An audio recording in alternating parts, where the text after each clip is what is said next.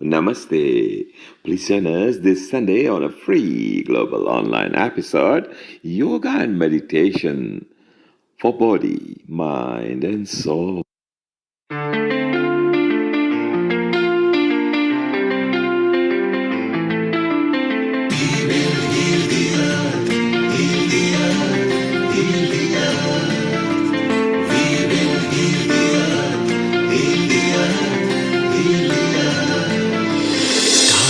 They can tell you stories which are brighter than yesterday.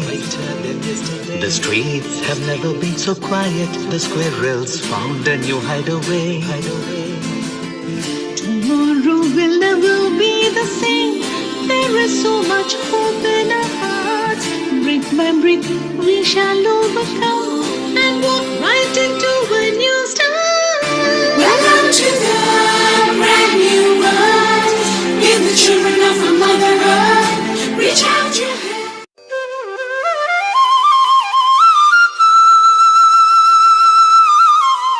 Om Namaste. Please join us this Sunday on a free global online episode, Yoga and Meditation for Body, Mind and Soul.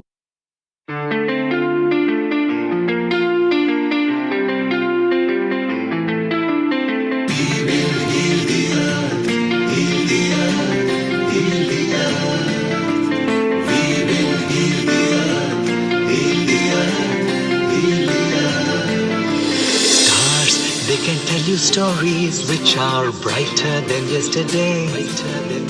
The streets have never been so quiet. The squirrels found a new hideaway. Tomorrow will never be the same. There is so much hope in our hearts. Brick by brick we shall overcome and walk right into a new start. Welcome to the brand new world. Give the children of a mother earth. Reach out your hand.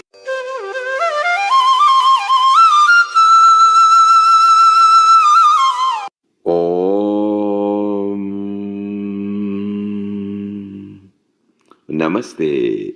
Please join us this Sunday on a free global online episode, Yoga and Meditation for Body, Mind and Soul.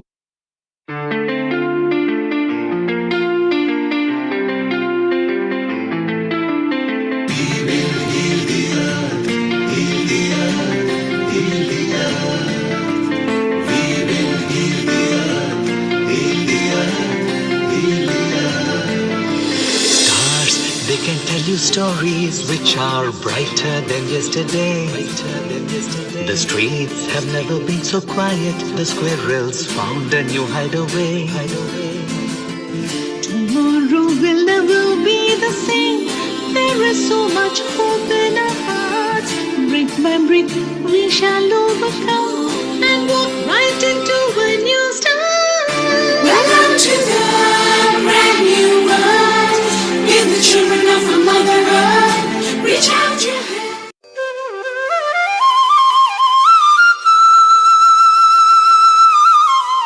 Om Namaste. Please join us this Sunday on a free global online episode, Yoga and Meditation for Body, Mind and Soul.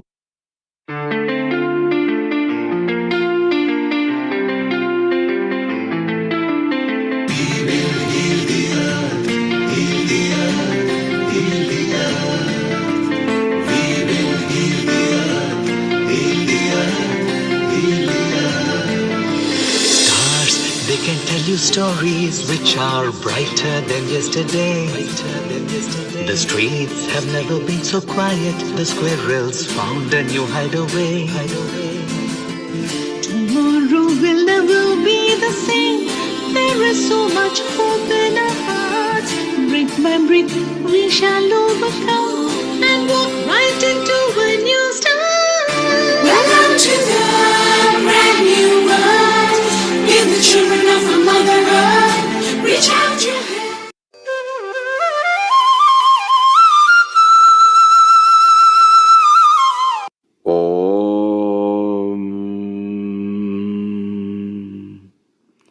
Namaste.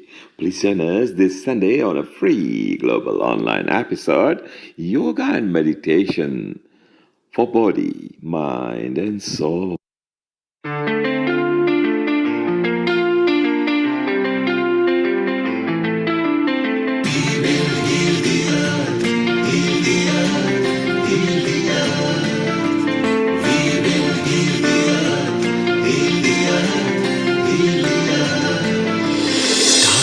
They can tell you stories which are brighter than yesterday.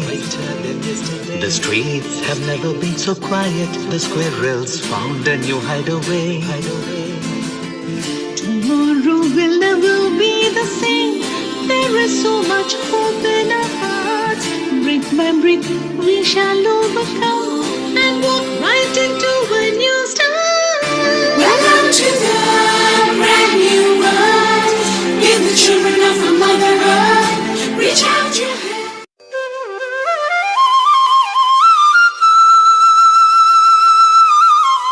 Om Namaste. Please join us this Sunday on a free global online episode, Yoga and Meditation for Body, Mind and Soul.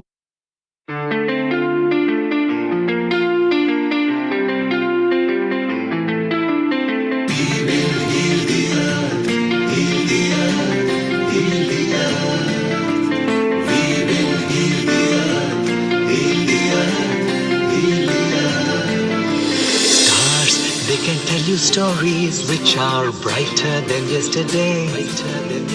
The streets have never been so quiet. The squirrels found a new hideaway. Tomorrow will never be the same. There is so much hope in our hearts. Brick by brick, we shall overcome and walk right into a new start. Welcome to the brand new world. Give the children of the mother earth. Reach out your hand.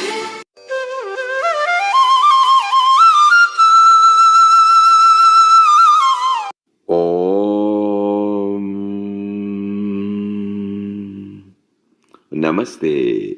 Please join us this Sunday on a free global online episode, Yoga and Meditation for Body, Mind and Soul.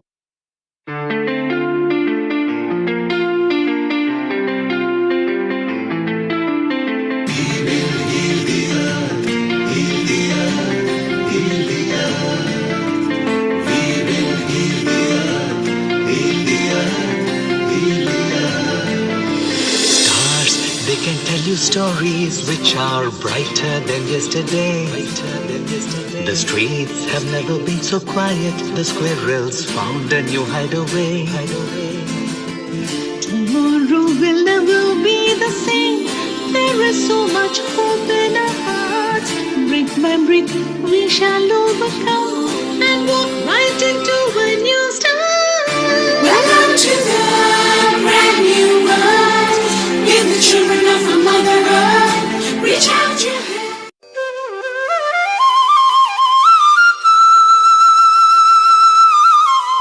Om Namaste. Please join us this Sunday on a free global online episode, Yoga and Meditation for Body, Mind and Soul.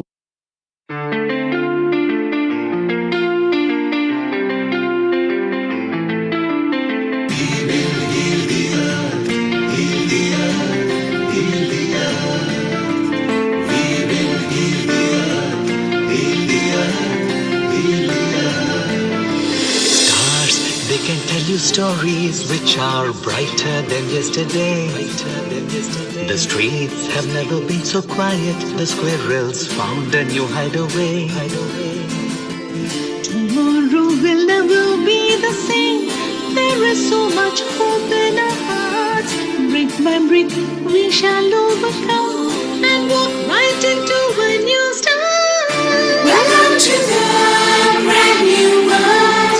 Give the children of the mother earth. Reach out your hand.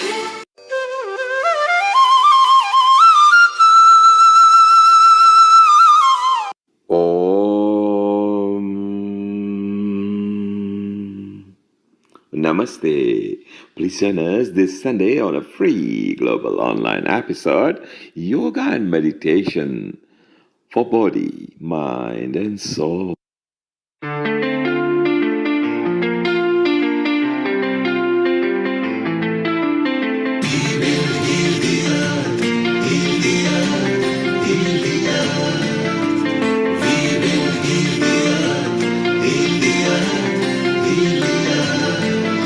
Stars, they can tell you stories which are brighter than yesterday. The streets have never been so quiet. The squirrels found a new hideaway. Tomorrow will never be the same. There is so much hope in our hearts. Brick by brick, we shall overcome and walk right into a new start. Welcome to the brand new world. Give the children of a mother earth. Reach out your hand.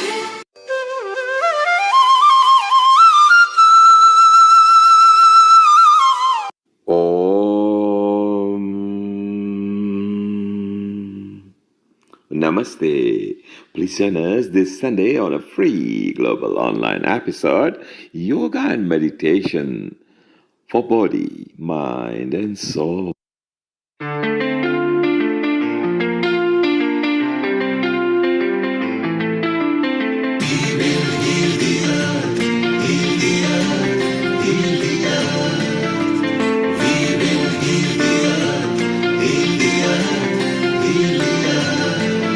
Stars, they can tell you stories which are brighter than yesterday. The streets have never been so quiet. The squirrels found a new hideaway.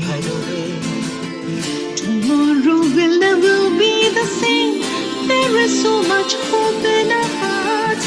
Brick by brick, we shall overcome and walk right into a new start. Welcome to the brand new world. Give the children of a mother earth. Reach out your hand. 10, 9, 8, 7, 6, 5, 4, 3, 2, 1. Global Namaste. Good morning, good afternoon, and good evening to all the viewers of Healing Our Earth. We are back again with you, and I, Amrita Sharma, welcome you to the new episode at Healing Our Earth.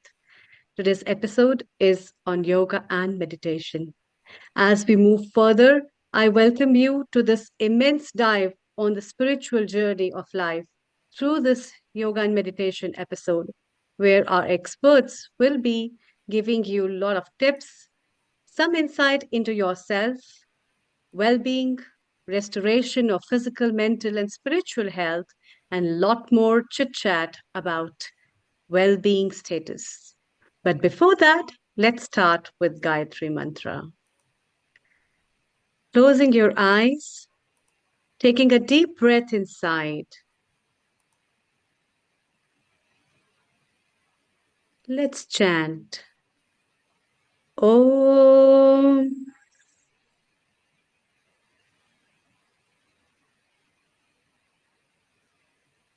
Om Bhur Swaha Tatsavitur Varenyam Bhargo Devasya Dhimahi Dhiyo Yona Prachodaya.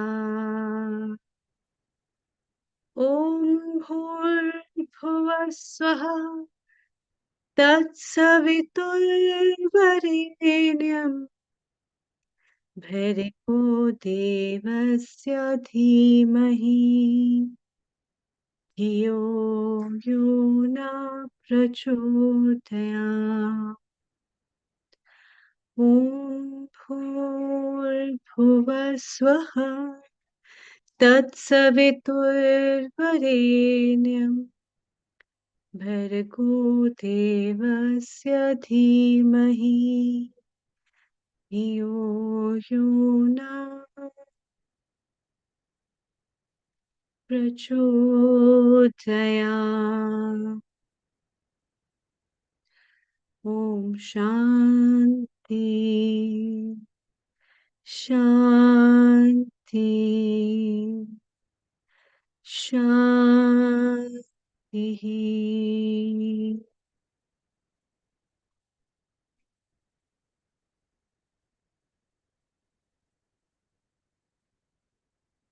Welcome again. As today's episode is specifically dedicated on the tips and the guidance of yoga meditation and its importance in life, building up resilience in life, building up spiritual power in life, as well as giving an immense opportunity for yourself to restore your mental health, your physical health, and the well being. It's time to know from our experts what all yoga has done to the world, what all yoga has given to the world, and also to address solutions from a lot of small, small problems. So, as we go live, you can ask questions from our experts as well.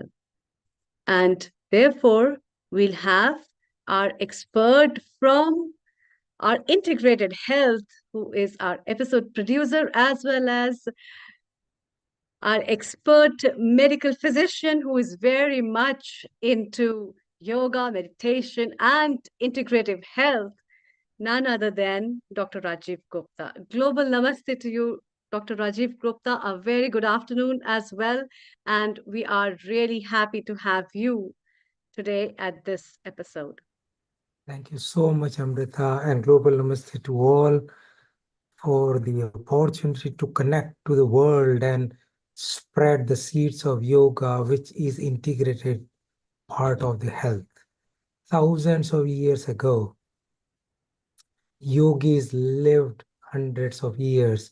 Now the lifespan has been shrinking to the period of life, and we have not aligned ourselves to the natural way of living.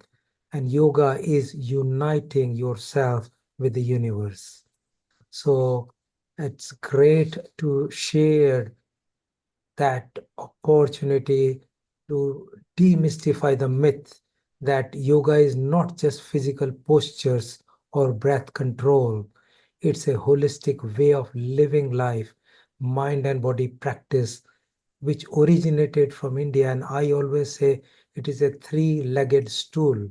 One part is physical posture or asanas, one part is pranayam or breath control, and third part is the meditation or connecting, going in for self-awareness and self-management and consolidating the body so that we preserve the health, protect the health, and prevent departure into the disease. And I'm great. I think Riddhi is going to join us shortly. But I would like to expand on yoga's benefits are because I have spent almost 8-9 years now on the multiple physiological and biochemical pathways which underline the yoga. As majority people go to gym, do yoga, do some posture, some asanas, come back without understanding how does it benefit. And therefore, they do it for a few days and not do other days. The consistency is important. And what happens, actually, the body changes because asanas or postures change the flexibility. It improves the muscle strength, but also improves the circulation. Hmm. On the other hand, the other part is pranayama, which improve the oxygenation and promote the relaxation through the parasympathetic activation. And that reduce the stress response, which is prevalent all over. And the third part, the meditation, which is another key component, engages neuroplasticity and reduces the cortisol level, which has been having a massive beneficial impact on stress management, resilience building, and a good part of the health benefits of yoga. Hmm. Yeah. So, some way it can not only improve the physical health, but also the mental health. And we know that mental health problems are increasing, anxiety, depression, stress, continuously, even in young children. And their studies have demonstrated that yoga can reduce the level of cortisol, promote the release of serotonin, which is a vital neurotransmitter. And this is improving the mood and stress, similar to many antidepressants. Yeah. So, That's basically that's very well said, Dr. Rajiv Gupta. And we also have Rena from Israel. Let's take her thoughts as well from that. Rena, you have been because Israel has been on war since such a long time, and people are on in with all these stuff of mental stress as well as a lot of physical um, hardships that they are bearing on this. Whatever Dr. Rajiv Gupta has said, how do you practically feel that it has helped people? And you are a yoga practitioner, you also practice yoga, you believe in practicing all that stuff. So um, how do you integrate these lines with your own personal self, and how for the well-being of people as well? Yeah, Thank thank you. you. Thank you, Dr. Amrita. Global Namaste. Thank you, Dr. Rajiv Gupta. It's an honor to hear you speak, and it's an honor to follow you.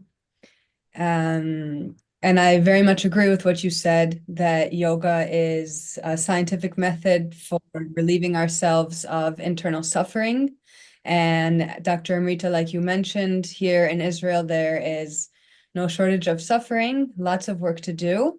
And I'm actually going to give some practical advice right now that can be helpful for people who are living in Israel, going through the stress of the war, but also for people anywhere. I know, unfortunately or unfortunately, there's a lot of suffering in our world, and fortunately, we have a lot of tools for relieving that. So here's one that might be helpful for you. And you can do it right now, just seated at your desk.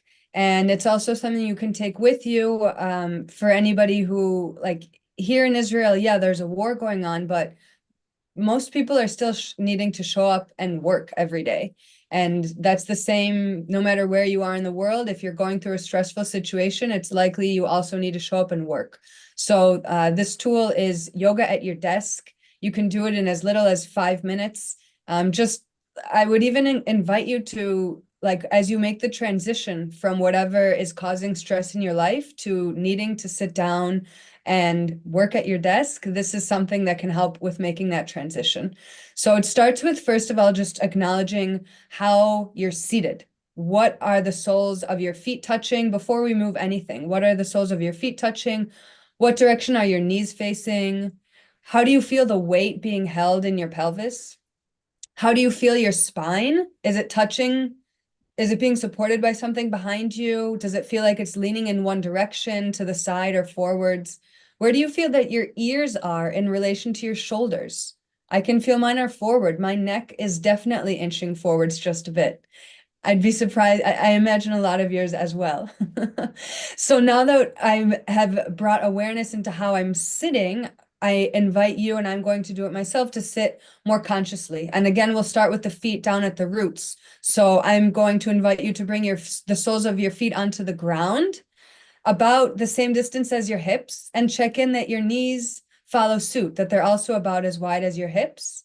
You may take your back slightly away from any support that's behind you and wiggle out into your pelvis a little bit, and try to feel the weight equally distributing both from side to side and also forwards and back. So take a few moments to feel into that.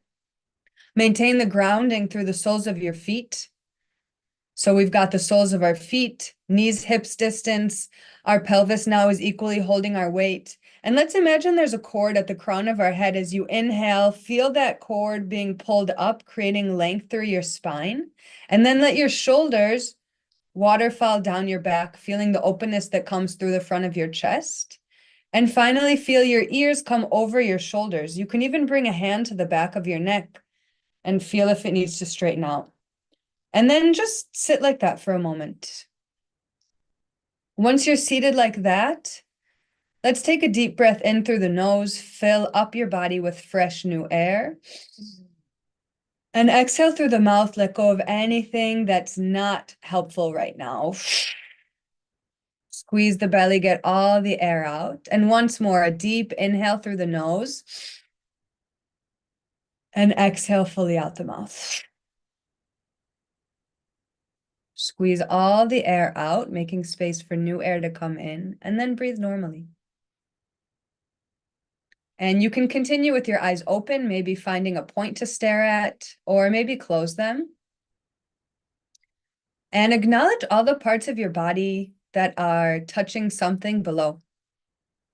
Feeling where gravity is holding you into this place. Notice the sounds you hear around you, farther away, through the screen. And then getting closer. And maybe even sounds coming from your own body.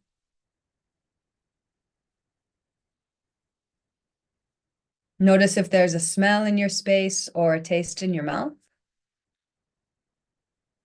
If it feels comfortable, bring your awareness to the crown of your head and scan from your head all the way down to your toes, checking in with how each part of your body feels right now. When you reach your toes for a moment, observe the natural rhythm and pace of your breath and where you feel the movement of the breath in the body. And then I invite you to focus on an anchor. Working with the breath is the deepest way for you to focus, and it's not always appropriate to maintain a focus on the breath. So you may choose to be staring at a point. You may choose to focus on a sound.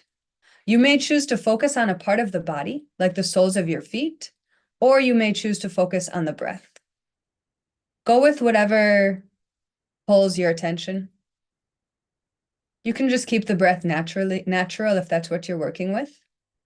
And we'll just take a few more moments to anchor in, increasing our sense of focus. So focus on whatever your chosen anchor is, a point, a sound, a part of the body, or the breath.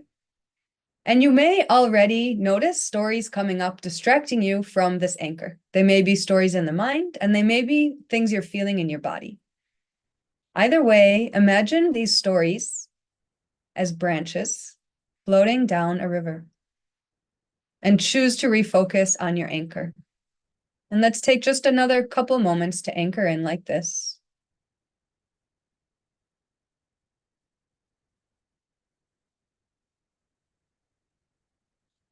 And then we're going to work just the neck here. For a lot of people who spend a lot of time sitting at the desk, our necks can be in all sorts of funky positions. So check back in that your spine feels tall, your chest is open, your ears are over your shoulders. And as you exhale, drop your chin down to your chest. As you inhale, rotate to the right and back.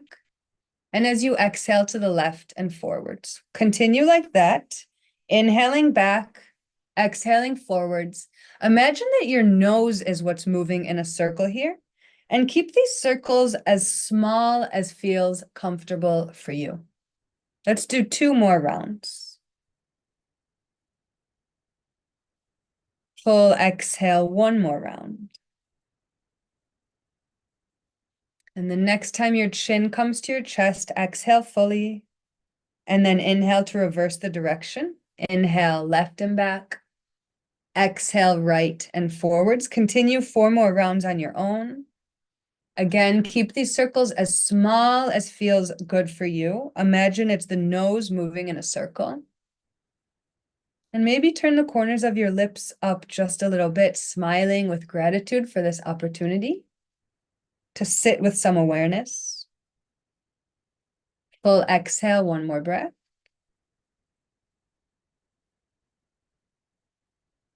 Final exhale, chin comes back down to the chest, and then inhale, come up through center. Return to your anchor if you lost that connection. Just take a moment to feel the effects of what we've done up until this point. And then let's do 3 rounds of yogic breathing. So we'll bring one hand to the chest, the other hand to the low belly. Take a big inhale through the nose just to cleanse. And a full exhale out the mouth, once again cleansing out. And then through the nose, inhale, feel the lower belly expand first, middle belly expand, chest rise. And at the top of the breath, through the nose, exhale, chest falls first, middle belly comes in, lower belly comes in. All the breath comes out. Awesome. Inhale, lower belly expands, middle belly expands, chest rises. And at the top of the breath, exhale through the nose, chest falls first. Middle belly comes in, lower belly comes in, all the breath comes out. Do one more round on your own.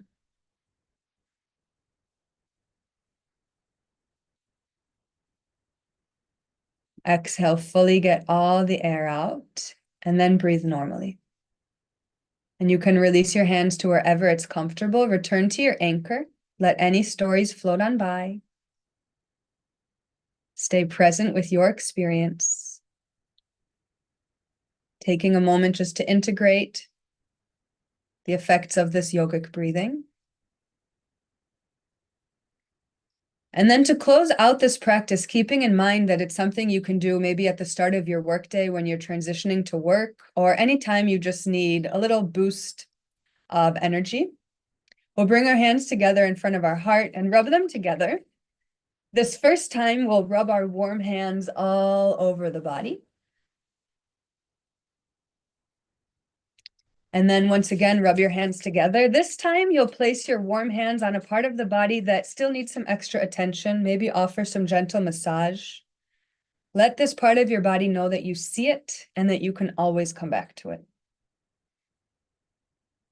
And a final time, we'll bring the hands together in front of the heart and bring to mind a word, prayer, or intention, maybe for your working session, or maybe to bring with you through the rest of your day or through the rest of your week.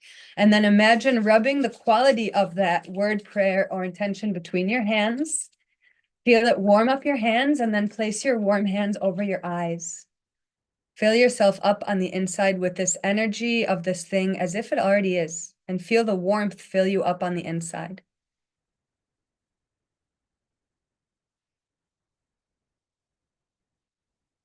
Sweep your hands over your head, behind your neck, and back together at your heart center. Thank you, me. Thank you, each of you and all of you and everything for this opportunity. Hallelujah, namaste, and let's keep learning a lot today. Thank you. This this was a very sweet, calm, and relaxing workout. In fact, Rena, and I think a lot of people require this kind of a break. And look at the smile Dr. Rajiv is having. So let's hear from him. How did he rejoiced with this practice of yoga, Dr. Rajiv? What have you to say for the beautiful work that Rena just presented? And it's a kind of a relaxation way to, relax. Yes, over to you. He has got a musical voice. It was so soothing and so connecting and so refreshing that you can easily immerse into it and relax completely. And what we were talking about, the relaxation and activation of parasympathetic compared to the sympathetic system, which is fight and flight response, is just a gradual shift. And she has set the scene for the true relaxation through the meditation and breathing together. And it's all part of the body, starting with the head, the neck, and rest of the body. Was amazing experience. And we can think that stress is so much built into our system now. And a lot of diseases, the metabolic conditions, the obesity, the diabetes, the hypertension, heart attacks, they are because of the stress that is into the body system. And same is irritable bowel syndrome, which is like a disease, which is due to gut-mind activation. These all things can just be chilled and relaxed by positive impact of the yoga onto the body and organ systems. And I have actually done a lot of research into it to bring that how it can even downregulate the cytokines for inflammation and reduce the inflammation. But also you can see that there is a lot of respiratory diseases which are there. And pranayama or breath control technique improve the lung capacity and increase the oxygen exchange efficiency. and also more supply of oxygen to the brain. And as she demonstrated, calming means your brain is consuming less oxygen. It's not demanding. Activities just slow down. It brings a balance to the life. And that is what our ideal life is. So I think that is a fantastic demonstration and a very good start. I might go a step further that there are some immediate effects, but there are long-term effects, including the effect on the reproductive health, effect on the mind, effect on the memory, effect on dementia, effect on Parkinsonism, effect on polycystic ovary, effect on the chronic lung disease, effect on increasing the joint pain, the osteoarthritis, inflammatory bowel disease. There are many things which are bidirectional communication between the relaxation and the organ system. And that is extremely good with yoga to bring an impact that is visible and the impact that is going to come in 5-10 years time, preventing dementia, preventing these joint problems, preventing the organ dysfunctions. And that is fantastic. So thank you so much indeed. Thank you. Thank you, Dr. Rajiv. That's very nice of you. And how we can see the practices of yoga, how they collate with the mind-body system, as our experts are giving guidance on how the connectivity of the practices can make a big difference in treating a lot of health disorders, which cannot be just addressed by taking pills or medicine, but yoga has an intense role, meditation has an intense role to play in that, for curing as well as healing up people. And thank you so much, Rena, for joining us. Please stay around. It's time to move from Israel to India, where we have our yoga expert, our residential yoga guru, Himanshu Mehta. Global namaste to you, Himanshu, and a very good evening to you. We cannot hear you, Himanshu, as it's time to move from Israel to India, where we have our yoga guru, Himanshu, who has been in this field of yoga, practicing so many yogas, as well Is it as okay now? beach yoga. Yes. So let's hear from him as he makes people practice and move around in waves of yoga, as people see and harness themselves in his aura of yogic vibes. It's time to hear from him. Yes. Global namaste to everyone on feeling on Global namaste. I think Can you mute one? Yeah, kindly mute. You have two instruments that has joined the sound. So if you can just remove the sound from the other instrument. Can you speak now? now. Yeah, we still Yes. have an echo. So you've joined two instruments. One instrument needs to be switched off or not join sound at all. If you go to the sound, or just sign out from one instrument which is not useful. Okay, it's done. Yes, we can hear you well. I'm not using the mic. It's okay, right? Yes. Good. So once again, global namaste to everyone on feeling the Earth. Yes, Amrita ji. Nice again to see you as my host. So today, Yeah, nice to see you as well. thank you. So I'll give some demonstration of some relaxation as Dr. Rajiv rightly said. Yoga activates the parasympathetic nervous system, and that's very much essential. So before anyone begins any asana or pranayam, yes, we need to start the relaxation pose. We need to relax our body and then move into asanas. First, the easier one, simpler one, and then the more dynamic ones. So we can first start with the simple neck rotation, neck exercise as uh, the other yogini she's total demonstrated.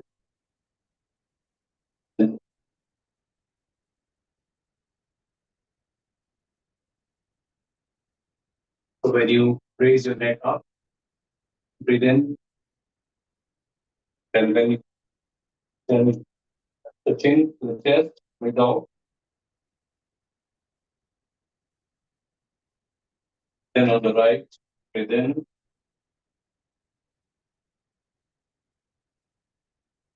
on the left, breathe out.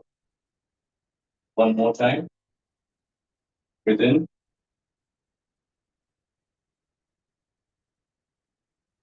breathe out. Now the full rotation, 360 degrees, clockwise. Breathe in,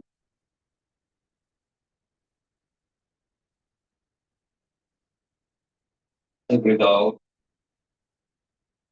One more time, breathe in,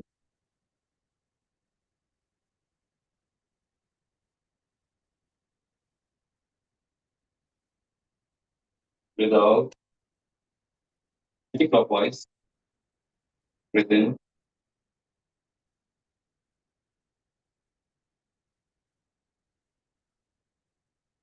breathe out.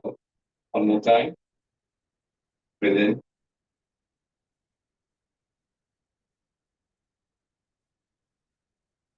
breathe out. Now loosen up from your wrist. You might have had a work on the computer or driving. So just have the wrist rotation.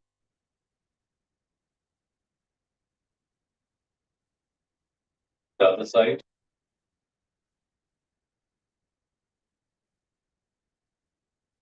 Then up and down.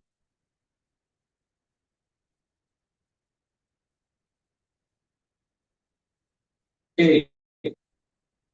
So normally when we find most of the people when they sit in the chair or they're working on the desk, they generally tend to slouch. So the first thing, of course, you keep your back upright, the torso upright, and then you start to get all simple exercise to relax and de-stress yourself. Now, something simple as just doing Parutasana, sitting on the chair. So exhale,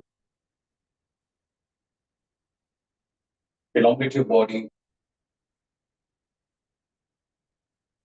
Inhale.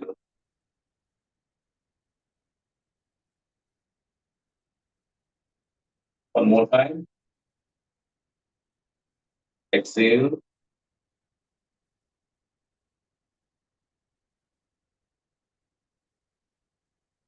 Inhale.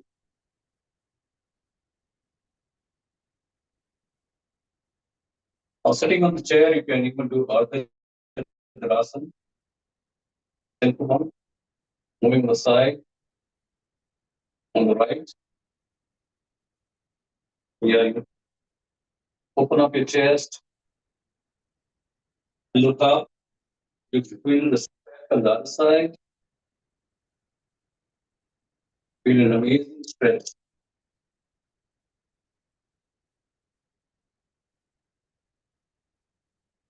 Come back, exhaling. Go on the left.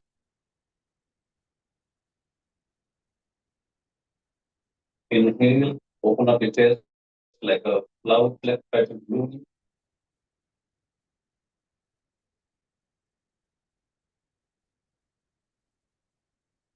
Exhale.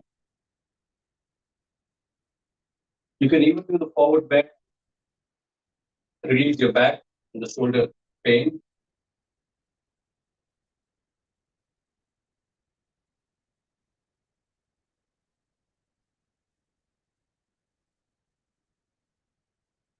I hope I'm visible.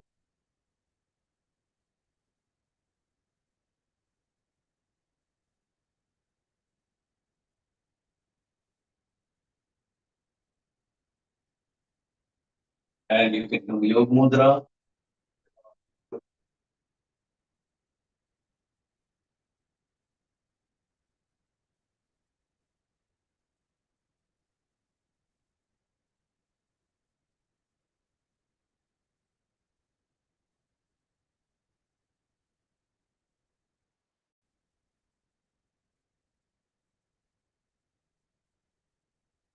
So let's say one is working for the 48 hours and maybe 1 hour every 1 hour.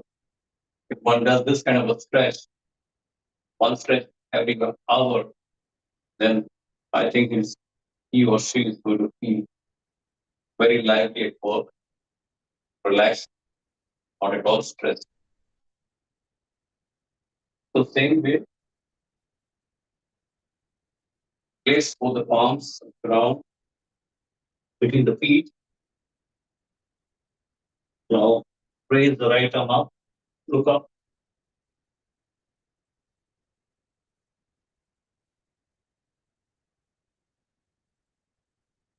Exhale, come down.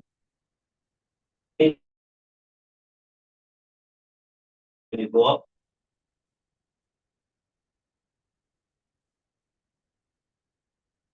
Exhale. One more time. Inhale.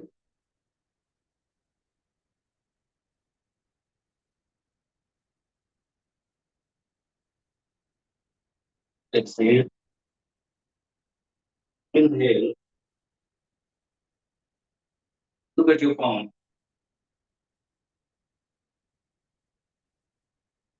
Exhale. Still, if you need some good stretch, and you can do just your body for simple massage.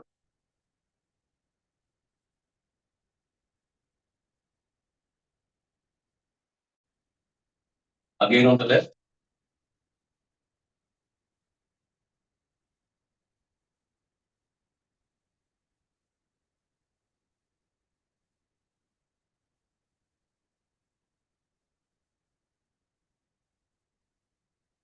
Also, you can have a good twist on the chair.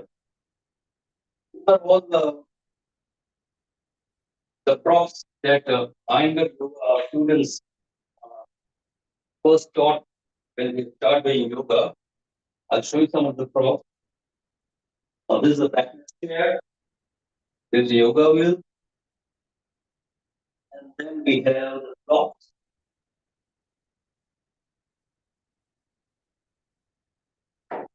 And the yoga mat. The bolster. So someday I'll do a session for a longer duration. And maybe everybody online would like to join and practice. That would be great. So yeah, to give a good twist while sitting, you turn and with the left hand and also push from the right. You're a fantastic twist and good twist.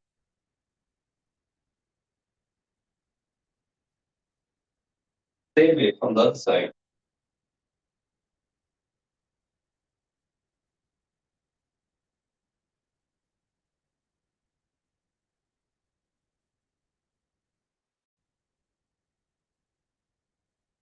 I would now like to give a demonstration of the asana Surya Namaskar that you can do. The chair Surya Namaskar I devised especially for my mother and heavily bodied people or people who could not do standing Surya Namaskar. So we used to have regular sessions. So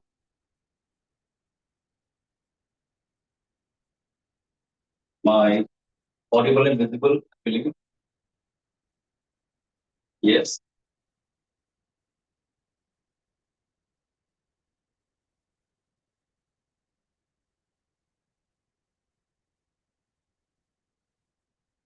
Amrita, you can share that picture on the screen. That will be great.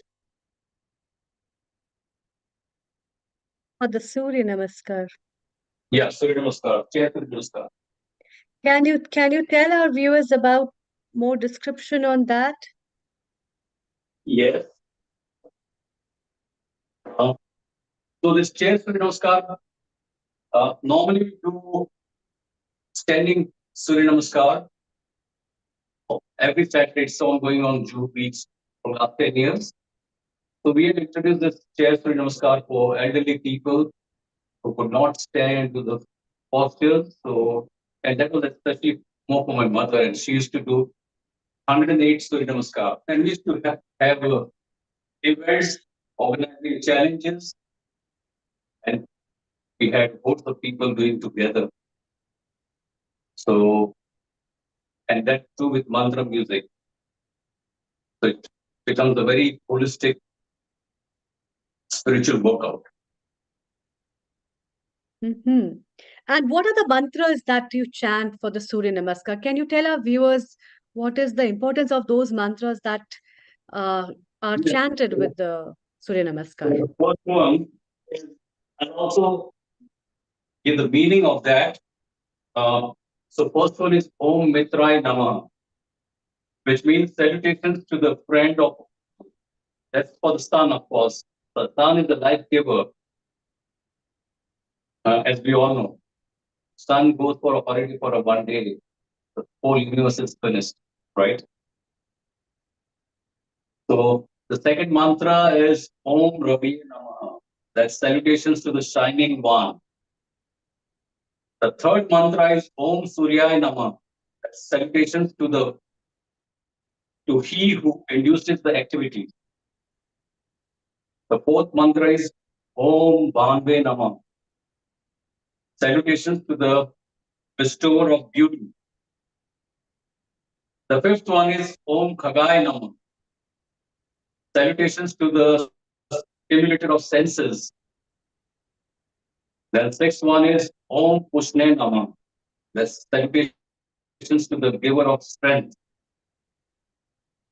Seventh is Om Hiranyagarbhaya Namaha. That's salutations to the golden cosmic self. The eighth one is Om Mariche Namaha. That's salutations to the destroyer of disease. The ninth one is Om Aditya Namaha. Salutations to the son of Aditi, that's the cosmic mother. Then it's Om Savitre Namaha. Salutations to the Lord of creation. 11th is Om Arkai Namaha. Salutations to the inspirer of all. And 12th one is Om Bhaskarai Namaha. That's salutations to he who leads to the enlightenment. So I demonstrate the asanas which anybody can do at any age group. Can you show this Just sitting on page the to the chair. viewers? The Yes, page that please. you're having, you can show on the screen. Can you show it on the screen as well, like this? Yes, perfect. Okay. So Yeah. basically, as is been devised by Himanshu Mehta, and these Surya Namaskar, the sun salutation, which is the chair sun salutation, as well as the real sun salutations, and the mantras in line with that, with the breathing orders where you need to inhale and exhale, can synchronize your body. And I think it has all the properties of working on your abdominal muscles as well as your back muscles, and it tones up your body in a very right way. And Himanshu, you have today talked about a chair yoga, which is an important kind of a yoga because people cling to their chairs a lot. People hardly bother to sit down or change their positions, and that's why a lot of back problems, a lot of hip joint problems, and other kind of problems creep up, which are related with the musculoskeletal system, which leads to overaging as well as degenerative changes in the body. And the kind of asanas you have demonstrated where you are bending forward with forward flexions, or you're bending to the sides, twisting to one side or the other, that especially helps to work on the internal oblique and external oblique muscles, the abdominal muscles, which are the core of the body, where people mostly have a lot of fat generation because of Yeah. being a God bless dependable you. part of the body, and because of that the spinal posture and the posture of a body also gets affected. And people don't realize how important it is to give a workout of the abs, which can be worked with the twisting and turning. Not only this, I think, Himanshu, your asanas also helps the people who have got ankylosing spondylosis and spondylitis problems, where there is inflammation of spine as well as the degeneration of the bones and the vertebrae, as well as this disc, this the intervertebral disc that gets degenerated. And your asanas gives a very good way to give a good blood circulation to these intervertebral discs as well. So these kind of club up of asanas are very beneficial. Can you tell our viewers how often they should do this asana? Should it be done like for how much time and how many times a day? What is your take? Thank you. I would say, look, we pay taxes to the government. It can be 30 to 40%. Okay. Why do we tax our body 6.5% every day? And that 6.5% comes to 90 minutes. Okay. And if anyone does asanas, yoga, exercise for 90 minutes, I would say they would increase their lifespan by at least 25%. That's for sure. And plus the benefit of anti-aging, a good body shape and healthy life, and no bills from the hospital or the doctors. So these are the great advantages. So 90 minutes, if you do it, fantastic. If not 90, 60. If not 60, at least 30. 30 minutes a day should be great, at least. So do you advise people to do it in the morning, early in the morning, or do you advise them after Yeah, the work? always, exercise is always better in the early morning. And if you're doing Surya Namaskar before the sunrise, just about when the sun is about to rise, so it's welcoming the sun, welcoming the morning, and it's very auspicious also. So I personally do my exercises at 6 o'clock or 6:30 at the most. So that's when I start, and I work What are the fantastic. benefits of practicing asanas in the morning, as per your experience? Why do you Of think it course, is the great important to benefits. practice asanas in I'm the a morning? morning guy. Yeah, sorry. Yes, what Yeah. according to you are the benefits of practicing asanas in the morning? So if you're practicing in maybe in open air in the garden, you get a fresh supply of oxygen in the morning instead of evening. Evening, as we all know, the plants, plants, they breathe out carbon dioxide, so it's not good for us in a way. So morning, the biggest advantage is getting a fresh supply of oxygen. And of course, you've had a good sleep and cool and calm, so your body is very much aligned, and your uh, parasympathetic nervous system, as we said, is active, and that will help you.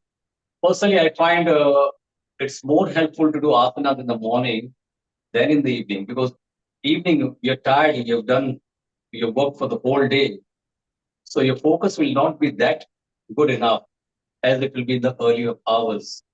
And the biggest advantage, of course, early mornings you don't get any phone calls, okay, and Mhm. even less of WhatsApp messages. So that's a big advantage.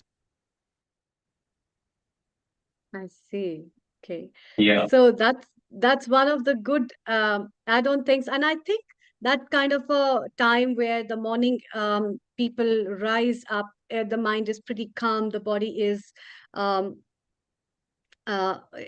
is really prepared because it has come from rest, and then after that it is ready right. to take up new things and work out. So that's really very nice of you to talk about these benefits of asanas in relation to the chair yoga, to the sun salutation, and how important it is to see what time is good for you and how many minutes you must practice the asana, but it has to be consistent. Thank you so much for joining us, Himanshuji, from Thank you. India, Mumbai. Very good luck to you as well as to your mother as well. May Thank you. you keep harnessing people's life with the practice of yoga. Thank you. Thank you so much. Yeah. Global Namaste. Global Namaste. It's time to have a message from our regular guest as well as our dear Swamiji from Osho Fragrance, Swami Shailendra Saraswati ji, who is with us always to bless us, and his tips of yoga and meditation from his guidances, what he brings from his brother Osho, has always been a privilege for everyone to hear, follow, as well as the philosophical guidelines that he gives to people with Osho's following is immensely great. And therefore, we today will be having a short video message of Swami Shailendra ji, as he's not available. He's in Nepal right now on a yoga shivar. So here we go. Thank you. सभी मित्रों को प्रणाम। एक छोटी सी कहानी से मैं अपनी बात शुरू करना चाहूँगा। कोई मरीज एक आयुर्वेद आचार्य के पास पहुंचा। अपने रोग, अपनी तकलीफ के बारे में उसने बताया। चिकित्सक ने उसका परीक्षण किया, फिर कहा कि कुछ जड़ी बूटियां मैं पीस के दे रहा हूं, पुड़िया बनाकर, इनको शहद के साथ ले लेना, क्योंकि औषधि थोड़ी कड़वी है, शहद के साथ ठीक रहेगी। वो मरीज कहने लगा कि शहद मैं नहीं लेता, मैं कोई भी एनिमल प्रोडक्ट नहीं लेता, शुद्ध शाकाहारी हूँ, कुछ और कर सकता हूँ। चिकित्सक ने कहा कि फिर ऐसा करो, दूध में मिला के पी लेना। वो मरीज बोला कि क्षमा कीजिए, दूध भी एनिमल प्रोडक्ट है, शहद भी एनिमल प्रोडक्ट है, मैं बिल्कुल वैगन हूँ, शुद्ध शाकाहारी, कुछ और उपाय हो सकता है? चिकित्सक ने कहा कोई बात नहीं, असली बात है कि दवा तुम्हारे पेट में पहुंचे, पानी के संग घोल के पी जाना, अगर कड़वी लगे तो कुछ गुड़ शक्कर मिला लेना, उससे भी काम चल जाएगा। उस मरीज ने कहा और अगर ऐसे ही फांक लूं दवा तो? उसने कहा अगर तुम इस कड़वी दवा को ऐसे ही गुटक सकते हो, बहुत ही अच्छा, किसी चीज की जरूरत नहीं, न दूध की, न पानी की, न शक्कर की, न गुड़ की, न शहद की, किसी चीज की जरूरत नहीं। ये छोटी सी कथा कहकर ओशो कहते हैं कि ठीक इसी प्रकार ध्यान साधना है, योग साधना है, मुख्य दवाई एक है, उसको किस चीज में मिला के तुम लेना पसंद करते हो ये तुम पर निर्भर है। औषधि एक ही है, क्योंकि हमारी व्याधि एक है। हमारी व्याधि है मूर्छा, बेहोश बेहोश जैसे जीना, प्रमाद की अवस्था। तो इसका उपाय क्या होगा, औषधि क्या होगी? अधिक होशपूर्वक, अधिक जागरूक, अधिक संवेदनशील, अधिक सतर्कता पूर्वक जिए। तो औषधि एक ही है, संक्षेप में उसको कहते हैं दृष्टा भाव, साक्षी भाव। अपने आप के प्रति सतर्क हो जाएं। सामान्यतः हम जगत के प्रति तो सतर्क हैं, अपने प्रति बिल्कुल मूर्छित हैं। हमें दुनिया भर का पता है, बस अपना पता नहीं मालूम। सबको जानते हैं, मैं कौन हूं का उत्तर हमें नहीं पता। तो हम किस ढंग से होशपूर्वक जिएं कि हमें अपने होने का एहसास होने लगे। ये असली बात है, ये असली औषधि है, जड़ी बूटी सारे अध्यात्म की। अब इसको कोई व्यक्ति अगर कर्मठ किस्म का है तो अपनी शारीरिक क्रियाओं के संग इसको जोड़ ले, उसी को हम कर्मयोग कहते हैं। अपनी क्रियाओं को ऐसे देखो जैसे किसी और को करते हुए देख रहे हो, चलते फिरते, उठते बैठते, अपने ऑफिस में काम करते हुए, कि घर में कुछ करते हुए, कि बगीचे में बागवानी करते हुए। क्या कर रहे हो यह महत्वपूर्ण नहीं, जो कुछ भी कर रहे हो उसको अत्यंत होशपूर्वक करो, तब तुम्हें ऐसा लगने लगेगा कि शरीर क्रिया कर रहा है और मैं इसको जान रहा हूं, मैं कोई और हूं, दृष्टा हूं, साक्षी हूं। इसका नाम कर्मयोग है। अब कोई व्यक्ति कहे कि हम तो कर्मठ किस्म के नहीं हैं, भोगी प्रवृत्ति के हैं, तो चिकित्सक रूपी सदगुरु उससे कहेगा कोई बात नहीं, तुम क्रियाओं वगैरह की चिंता ना करो, जो तुम्हारा सहज रुचि रुझान है, जो तुम्हारी स्वाभाविक प्रवृत्ति है, उसी के साथ दृष्टा भाव को जोड़ दो। तो इंद्रियों की संवेदनशीलता के संग जब चाय पी रहे हो तो पूरा मजा लेते हुए, चाय की संवेदनशीलता का एहसास करते हुए यह जानो कि कौन है जो चाय का मजा ले रहा है। जब भोजन का रस ले रहे हो, कि मधुर संगीत सुन रहे हो, कि सुंदर दृश्य देख रहे हो, स्मरण रखो देखने वाला कौन है, सुनने वाला कौन है। तो बात वही हो गई, दृश्य से हम दृष्टा पे आ गए, संगीत से हम श्रोता पे पहुंच गए। किस चीज का स्वाद ले रहे हैं? नॉर्मली हम केवल उसी के प्रति सतर्क होते हैं। अब एक नई बात और जुड़ गई, ये कौन है जिसको स्वाद आ रहा है? तो हम अपने साक्षी चैतन्य पे पहुंच गए। इसको कहा जाता है तंत्र योग। विज्ञान भैरव तंत्र में भगवान शिव ने देवी पार्वती को इस प्रकार की 112 विधियां बनवाई हैं। फिर आता है तीसरा साधना का प्रकार, जिसको हठ योग कहा जाता है।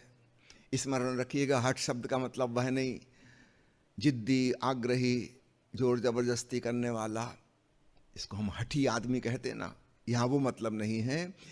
हठ योग में हा और ठा, ये हम और ठम, जो कि बाएं नाक और दाहिने नाक से चलने वाली श्वास के सिंबल हैं, प्रतीक हैं, ये उसका शार्ट फॉर्म है हठ, हम और ठम का। तो अपनी भीतर आती सांस, बाहर जाती सांस, दोनों सांस के बीच का गैप, इसके प्रति सतर्क हो जाओ। ऐसे देखो इस आती सांस को, जाती सांस को, और वो जो क्षण भर का ठहराव है, एक अंतराल बाहर पैदा होता है, एक अंतराल भीतर पैदा होता है।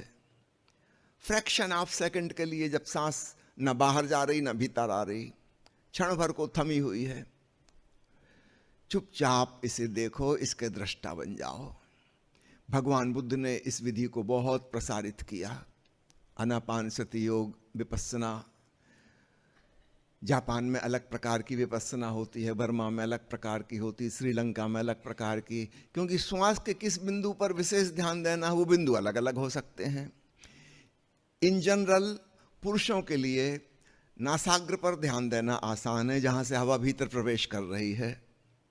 महिलाओं के लिए पेट पर ध्यान देना ज़्यादा आसान है, सांस भीतर गई पेट फूला, सांस बाहर चली पेट पिचका। और भी अन्य उपाय हो सकते हैं। तो भांति भांति की विपस्सना, प्राणायाम की पद्धतियाँ प्रचलित हो गईं।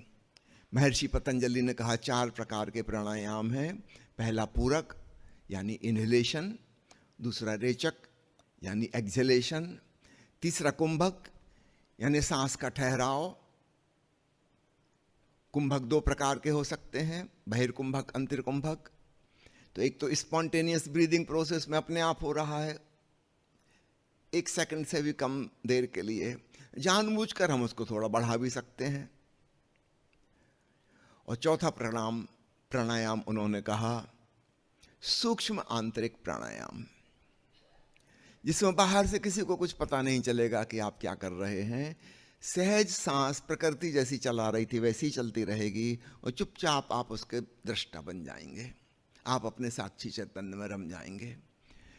तो आपको क्लियर हो गया, चाहे कर्मयोग हो, चाहे तंत्र योग हो, चाहे हठ योग हो, मूल बात एक है, साक्षी होना, खूब सजग चैतन्य होना।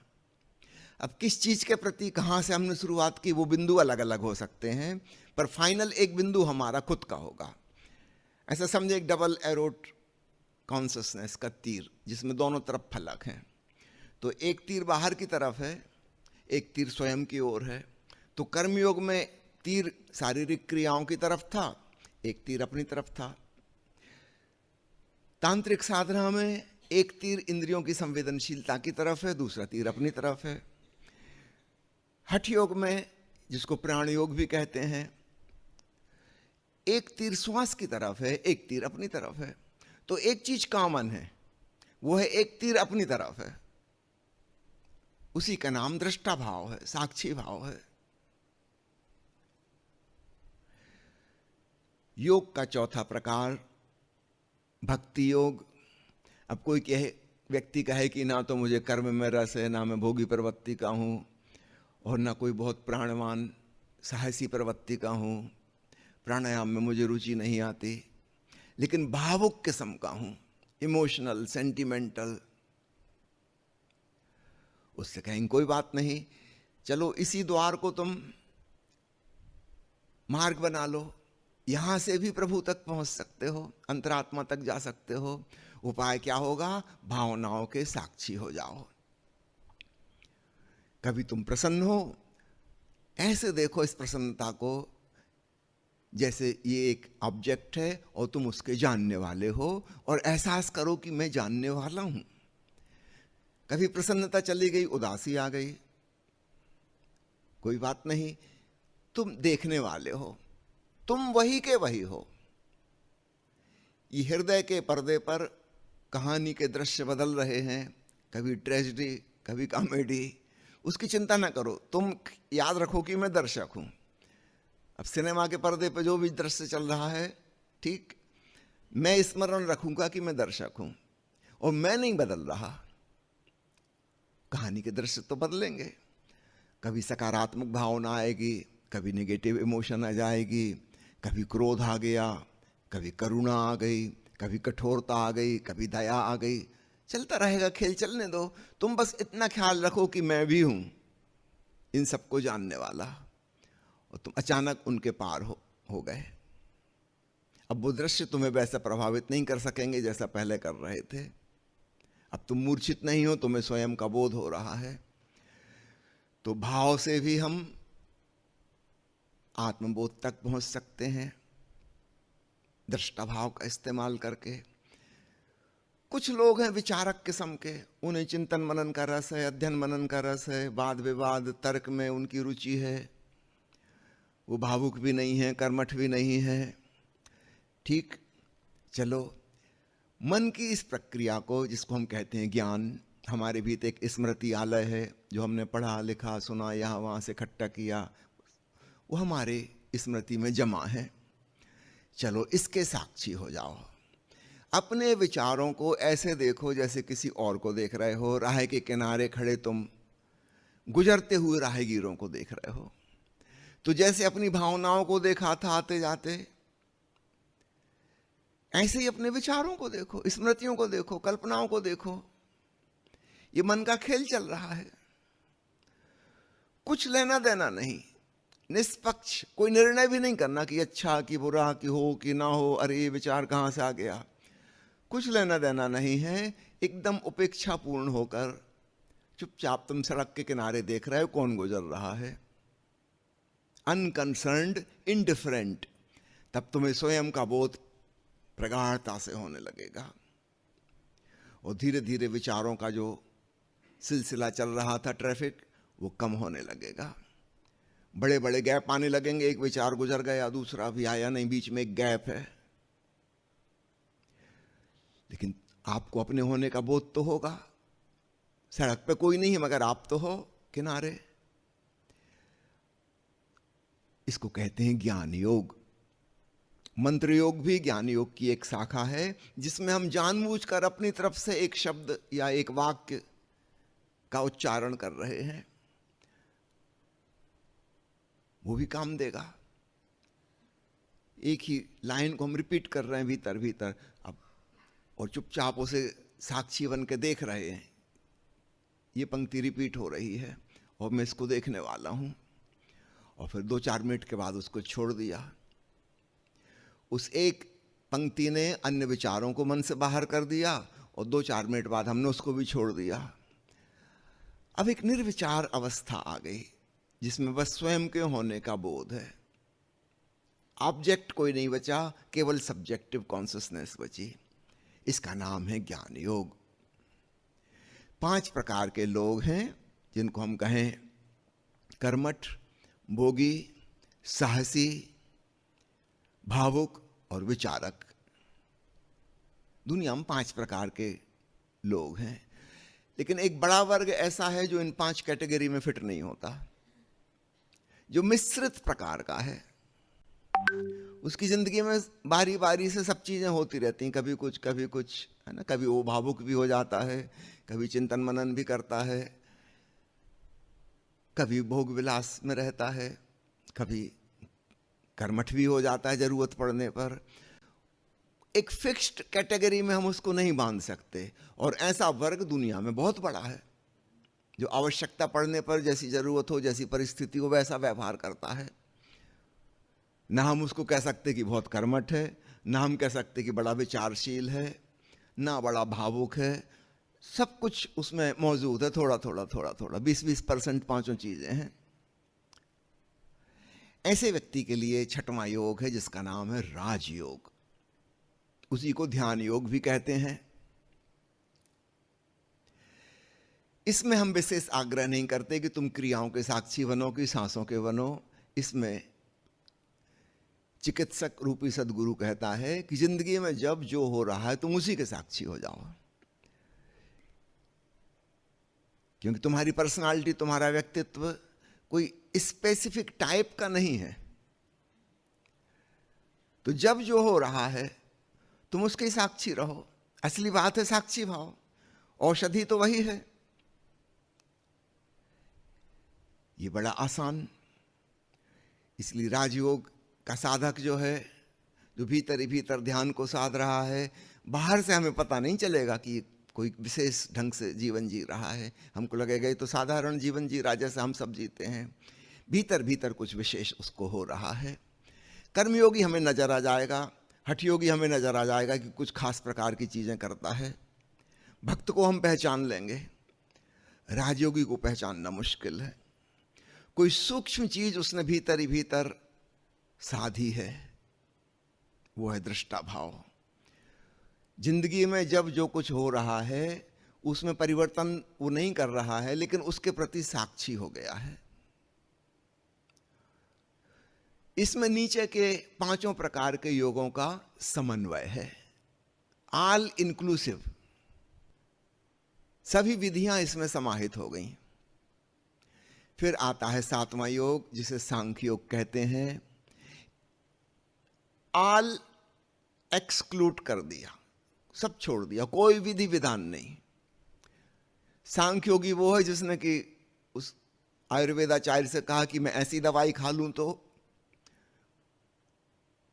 वैद्य ने खुश होकर कहा कि बहुत अच्छी बात है, किसी चीज में मिलाने की जरूरत नहीं। तो जिनको जरूरत थी मिलाने की, उनसे कहा कि ठीक है, आपकी जो रुचि की चीज है उसमें आप मिला लो। अगर आप सीधे ही साक्षी हो सकते हो बिना किसी विधि विधान के, सर्वश्रेष्ठ, बस साक्षी हो रहो, तो सांख्य योग की कोई विधि नहीं है। अविधि, नो मेथड, नो टेक्निक। बस बात समझ में आ गई और पूरी हो गई। कुछ करने का सवाल ही नहीं है, साक्षी हो गए। किसी खास चीज के प्रति नहीं। तो नीचे के 5 योगों में हमने एक खास चीज चुनी थी जिसके प्रति हम साक्षी भाव को अपना रहे थे। छठवें में हमने चुना नहीं, चॉइसलेस अवेयरनेस, जो कुछ भी था, जो कुछ भी आगे होगा, हम उसी में साक्षी भाव जोड़ रहे हैं। और 7वें में हमने चिंता ही नहीं की कि परिस्थिति क्या है, क्या हो रहा है, क्या नहीं हो रहा है, हम बस साक्षी हैं। ये 7 प्रकार के योग, इनको हम ऐसा समझें जैसे प्रकाश की सफेद किरण प्रिज्म से गुजरती है, कि पानी की बूंदों से गुजरती है तो इंद्रधनुष पैदा कर देती है, 7 रंग में बिखर जाती है। तो साक्षी भाव की वह किरण 7 प्रकार के योगों का निर्माण करती है। तुम्हें जो भाए, जो रंग तुम्हें अच्छा लगे, तुम उसको चुन लेना। आज हम कर्मयोग की विशेष चर्चा करेंगे और कर्मयोग का प्रयोग करेंगे आज के सत्र में। कर्मयोग अर्थात अपनी शारीरिक गतिविधियों को साक्षी बनकर देखना। भगवान बुद्ध के शिष्य कहा करते थे कि हमारा बहुत समय भिक्षाटन में निकल जाता है, जंगल में रहते हैं, दूर गांव जाते हैं, 2-3 घंटे जाने में लगते हैं, घंटा 1.5 घंटा यहाँ वहाँ मांगना पड़ता है, फिर वापस लौटते हैं, आधा पौन दिन इसी में निकल जाता है। ध्यान कब करें? भगवान बुद्ध ने कहा तुम चलने को ही ध्यान बना लो। एक एक कदम तुम्हारा उठ रहा है, जमीन को छू रहा है, दूसरा पैर उठा, जमीन को स्पर्श किया, तुम इसके प्रति होश साधो। थोड़ी देर में तुमको ऐसा लगने लगा कि जैसे पैर चल रहे हैं और तुम दूर से उसके दृष्टा हो। उन्होंने इसको नाम दिया चक्रमण ध्यान। कितनी सरल सी बात। चलने को ध्यान बना लो। अर्थात सार संक्षेप क्या है? किसी भी क्रिया को ध्यान बना लो। आप स्नान कर रहे हो, स्नान करने को ध्यान बना लो। भोजन पका रहे हो कि घर की सफाई कर रहे हो, झाड़ू लगा रहे, उसको ध्यान बना लो। दफ्तर में कोई काम कर रहे हो, उसको ध्यान बना लो। क्या कर रहे हो का सवाल नहीं है। सहज रूप से जो करने को मौका आता है उसी का उपयोग कर लो, उसमें साक्षी भाव को जोड़ दो और आप कर्मयोगी हो जाओगे। और एक मजे की बात होगी, जब आप इस प्रकार से कर्म करोगे वो हमेशा वर्तमान के क्षण में होगा। जागरूकता हमें वर्तमान में ले आती है और तब एक अद्भुत घटना घटती है। हमारा कर्म सुंदर और प्रसादपूर्ण, ग्रेसफुल हो जाता है। भूल चूक की संभावना कम हो जाएगी क्योंकि हम बहुत सजग हैं। और निश्चित रूप से जब हमारा कर्म सजगता पूर्वक किया जा रहा है तो उसके परिणाम भी अच्छे होंगे। वर्तमान क्षण में जब हम कर्म कर रहे हैं तो हम परिणाम उन्मुख नहीं हैं, रिजल्ट ओरिएंटेड नहीं है, लेकिन रिजल्ट बहुत अच्छे आएंगे। इसका ठीक उल्टा क्या होता है? जो लोग रिजल्ट ओरिएंटेशन रख के कोई कर्म करते हैं, फलाकांक्षा सहित, कामना सहित, कि मैं काम कर रहा हूं इसका ऐसा फल मिलना चाहिए, ऐसा होना चाहिए, वैसा होना चाहिए, वे वर्तमान के क्षण में नहीं जी रहे, वे भविष्य में चले गए कि परिणाम कैसा आना चाहिए। और ये जो उनकी मूर्छा है वो वर्तमान के क्षण में इस क्रिया में पूरी तरह संलग्न नहीं है। इसकी वजह से उनके कर्म बिगड़ जाते हैं और कर्म बिगड़ जाते हैं तो फिर फल भी बिगड़ ही जाएगा। तो सुनने में अटपटी लगती है बात। जो लोग वर्तमान के क्षण का मजा लेते हुए कर्म करते हैं निष्काम भाव से, फलाकांक्षा रहित होकर, उनको अच्छे फल मिलेंगे। और जो फल की आकांक्षा से परेशान हैं, तनावग्रस्त हो गए हैं, फ्यूचर ओरिएंटेड हो गए, उनका फल बिगड़ जाएगा। क्योंकि वह टेंशन में और गंभीर होके, तनावग्रस्त होके वो अपना कर्म कर रहे थे, तो कर्म ही बिगड़ गया तो परिणाम तो बिगड़ेगा ही बिगड़ेगा। भगवान कृष्ण गीता में जो उपदेश देते हैं उसमें से एक मुख्य बिंदु यह है, हे अर्जुन, फलाकांक्षा रहित होकर कर्म कर। अर्जुन क्या कह रहा था कि मैं संन्यास ले लेता हूं, अर्थात कर्म का त्याग कर देता हूं, मुझे नहीं लड़ना युद्ध। वो तीर धनुष रख के बैठ गया था कि मैं रणभूमि से जाता हूं, मुझे नहीं चाहिए सिंहासन, मुझे नहीं लड़ना। वो कह रहा है कि मैं कर्म को छोड़ दूं। और भगवान क्या कह रहे हैं उससे? ये कर्म को कैसे छोड़ोगे? जब तक तुम जीवित हो कर्म तो होगा ही होगा। ये नहीं होगा, दूसरा कर्म होगा, तीसरा होगा, चौथा होगा, कोई ना कोई कर्म अवश्य होगा। जीवन और कर्म पर्यायवाची हैं। तो कर्म का तो त्याग हो ही नहीं सकता। हां, कर्म के साथ जो आकांक्षा जुड़ी है फल की, उसका त्याग हो सकता है। और भगवान कृष्ण स्पष्ट करते हैं कि हे अर्जुन, कर्म का त्याग संन्यास नहीं है।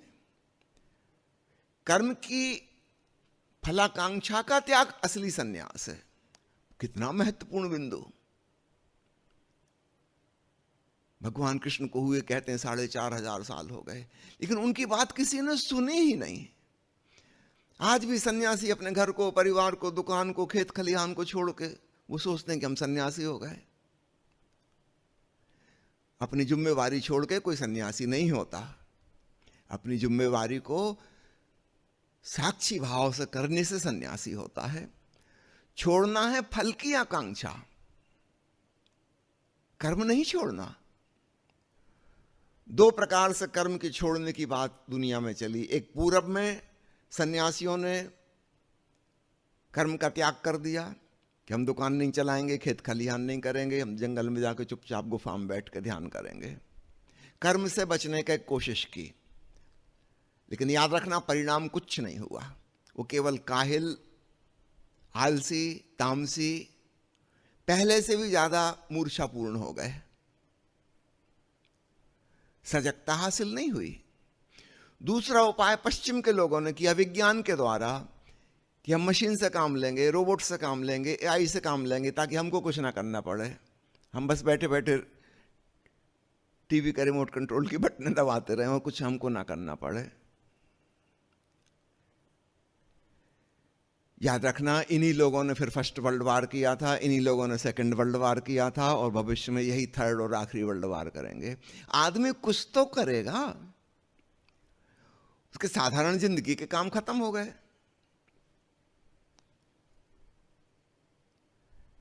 ये आदमी उपद्रव करेगा, ये आतंकवादी बन जाएगा, ये युद्धखोर बन जाएगा, ये परमाणु बम बनाएगा, बायोलॉजिकल वेपन्स बनाएगा, कुछ ना कुछ तो करेगा। तो भारत में एक प्रकार से कर्म से बचने की कोशिश की गई थी कि हम कुछ ना करें, सन्यासी हो जाएं, और पश्चिम में दूसरे ढंग से कर्म से बचने की कोशिश की।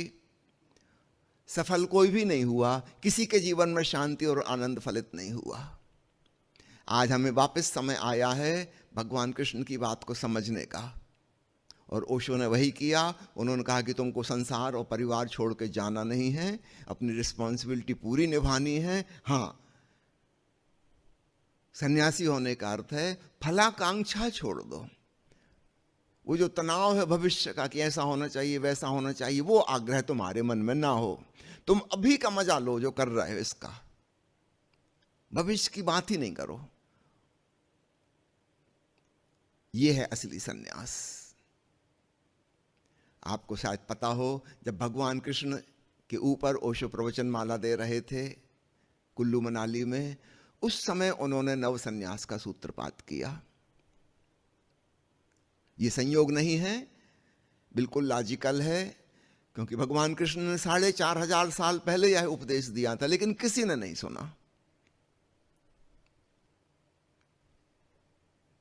ओशो ने इसको प्रायोगिक रूप से बड़े पैमाने पर फैलाया। तो कर्मयोग का मतलब हम जो कुछ भी कर रहे हैं, करेंगे, उसके संग हम साक्षी भाव को जोड़ेंगे, वर्तमान के क्षण में जिएंगे और निष्काम होकर कर्म करेंगे, फलाकांक्षा रहित होकर कर्म करेंगे। और उसका एक उपाय है, आप कर्म का मजा लो, enjoy what you are doing.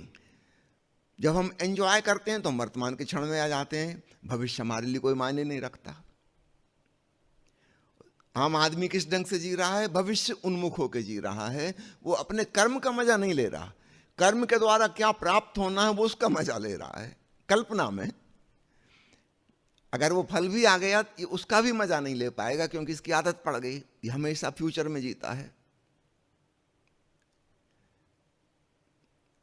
अभी सोच रहा है कि 1 लाख से 1 करोड़ हो जाए फिर मजा लूंगा, बड़े टेंशन के साथ गंभीरता पूर्वक ये लगा हुआ 1 करोड़ इकट्ठे करने में। लेकिन जब 1 करोड़ इकट्ठे हो जाएंगे, समझो इसमें 5 साल का समय लग गया, इस 5 साल में ये एडिक्टेड हो गया है टेंशन का, एप्रीहेंशन का, घबराहट का, भय का। इसकी नींद उड़ गई है, चैन से कभी खाना नहीं खाता, घर परिवार के लोगों से कभी प्रेम से मिलता नहीं, समय ही नहीं है। 5 साल में इसकी आदत पड़ गई। जब 1 करोड़ इसके पास आ जाएंगे तब ये सोचने लगेगा कि 100 करोड़ करना है। ये वर्तमान का मजा ले ही नहीं सकता, जिंदगी में कभी मजा नहीं ले पाएगा। हमें इसका ठीक उल्टा करना है, जो है हम उसका तो पूरा मजा लें। ठीक है, जब अधिक हो जाएगा तो और अधिक का मजा लेंगे, लेकिन हम एक मजा लेने वाले व्यक्ति बने। तो कर्मयोग का छोटा सा सूत्र आपको देता हूं, आप जो भी कर रहे हैं उसका पूरा पूरा सुख लीजिए, और आप पाएंगे आप साक्षी हो गए, शांत हो गए, प्रसन्न हो गए। और ऐसा नहीं सोचना कि आप फलाकांक्षा रहित हो गए तो फल नहीं आएंगे, फल तो अपने आप आएंगे। एक किसान निंदाई गुड़ाई करता है, निंदाई गुड़ाई करता है, बीजारोपण करता है, खाद डालता है, पानी सींचता है, बागुड़ लगाता है, इंसेक्टिसाइड का डालता है,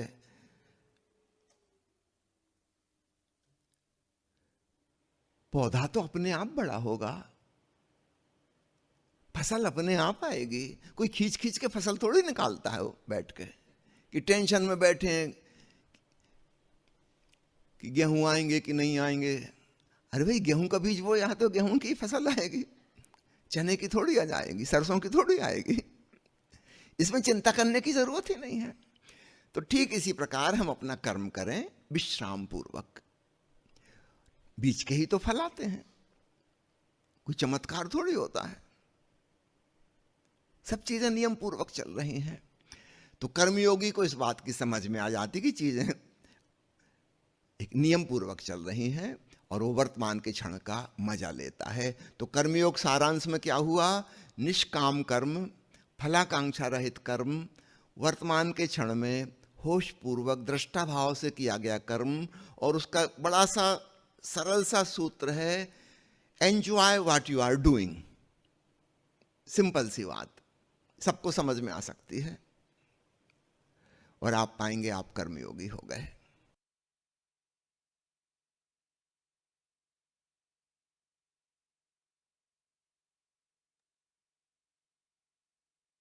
That was the video from Swami Shailendra Ji, where he, with his sweet voice, explained and shared with us the meaning of yoga, the meaning of understanding the life in various forms, and the philosophy behind living life in a peaceful way, and understanding the deep meaning of how the small impacts from the life forms can help us understanding what is real yoga, the understanding of the reason why we live, the reason why this earth smiles, the birds chirp, and these small seeds grow up and plant themselves into the huge biodiversity in which we all are living.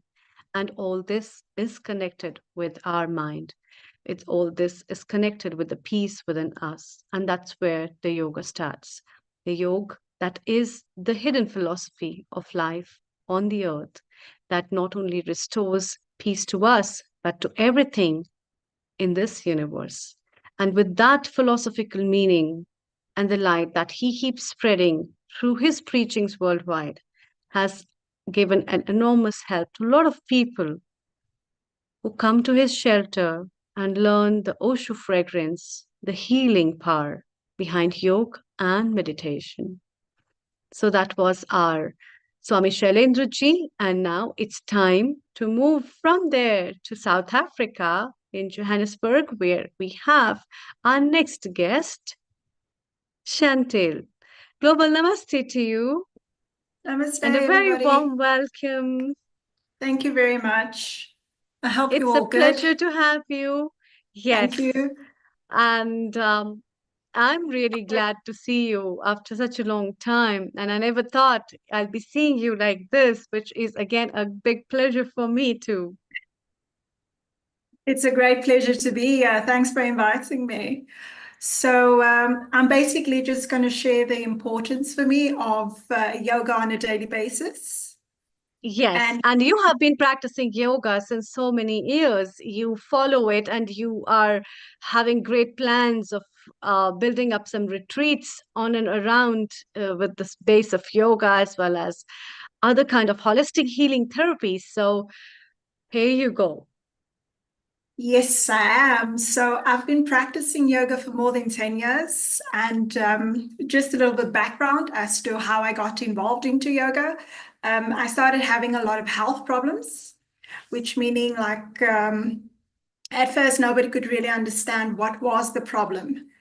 And eventually, after a lot of tests, a lot of specialists, I found out that certain vertebrae on my spine does not have the required cushioning anymore. There's a degeneration happening. So the bones are basically rubbing against one another, which impacts my sciatic nerve.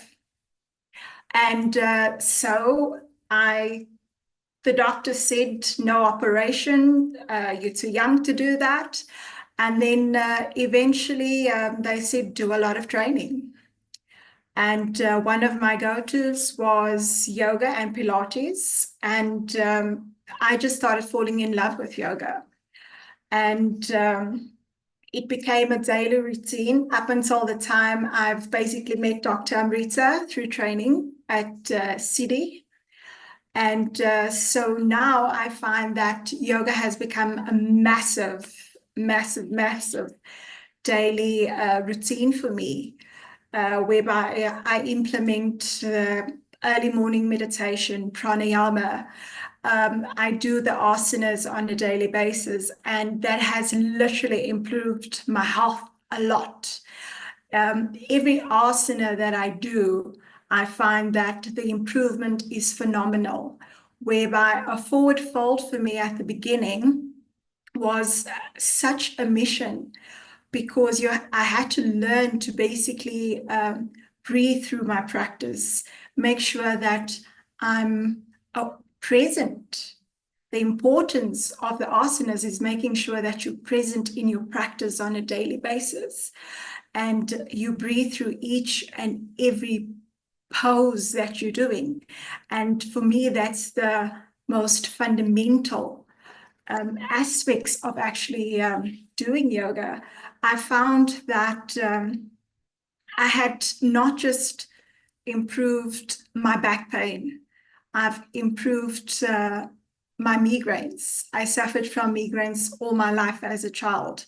Before exams, I used to go to a therapy session for either massages or anything. And I found that yoga has literally eliminated me having migraines, which is phenomenal. And I never actually thought that it would have such a huge improvement. If I feel that there's days whereby there's a headache coming on, then I would go into an upside down pose. And I just feel that that relief of everything just helps me quite a lot. Standing on my head against the wall or anything would basically just alleviate a lot of pressure. I also find that with certain asanas like downward facing dog, it basically engaged such a lot of muscle groups in my body that I didn't realize that my arms were getting stronger. My torso was actually becoming a lot more stronger than what it was. And it was phenomenal, because every time you do a daily practice, you improve slightly. You might think at the beginning that you do not improve, but you do. And it's a huge goal in itself. I found that I sleep better because I have a lot more deep sleep. And for me, it's like the deep sleep it's important, because living in Johannesburg in South Africa, it's a daily bustle. You literally have to be up like at a set early mornings and just make sure that everything goes. Sitting hectic traffic, whereby the relaxation of meditation, of doing certain poses before I scoot out of the door has become literally a lifeline for me. Being able to breathe through certain stresses in a car, even going on my way to work or on my way anywhere, because you actually realize that yoga is not just a couple of hours a day, or an hour a day, or 15 minutes or 20 minutes. It can be a 2-minute session in your car, just doing pranayama, or just sitting and making sure that your posture improves. I sit up, instead of this now, I can actually sit up straight. And every time you become very conscious of what you're doing. And that for me is so phenomenal. It reduced my stress levels a lot, because you just become aware of there's certain things in life that you can control, and the things that you cannot control is things that you have to just breathe through. Take time out and just listen and just move on, because you cannot do a lot if you cannot control it. And it it grounds you in such a way that the humbleness that you actually discover within yourself as a person is just phenomenal. You realize that you detach from a lot of worldly things that as sometimes a career person, you think it's important to make sure that you reach for the top of your peak in your career, whereby it's important, but it's not that important in your life. If you do not look after your health through some sort of mechanism, which yoga is phenomenal to at that point, then you realize that you're working yourself towards a hospital bed or to the nearest pharmacy in terms of medication, etc. I've also discovered that a few years ago that I started suffering from asthma, and funny enough, nobody in my family actually has, especially not my close siblings, has any. And I did not realize that my lung capacity at some stage, I would most probably say it was because of stress. You just carry on with life and you think everything is okay, but you don't realize the importance of actually just taking back. And because of that, I've literally increased my level of yoga. And I find that I do yoga poses for about two hours on a daily basis. And that excludes meditation. Meditation for me is something I do first thing early in the morning, and I'm an early riser. So a lot of the times it's like 4 o'clock, 5 o'clock in the morning. And if I open the door and I feel the fresh air, it's phenomenal. And it's the quietness, the quietness of the mind, the quietness of your soul, of everything, your surroundings. There's like nothing that intertwines or that actually attaches you. It's just you, your mat, and the freshness or the earth outside that actually focus you in such a manner that you realize that the longevity that yoga actually brings into place is just a phenomenal. It's a phenomenal ground root base that you can have in your life. And this is why, Dr. Amrita, I reached out to you, because I've actually realized that not a lot of people realize that it's more important to look after yourself. You need to make sure that your body, your mind, and your soul is actually entwined. And that is what yoga brought to me. It brought calmness, less anxiety. And I found that over time, I always incorporated something new, whereby at first, I wasn't a person that would just automatically move into specific areas of my life. I would take it slow. I would learn. And the learning aspect for me and the background thereof has always been a fundamental role. And reaching out to you to say, like, I need to discuss with you Ayurveda and how I would introduce this going forward, because I've realized that it's not just the mind and making sure that everything is in place, but it's also making sure that the body, or the temple of the body, through what you eat, through what you put in your mouth, through what you share with people, that actually comes into fruition as well. And that is basically the next level that I'm going into, is making sure that it's starting to become a lifestyle. It's not just a daily routine anymore.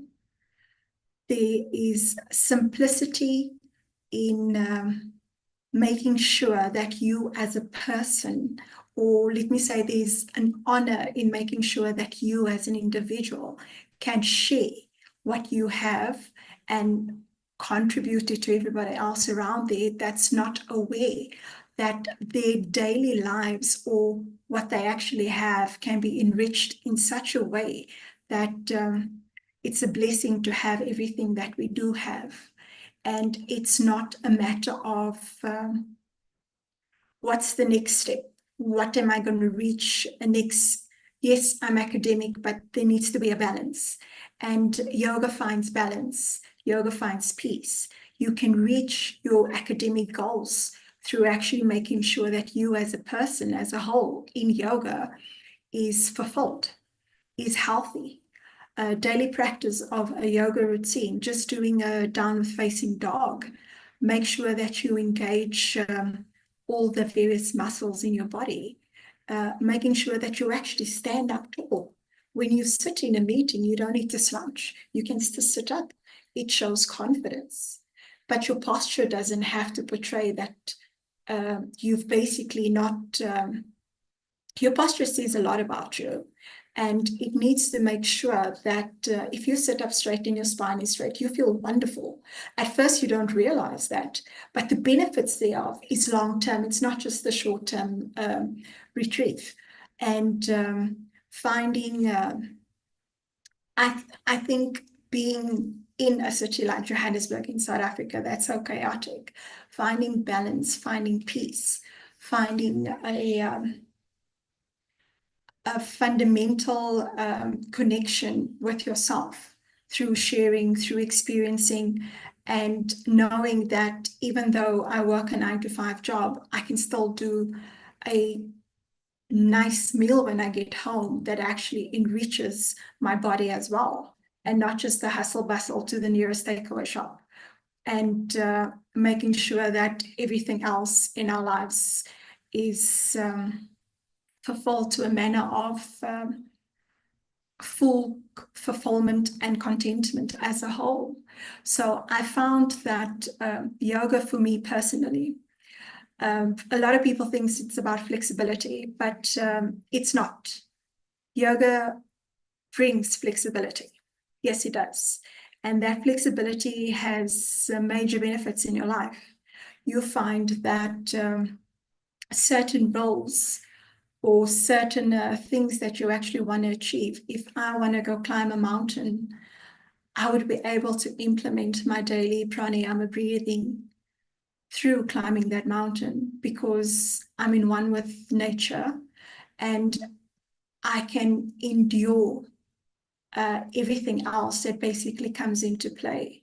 And I've experienced that. I could do hikes for days, knowing that the higher the altitude, it's fine because I can breathe through it.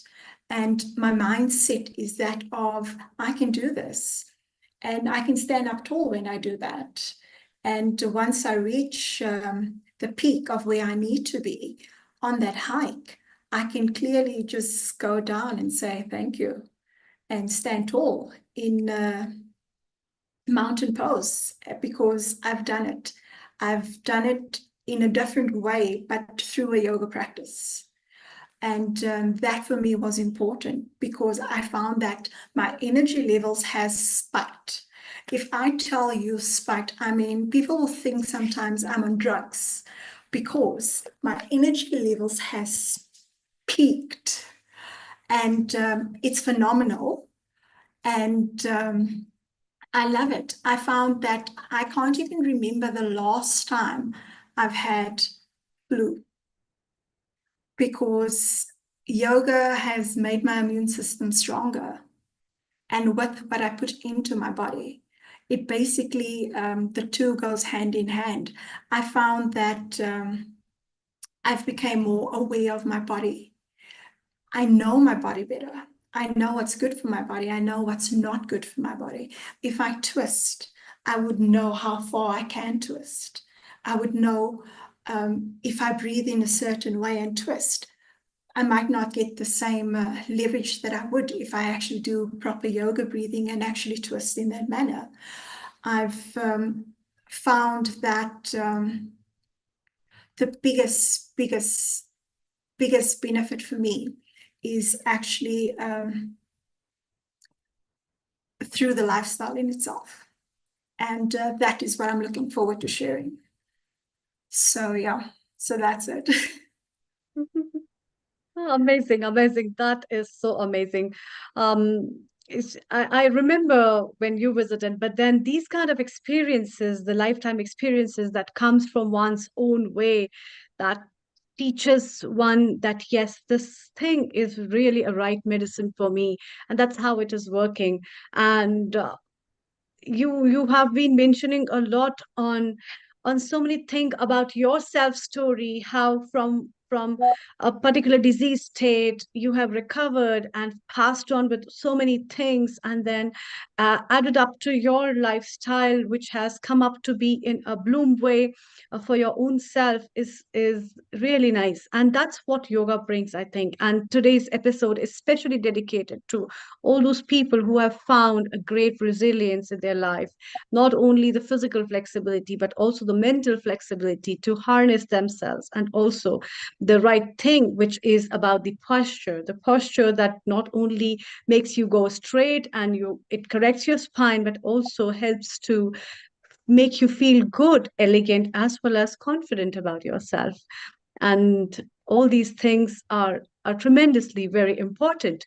Shanti, let me just introduce you to one of our episode producers, as well as a regular Healing Our Earth contributor, yoga expert, Riddhi Vyas. And she is from London, and she's one of my beautiful friends, as you can see her. A very She's global beautiful. namaste to you, Riddhi. A very Global warm namaste. welcome.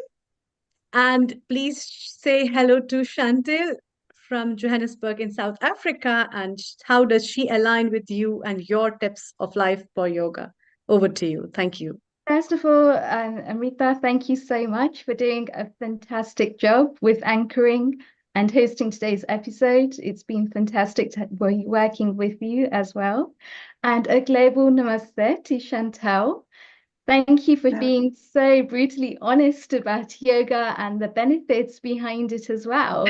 I think you've had so much knowledge and wisdom that you have shared with us there, and what you've actually experienced in your own life, and how yoga has helped you to find your balance point, how yoga has helped you to come back to a center point within yourself. And I think that is the key, because when we're able to break through those mental emotional challenges, those mental emotional problems, our whole world, our whole perception begins to free up.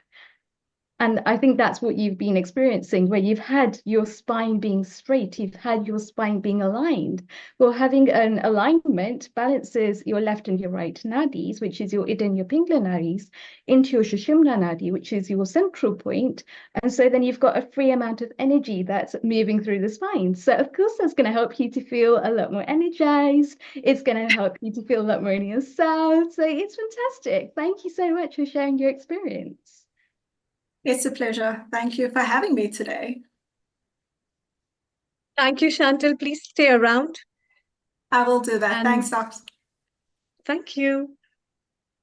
Thanks. And Riddhi, what have you lined up today? Today's episode is one of your favorite episodes as well. You're an episode producer of today's episode. You have been practicing yoga meditation all the way through. What is your message before we move to India again with Kiran? Over to you, Riddhi. So my message for yoga is to find your own health and well-being within. A lot of the times people go to the external world to find the sources of happiness. Actually, when we come back to our center point, when we come back to ourselves, that is true happiness. Wonderful. So it's time to welcome our guests from India. Over to you, Riddhi. Thank you. Fantastic, thank you. And a global namaste to Kiranji. Kiranji is a Himalayan yogi. He does a lot of masterclasses around this as well. He's also got 2 projects, which are Think Peace and the Refugee Aid Project, where he's helping those in marginalized communities with human rights. And a lot of the times it comes back to a sense of being. Kiranji, tell us more about this. Namaste. Thank you so much for inviting me for this event, Riddhi. Sorry if I'm doing my hands like this. That's because I'm in one of my refugee camps. You can see. Right. So there are a lot of mosquitoes here right now. So and then that's our mandir in the camp. So so that's the only reason. So yeah, I mean, yes, we work with the Hindu refugees that are fleeing Pakistan and Bangladesh and trying to come into India and settle down here. And then we have about 92 refugee camps across Bharat, that is India. And also we have about 327,000 refugees living in our camps right now. Yeah. Beautiful. So there's a lot of karma yoga going on there as well. And when you first started your journey, it started from a perspective of yoga and how Yeah. you managed to embody that into your day-to-day life through yoga sadhana. Tell us more about your experience. Yeah, I started as I mentioned to you on the other day. Like I started when I was 6. For me, whenever I saw Swami Vivekananda or the Adi Shankara, it have inspired me so much as a 6-year-old kid. Like if you look at if someone looks at a flight, they like it, they want to become a pilot, right? So similarly, everyone as a kid wants to become something, and for me, the calling have always been this cloth right here that's on my body right now. So, but then, I come from a very different kind of a family background. There was no one spiritual. In fact, I taught my mom how to do prayers. So, so yeah, so I had to find my way. And then it was when I was 13, I went to Himalayas and I grew up there until I was 19. But when you're in deep spiritual practice as a Himalayan yogi, something that follows up immediately is service.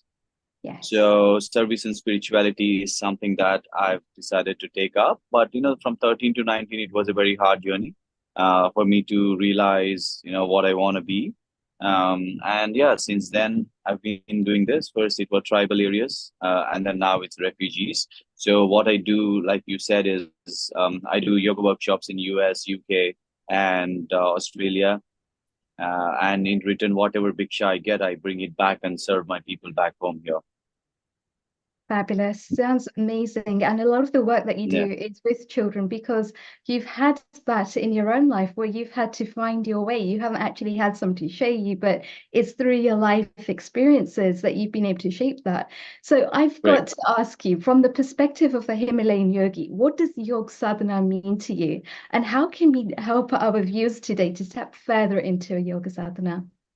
Definitely. I mean, see, let me start with our mantra, which says Sadashiva Arambam Shankaracharya Madhyamam Asmadacharya Paryantam Vande Guru Parampara.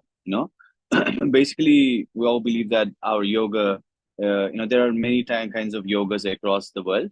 And based on the intention behind why you're practicing yoga, the style is, kept evolving all the time, right? So in Himalayas, I can only speak from the perspective of the Himalayan yoga, from where basically yoga took its birth, right? So it is, when Hatha yoga, when Shiva was, giving the knowledge to Parvati Ma, who is the first yogi. Shiva is anyways there, but then the first yogi that learned is actually a woman, that is Parvati Ma. And that's when Matsyendranath your G heard it, and then Hatha Yoga was written. So that's how it started, right? But today, especially when I'm traveling in Western countries, a lot of people ask me, what kind of yogi are you? Are you a Hatha yogi? Are you a Ashtanga yogi? Questions like that. And then it just baffles me because one, to be called as a Hatha yogi or a Ashtanga yogi, they need to have a certain number of qualities, right? Like, for example, you want to call yourself as a Hatha yogi, there are 8 qualities. That is, anima. Like, for example, you become so small, like how Hanumanji, Sukshma Rupa Dharisiya Hedikava, Bikata Rupa Dhariya Lanka Jarava, and then you can become so strong that no one will be able to move you. And, you can become so light that you can move like a feather, right? So one needs to have these 8 qualities to be called as Hatha yogi. You can't just, call yourself Hatha yogi. We are a practitioner of Hatha yogi. No? So from there came Patanjali Maharshi, who made it into simple sutras and then made it more available for larger audience to pick, because in the history of Sanatan Dharma, which yoga belongs to, we only have 13 Hatha yogis in our lineage, and the last one being Lord Hanuman. So it takes, it's not an easy art. So I feel like that's how Ashtanga yoga, through Patanjali Maharshi, Patanjali Sutras and everything came, and then it was more widely available. From there, it took many shapes. Like B.K. Iyengar have thought that, okay, we should add more props so it's easier to learn asana. And so something like that. And then came hot yogas. And then there are many yogas, like then there is now beer yoga, nude yoga.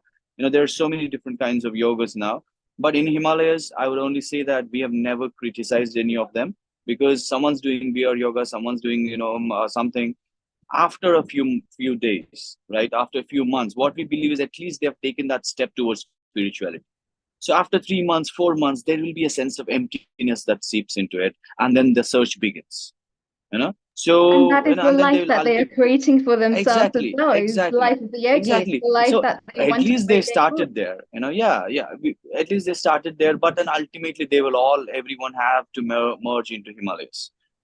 So that's what we believe, and then so that is the lineage we come from. So And that is a lovely as a lineage, Kiranji. One of the questions yes. I actually have for you, based on what you've just shared with us, is around the concept of Shiva and Shakti, which is, if we look at it on a wider perspective, we're looking at Shiva and Parvati, we're looking at masculine and feminine energy intertwining and coming together.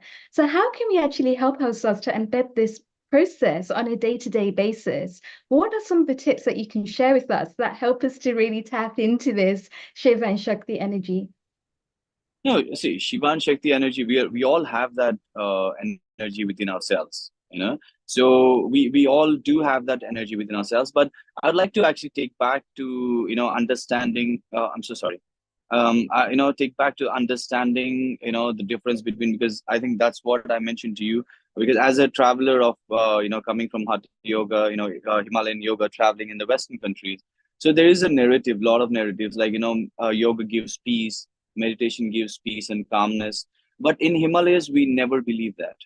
No, we always believe that yoga and meditation makes you conscious.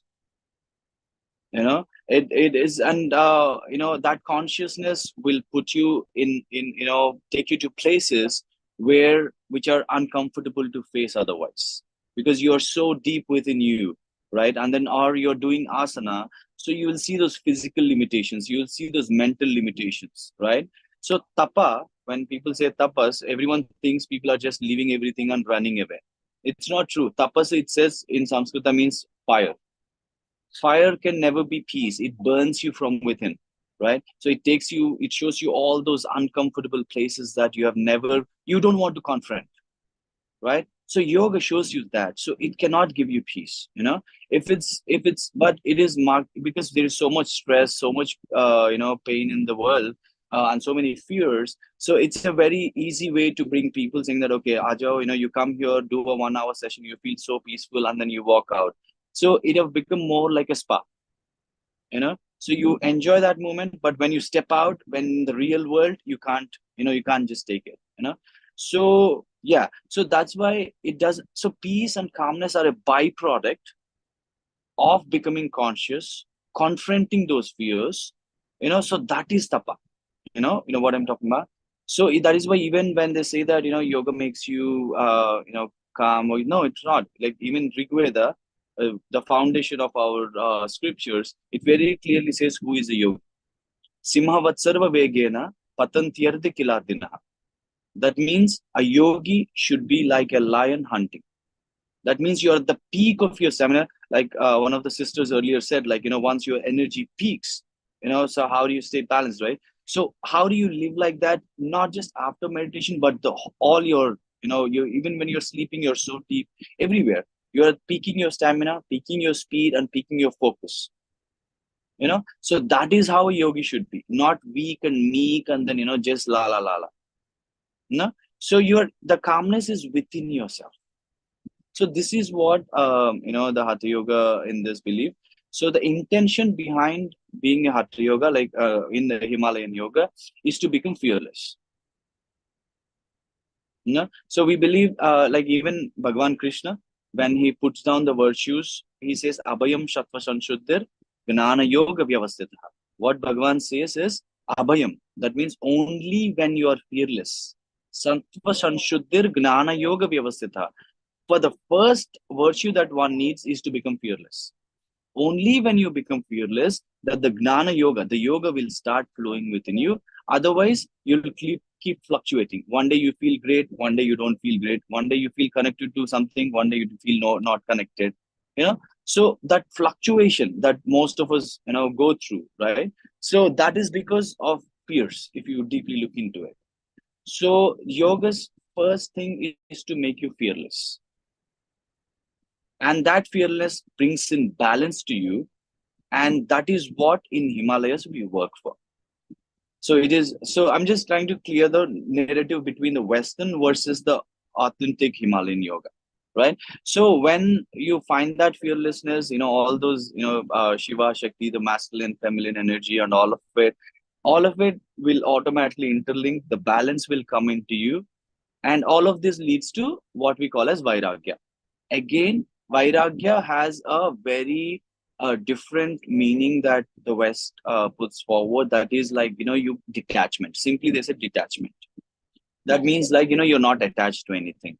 That is not true. That is not Vairagya that we see in Himalayan Yoga. When I'm only talking from that perspective, I'm not saying no one is right or wrong. Okay. So for us, it is, so Vairagya means Vai means not having, Raga means colors. No, so that means you become transparent. That is the meaning of Vairagya. So if you hold a transparent glass, let's say I put this behind it, what does the transparent glass look like? It looks orange. If I put black, it looks black. If I put white, it looks blue. It looks blue. I remove those colors, it still stays transparent. Do you understand? So that is what we want to become. We are part of everything. We are part of family. We are part of friends. We are part of service. We are part of everything. But nothing disturbs who you are. Nothing disturbs your balance. That is what Vairagya means. You are part of everything. It's not about giving up. It's not about leaving and running away. That you do a period of time to do sadhana. Because at that time, the less disturbance you have, the more focus you can do. But the idea of doing that sadhana is to become fearless, become balanced, come out, and then become the best in whatever you want to. It can be business, it can be social service, it can be anything else. So this is what, for example, Vairagya and the Himalayan yoga that we are talking about. So I think that's a really good point there that you've just touched on, which is basically the power that you have within is what is going to show up on the outside as well. It's the same situation when an individual is stressed. It's whatever they're actually holding on to deep within is what is then going to explode and come out when that person is really stressed. So then in that case, how does a person come back to a state of bhava, a state of deep love and compassion for themselves, for their families, for their friends, for the wider world? It is again through sadhana. As I said, like, once you start, so see, in Himalayas, we have like 84 pranayamas. Okay. So even if you Google today, like you will get 11, 12 of them, or probably 15, if you're really good at search engines and all that. But there are 84, which we call as Gupta pranayamas. Gupta means secret pranayamas. So these are given based on the the yogi, or the sadhak, so based on, so that is the dialogue between a guru and shishya, so even if when I'm doing classes, I always tell this, like if I have 100 sadhaks in my class, I am not taking one class. For me, that is 100 classes running parallelly, because each one is physically, mentally in their own space. So I cannot have a choreographed class for everyone. The class runs in a flow, but at the same time, I'm working with each and every individual. In fact, that's why when I do my training sessions, the Eka Mandala is one of the 15-hour sessions that we have. I don't take more than 40 sadhaks, no matter what they're offering, donations, whatever they're doing, because 40 is what I can do justice to. And that's why I also never do online classes, because I need to have that personal connection. One-on-one, yeah, I can try, but then group classes we never do, because because it needs that understanding of each and every. You know what I mean? So, Kiranji, So I think that's a so really important point that you've just drawn in, is yeah, that so we everyone is cannot basically have at their a own standard pace. thing. I cannot give you a standard thing saying that okay, this is what you do and then this is how you'll find it. It depends on each and every person, and then how you stitch those 84 pranayamas into a mala. Like someone may need three pranayamas, okay, one from here and then these things, you know. So that is what the sadhana is. Even namaskaras, right? There is Surya Namaskara that we all know, but in Himalayas we practice 8 namaskaras. So we have namaskaras for all 5 elements, like Bhumi Namaskara, Akash Namaskara, that is for all the 5 elements. So it depends on who practices what. Like Surya Namaskara is 12 asanas stitched together.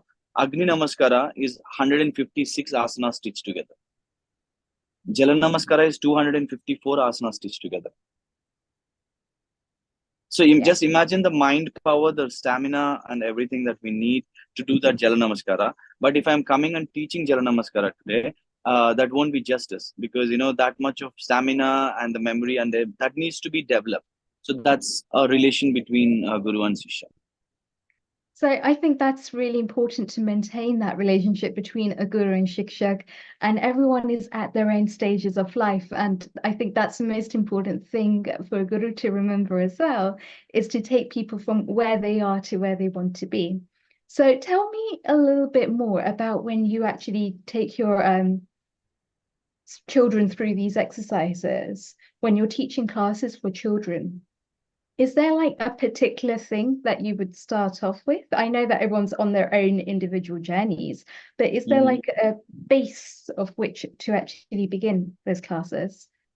Yes, I mean, yes, definitely, because especially children, especially in the US and everywhere, I see that they have an opposite breathing. Like when they inhale, they take their diaphragm inside, like which should be coming outside, because of the sport and because of the anxiety and because of everything. They go, this is their breathing pattern. So I try to understand that. I try to so what in yoga, in our Himalayan yoga, we consider this as the daiva. Like if you put your thumb underneath your cage, there is a small dent, and then we place the little finger in our belly button, and then you just place it. So we consider this like a balloon, right? So if you are putting air in it, it expands. If you take off the air, it contracts, right? So we start with something as basic as this, so that they understand where their inhales and exhales are, and then no movement of chest and everything. So just consciously focus on your nose and this. So that's how we started. So that they get to that simple, nice and flow, where the base is nice and strong, and from there we mount more pranayamas based on the child. So, but that's how we start, like just to make sure that their breathing is right. So it takes a lot of time to understand and explain to them, and then from there we build more. From there we build more of these things, yeah, more of pranayamas and everything. Exactly. And as you've just pointed out to us as well, fear actually has absolutely no place in dharma.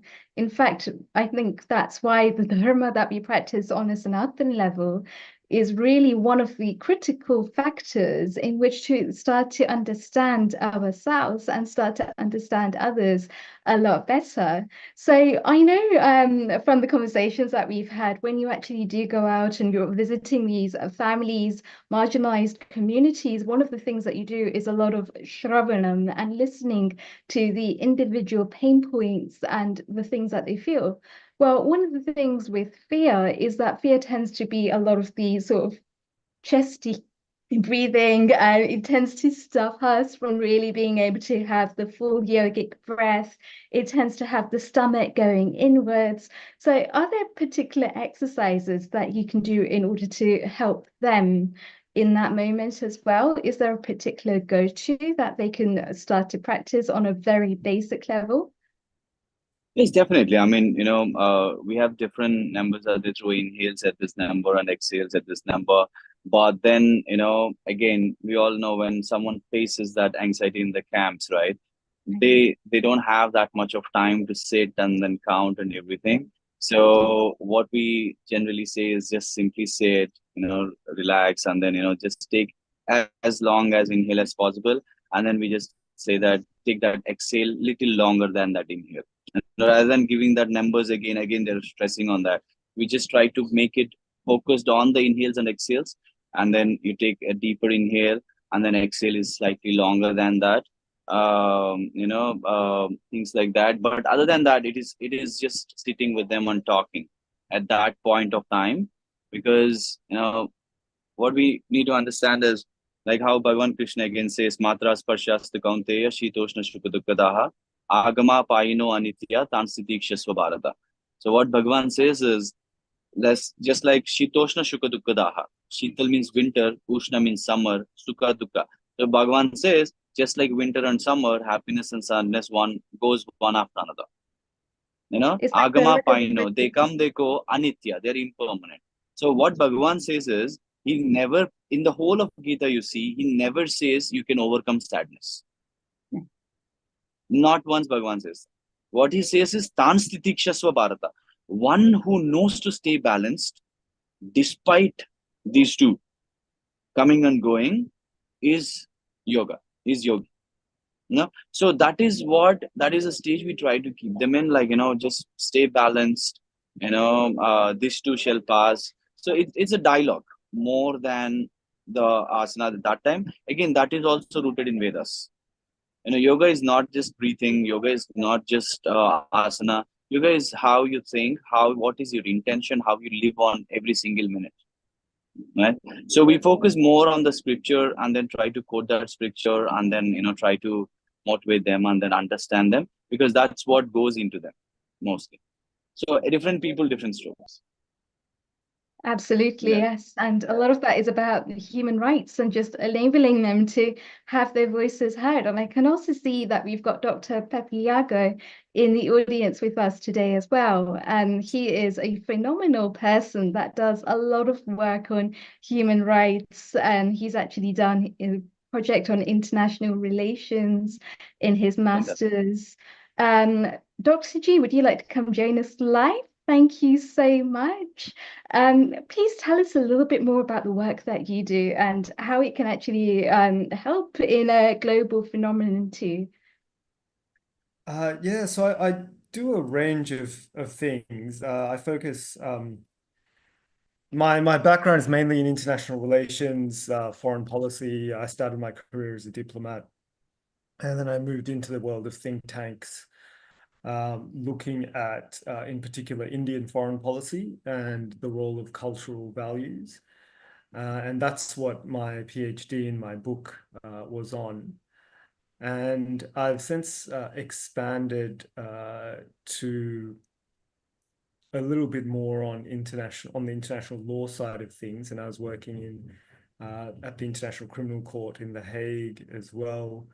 And my second book that I'm finalizing at the moment actually looks at human rights, but also looks at animal rights, and in particular how different cultures conceptualize animals. And one of the most interesting things is how the Dharmic traditions look at animals, and there's some real striking differences there when you compare it to the West. So I think that is really important because there's a spark of divinity within all of us, which helps to bring us all on to a similar plane. The same thing with animals as well. They each have that spark of divinity within, and then free will of how to actually exercise. They have a choice of the directions that they go in. So what are your views on what Kiranji has shared with us today? I'm no expert on yoga. But I do practice breathing and meditation, mindful breathing, and recently I've started trying to breathe more from my stomach as well. And I think just hearing figures like him, for me, I find it quite inspiring because it just reminds you to stay on that focus. Like he was saying, you're always on it. And I think that's always a good reminder to always be focused, to always be mindful, and to always remember these important truths. Absolutely. And I think that actually comes back to a state of ekagrata and sthita pragya, where somebody is so focused and so concentrated on the one task in front of them that it negates all of the pain around them, where they can literally just go so deep into that one thing. And I think that is a key concept around human rights as well, is to be able to come at it from a dignified perspective, to be able to understand, to be able to sit in common communities and to understand each other's perspectives, to be able to form that vision, so to speak, that brings everyone together, because everyone's got some kind of pain that they are experiencing, that they are going through. And even if we can't transcend all of that pain in one go, it's about slowly, layer by layer, peeling that off. And I think that comes back to your book as well, where we're talking about animal rights. And a lot of the times the animal, when people actually start to hunt animals or they start to go in the opposite direction, that is a lot of tamas that's coming to the surface. It's a lot of inertia. It's a lot of that sense of lack, as almost to speak. And so then when we move into activity and we move into a state of having those conversations, as Kiranji kindly shared with us today, it enables us to basically form a common ground. And when we form that common ground, we come back to a state of sattva. So there's different techniques and things that we can use to do that. And I think that's a really key perspective there that you've just drawn in as well, is how do we basically move through these different levels in a way that helps us to grow as individuals. And I think that is something that has just come to my mind today in terms of just being a lot more aware. A lot of the times, the community that we tend to work with on these levels that experience intense traumas tend to lock down those emotions. They tend to shut themselves off from the outside world. But actually, what if it's not about that? Or what if it's about feeling, fully feeling, and not just because they're in a state of overwhelm, but because by actually feeling, they release. And by releasing those tensions, they can come back to a state of common ground. I definitely concur with what you were saying about the common ground and about the sort of the sense of oneness amongst all humans, but also all beings.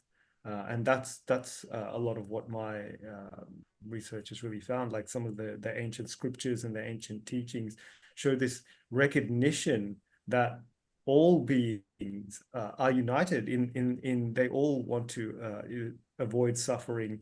They all seek happiness.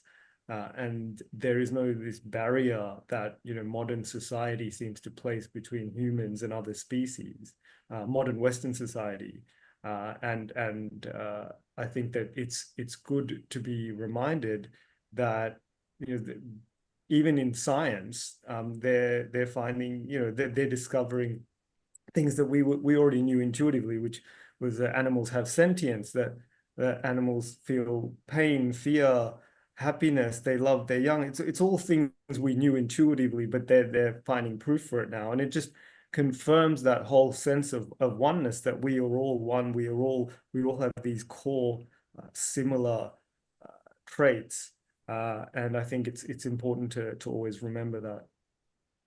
And I think that's such a pertinent point, is that we are all one because we have the same divinity within us. And at the same time, we get to exercise free will over the choices that we make. And it's often not the situation itself, but it's the reactions that we get to choose of how we respond to a particular situation. As you're saying, there's two extremes. There's either pleasure or there's pain. And most people don't tend to go for the gray areas in between. They either choose pleasure or they choose pain. But by being present with both of those and by allowing ourselves to feel, we're able to find those gray areas in between too. And Amrita, what are your thoughts on this? Yeah, Riddhi, thank you so much.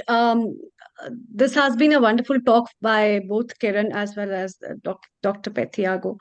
But then, where the involvement of understanding the real consciousness within every individual, and acknowledging that consciousness and the connection of that consciousness with the divine self, that I think is the really an important need for an hour to uh, combat and understand how this ecosystem of plants and animals is connected to us with yoga.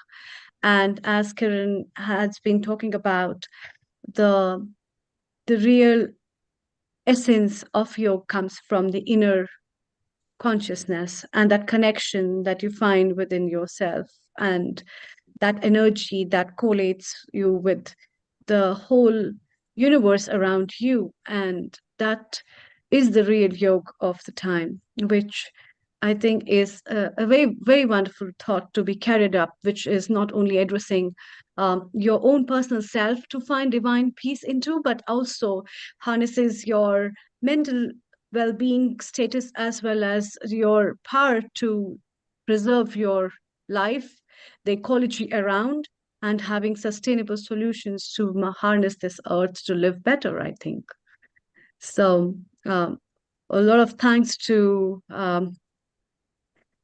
both of you for giving such an insightful thought on giving a different perspective of asanas are not the only one, which is yoga, but then there's so many things in connection to what makes it really special to heal an individual, not only humans, but animals and plants and a lot more. So that's what I have to say. Yes, thank you both, and a global namaste for coming on and sharing your views with us as well. Thank you so much. Empowering. And Amrita, that is such a fantastic point, which I think we can go on with hours of discussion on. That is not one for today. So I'll pass the stage back over to you. Thank you, Riddhi. Thank you so much for joining us, Kiran, as well as Dr. Pitya Goda. It's time to move from London and India to Mauritius, where we have our another guest, Dr. Gyaneshwara Singh, who is an Ayurveda practitioner as well as a yoga practitioner also at Mauritius. And let's hear from him what his perspective is about yoga, what his practices and beliefs in yoga system is, and also to know more about how yoga is practiced in Mauritius and how does he work on with people and how do people think about what yoga is at Mauritius. Global namaste to you and a very good evening to you, Doctor. Namaste to you and namaste to everybody. Your question, please, can you repeat it? I could not get it. Yeah, my question is that what kind of practice of yoga do you do at Mauritius? And how do you think yoga practices has helped Mauritian population over there? And what is your insight about how yoga is practiced there? Thank you. Yoga, we are all aware, yoga is a Ashtanga yoga. Right now in Mauritius, the yoga which is being done around the country is an aspect of practice of yoga to promote their health. This is like being done in other countries, the same pattern in a way is like that. Now, as we in the technical field of yoga, we are aware it's of Ashtanga yoga, the yama, niyama aspect is being told, but we need more work to be done in a more practical day-to-day applicability of yama and niyama aspect of training. At my level, the practice is there. Means, for example, when our team leaders, they are waking up in the morning, we do teach them the aspect of yama, niyama, ahimsa, saucha, aste, brahmacharya, parigraha, sauch, santosh, swadha, ishvara, pranidhan, tapa. This yama and niyama aspect is being taught from a dharana perspective to focus on those 10 qualities, Yama 5, Niyama 5, Yama and Niyama 5, so that we will know how much in our 24 hours since yesterday and up till now, how much we could adhere to those moral principles. But this type of practice, focusing sanyam, dharana, dhyan, samadhi on the qualities of yama and niyama is, let's say, in a very few amount of people.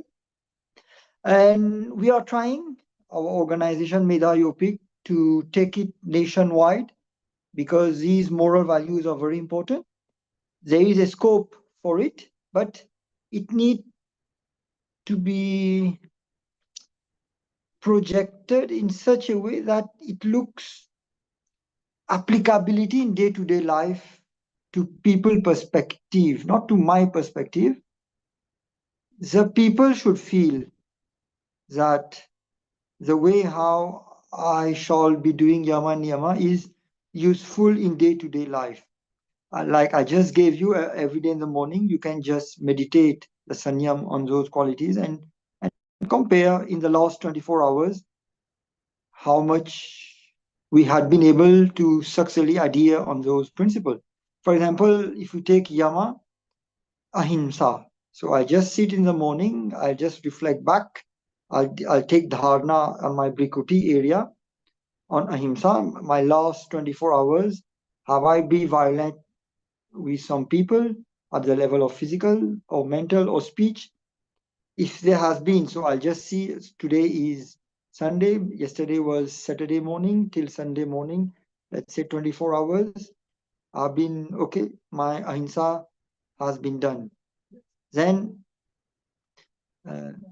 satya, ahimsa, asteya, brahmacharya, apariga, like that for yama and like that for niyama. So this aspect of approach is very important. It's less practice, but it is very important because it cleanses our mind and make us better prepare to tackle the next future coming 24 hours. So in Mauritius, this aspect is important, very important, because personality development is very important, and yama niyama, the yama, it cleanses our negativities, and the niyama, it replenishes our positivity. So minus and then plus come through niyama, very important. Then in Mauritius, I'm focusing in how in our next national event, I can give more importance to this aspect of training through the yogasana. See, there are two ways which I have found in public workout is they should enjoy the thoughts. So if we take the yama and niyama and bring it in a way like useful, enjoying through yogasana, it goes better in the mind of people. So our next target in the future event is to go in this direction, which I feel Mauritius is very much in need to know. Young children, school children, universities, office people, these yama niyama is very important. Then the aspect of asana in Mauritius, asana is popularized. If there is 144 villages in Mauritius, I would say every villages, there'll be around 50 people who is right now practicing yoga asanas. Yeah, this aspect is there. It's popularized in the last 10 years where it was practically nil in the country. But right now, practically in every village, you will see this aspect of asana practice is there. People come and do asana to improve their health.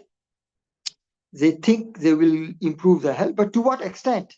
They are taking asana on diabetes to reduce parameters of HbA1c or on serum lipids. I'm just talking some of the basic national disease in Mauritius, like high cholesterol, to what extent the kumbhak, the practice has to go so that those national disease parameters like diabetes, cholesterol, hypertension, the BP 120 to 80.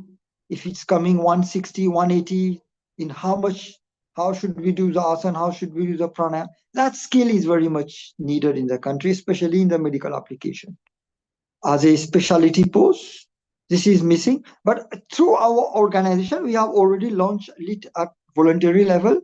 Since I am a specialist in the field of yoga, we are already teaching and bring those national 21 diseases based on its investigative parameters, how we are taking yogasana, how we are taking the 8 Ashtanga aspect and bringing it. We have already made a specialized training protocol of yoga technique, these Ashtanga yoga technique, on the aspect of the national parameters, like for diabetes, HbA1c, serum cholesterol, for serum lipids, for hypertension, we have the scale of hypertension.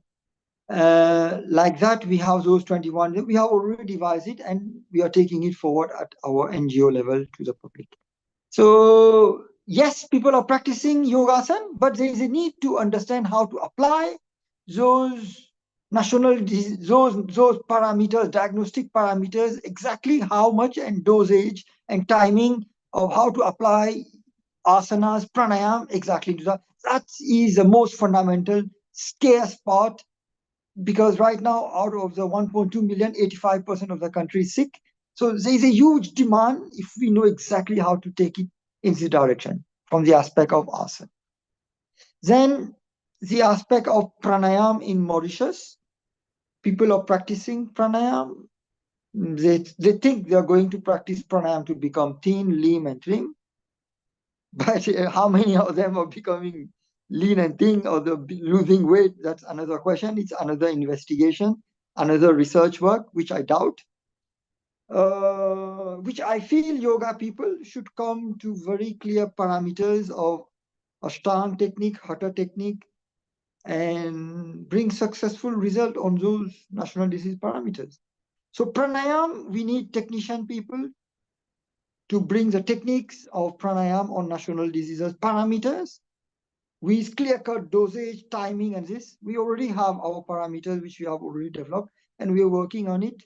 Now we need scientific teams by the government as support, where we are at the moment, we don't have any such type of direct from the government support, but still we are moving forward. We hope you people, we can work out something, or if you're having something as parameters, we can collaborate on those 20 national diseases. If you're having something on pranayam, that will be very much welcome. And people are practicing pranayam, but I feel they need more techniques to bring it on national disease. Then pratyahar, controlling on senses. That's a very important thing. And controlling on senses in relation to health, wellness. Well, when I'm saying health, here people just think doing some exercise, doing maybe some fasting, doing some jogging, you feel somewhat happy. This is health and feeling. But yeah, it's okay to a certain extent. It's right. But if we see the real parameters, what we understand by health in Ayurveda, now like Samadosha, Vat, Pitta, Kapha, which have very clear characteristics. Like Dhatu, they are the 7 building blocks. Our Sharir has fundamentals. Our senses, which work with our Sharir, those senses fundamental has to work in such a way that it keeps the Sharir healthy. Then we have the mind. The mind correlates with the senses and the Sharir. So what type of mind we need exactly so that the parameters of Sharir and the parameters of senses work in coordination, so that the fourth aspect, Atma, is in such a manner, it keeps the Sharir in the man in its Samadosha, Agni metabolism, the Dhatu, the building blocks, so that the mind is prasanna, Atma stay longer, the energy is merged with more of the Sharir and the man. Now, this is the concept of health in Ayurveda. Now the challenge comes how we are going to take the yoga technique. because in yoga, Ashtanga yoga is defined as Ashtanga yoga in Patanjali. Hatha Yoga Pradipa has already defined asana, pranayam, shatkarma, samadhi. Those are very clear chapters to lead us into hatha and then finally in the sushumna and finally merging in samadhi. The techniques are oriented towards these goals, but it is not oriented towards the Ayu goal as mentioned in the ancient texts or in the Patanjali. Now, for us now, what we are doing is how to bring these techniques and merge it into the Sharir parameters of Agni, Dhatu, Mal, mind, Gyanindriya, Karmandriya, and Atma, because these are the parameters for Ayu to be healthy, swastha.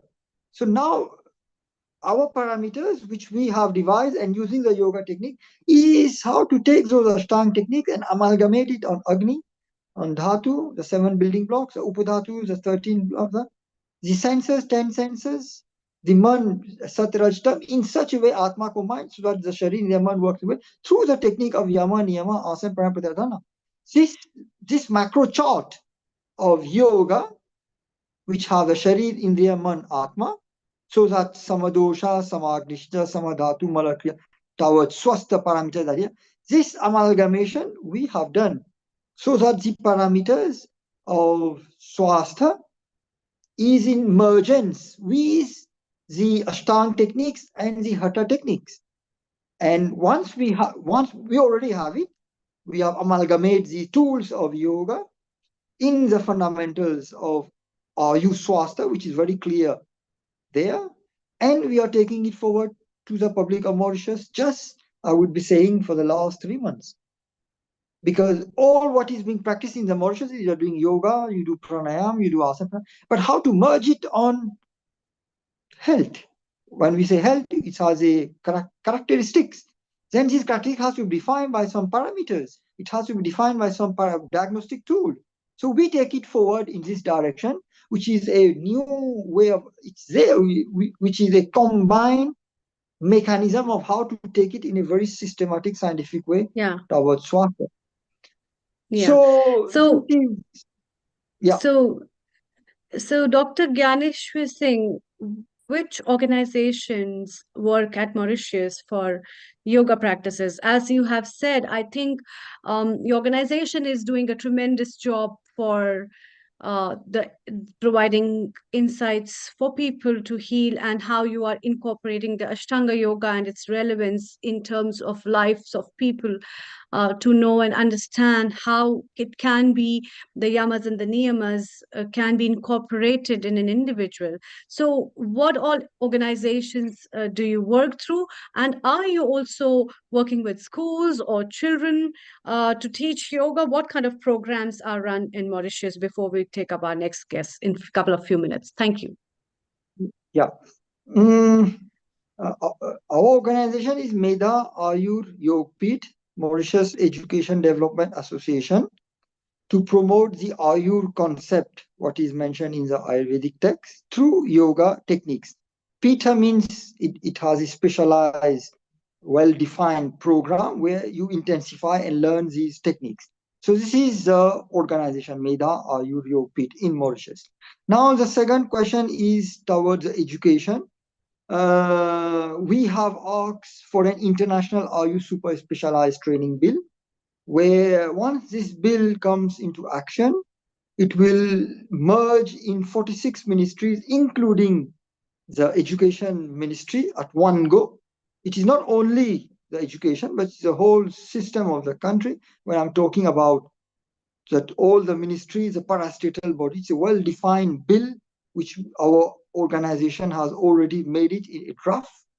Today is a general election in Mauritius, and tomorrow we are going to proclaim, tomorrow we are going to proclaim who will be, whether the same government or a new government. And based on that, we shall have our national program. And we are going to try, if the national program is a success, if people understand exactly what we are trying to do, and on the other side, they are doing gym, they are doing physical activities, they are doing some fasting or whatever, but are we really bringing the Agni, the doshas, the mind at one go? Can the gym system provide this? Can by just going jogging, can by just doing the dieting now. We are saying use a yoga technique of asana pranayama merging with the 13 agnis, with the vat pit kapha normal characteristic, with the 7 fundamental dhatus, and then so that and malas, those 3 main malas and 19, 3 plus 16, those dhatus and main malas 19 we have to evacuate so that the mind, the senses and atma stay longer. This is the health parameters. We are telling gym, physical activity, nutrition is part of it. It can't be. So we need to open our mind, understand the fundamentals of Ayu and use a technique of yoga to empower. I think this is the way forward to go right now if we want to bring yoga in health in a very clear dimension. And through this bill, tomorrow we'll proclaim a result, then we are going to have a national program. If people understand and if we get the support of people, and if the national program, then we can come and explain to government, whoever will be, the importance. Wonderful. That's a wonderful effort, in fact, that you're putting in along with this. Thank you very much for joining from Mauritius and stay around. We might take up a few more comments from you as our episode proceeds further.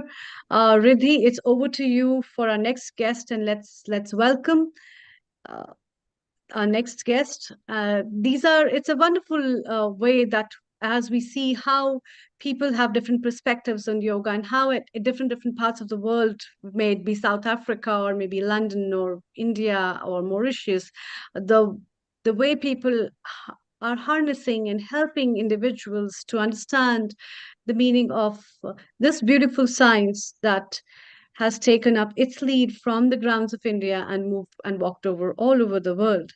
Isn't it really fascinating, Riddhi, to know you yourself being a practitioner and staying in London, coming from Africa, must be witnessing all this. What's your take on that before we move to our next guest? Over to you. So first of all, a global namaste, Dr. G. Thank you so much for actually sharing with us the perspective currently in Mauritius. And I totally concur on that as well, is that we do actually need to include yoga and Ayurveda side by side. I think a lot of the power of healing comes from actually bringing together these two modalities, because both of them have their own uses, and yet when we actually bring them together, it's a whole holistic perspective. Just wanting to know, in terms of your future planning, where do you see this project in Mauritius going in a year from now?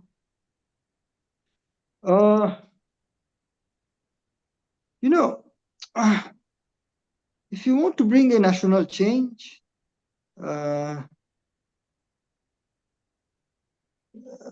at social level, you can motivate people, you can mobilize people. But to bring policy change, then that has to be enacted by the parliament. And enacting at parliament is like it's just like a political up and down. You will have to go with a person who is in parliament who has been winning, and by thousands of people, he has already an influence, he already acquainted with people, and he's now in parliament. It's a very, very complex things to get through this mechanism. So specializing in law myself, I totally get that. In order to enact legislation, it takes a while to be able to bring the systems together, to be able to enact the laws. I totally understand that perspective. I think the perspective that you're coming at this from is a social perspective. How do we create a social change in society in a way that enables them to truly tap into the powers that yoga and Ayurveda have to offer? Because when we do that, the whole holistic system begins to awaken people from within. So they're no longer looking at the outside to get those answers, but they're able to create the right nature within. They're able to create those right changes, those right perspectives within, which help them to overcome some of those deeper rooted problems. Yeah, we need to bring I'm trying to bring yoga in diabetes and showing people, well, you're already going to the public hospital. These are your parameters of HbA1c. Now do 15 postures by these techniques. If you're doing a bhujangasana, not only just turning, but you have to have these parameters, a C shape, the head should merge at that type of angle. If it is a dhanurasana, that dhanur shape, the feet should be with the ear at that amount of centimeters. If you're doing a Pawan Muktasana, the knees with that much of centimeters should touch with the knees. Clear-cut parameters of yogasana, and then testing the random blood sugar and HbA1c in a reductive manner. This is one. The same way to apply for for high hypertensive cases. If it is 180, to what pranayam, how much dose, sitting in jala up till the throat to put the agni down, the vayu down, pressure come down from 180 to 130 for how much time? For like that, for hypertensive, if you're having 200,000 people in Mauritius like that. For diabetes, if you're having 250,000, obesity is 400,000 people. In how much dose of Paschimottanasana in holding and kumbhak, I can reduce half gram if I do 10 times, this 10 times Pawan Muktasana. So by the time of 1 hour, I'm reducing 200 grams.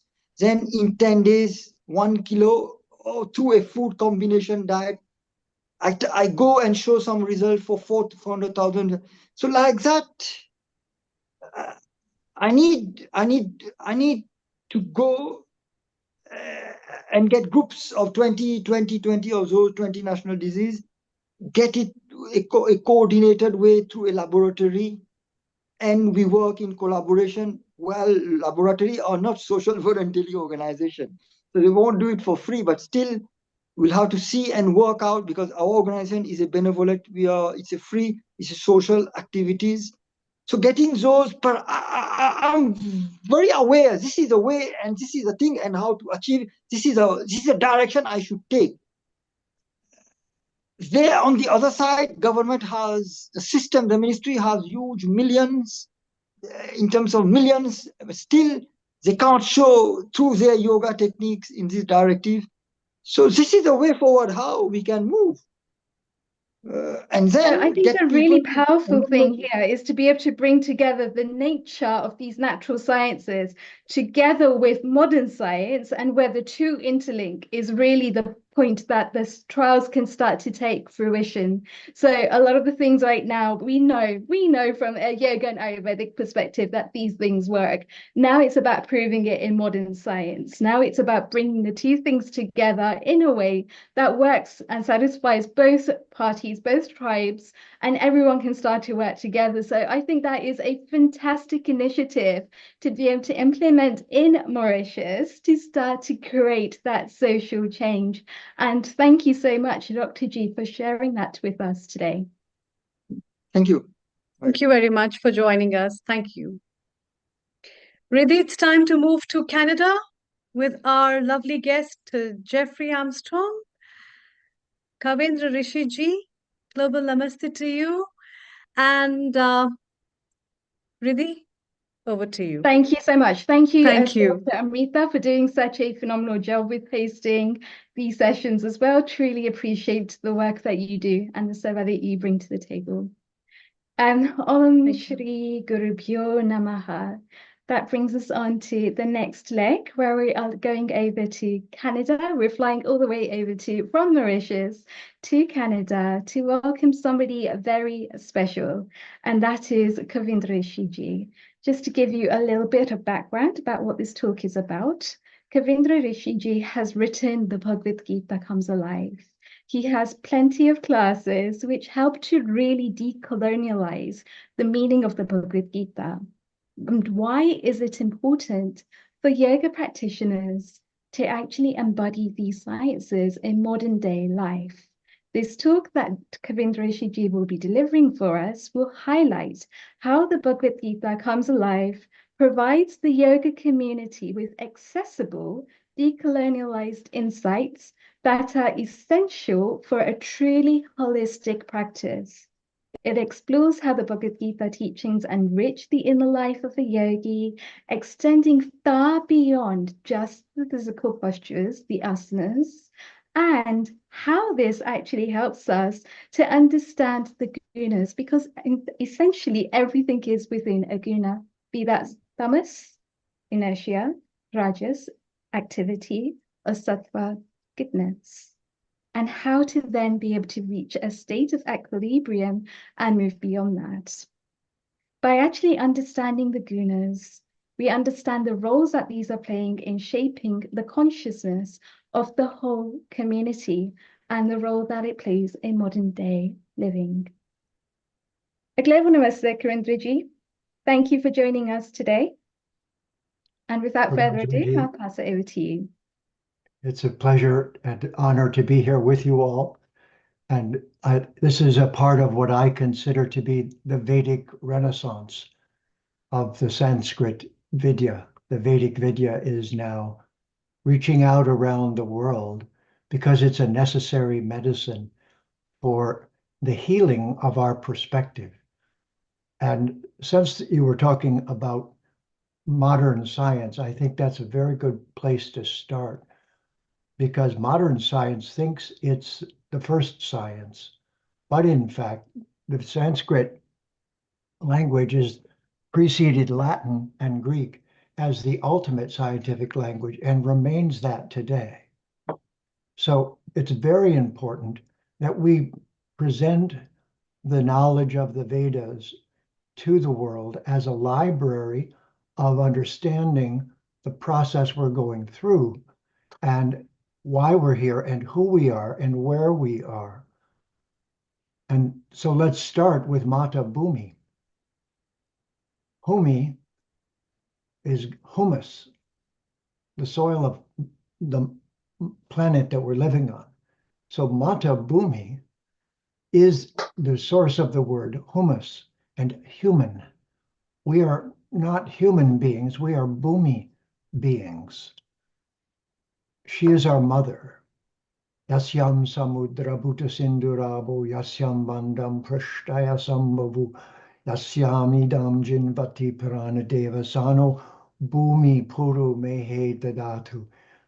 And so if we, as a culture on this great Mata Bhumi planet, can hold a universal viewpoint of one another as all from the same family, as all from the same process.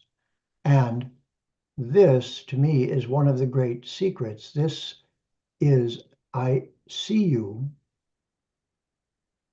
as an immortal being. I see the real you inside.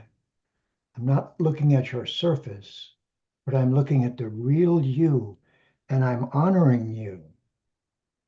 I'm putting myself in a place of, first, trustworthiness. You can know that I'm working on behalf of Mata Bhumi, and I want to do that together with you. And so this individuality is what the Gita is really all about. It's about the fact that we are immortal beings who cannot die. And that is the secret, in one sense, the missing ingredient throughout the world, and the missing ingredient in science is the platform of us as immortal beings, as Jiva Atma, and Viva the Jiva. We need to build a life on the planet where everyone sees each other with a platform. And my favorite verse from the Gita on this is when Bhagavan Sri Krishna says, you know, Arjun, because you and I are best friends, I'm going to explain myself to you. So here's the supreme being, personal visit to the planet we're on, Mata Bhumi. And he's instructing Arjun, he's giving him a view so that we can consider that a role model for us to live. And people often think that Kshatriya means warrior, That's incorrect. It means protector. And sometimes a protector must protect with the techniques of fighting, but the real meaning is one who always thinks of protecting. And the biggest protection is to our planet. This is our universal platform. And then one another, this symbol is, I would like to have a balanced friendship with you. Now, this is where the three gunas come in, because again, it's a science, and it's not a new science, it's an ancient science. So the word in English in science is entropy. Everything material starts out brand new and gradually goes through an entropic process. And if we don't handle it right, that's very quick. It'll be destroyed very quickly. And so the destructive process is called tamas, tamasic, degradation, degrading it as quickly as possible. We all understand this. You can just, the easiest thing to do is destroy something.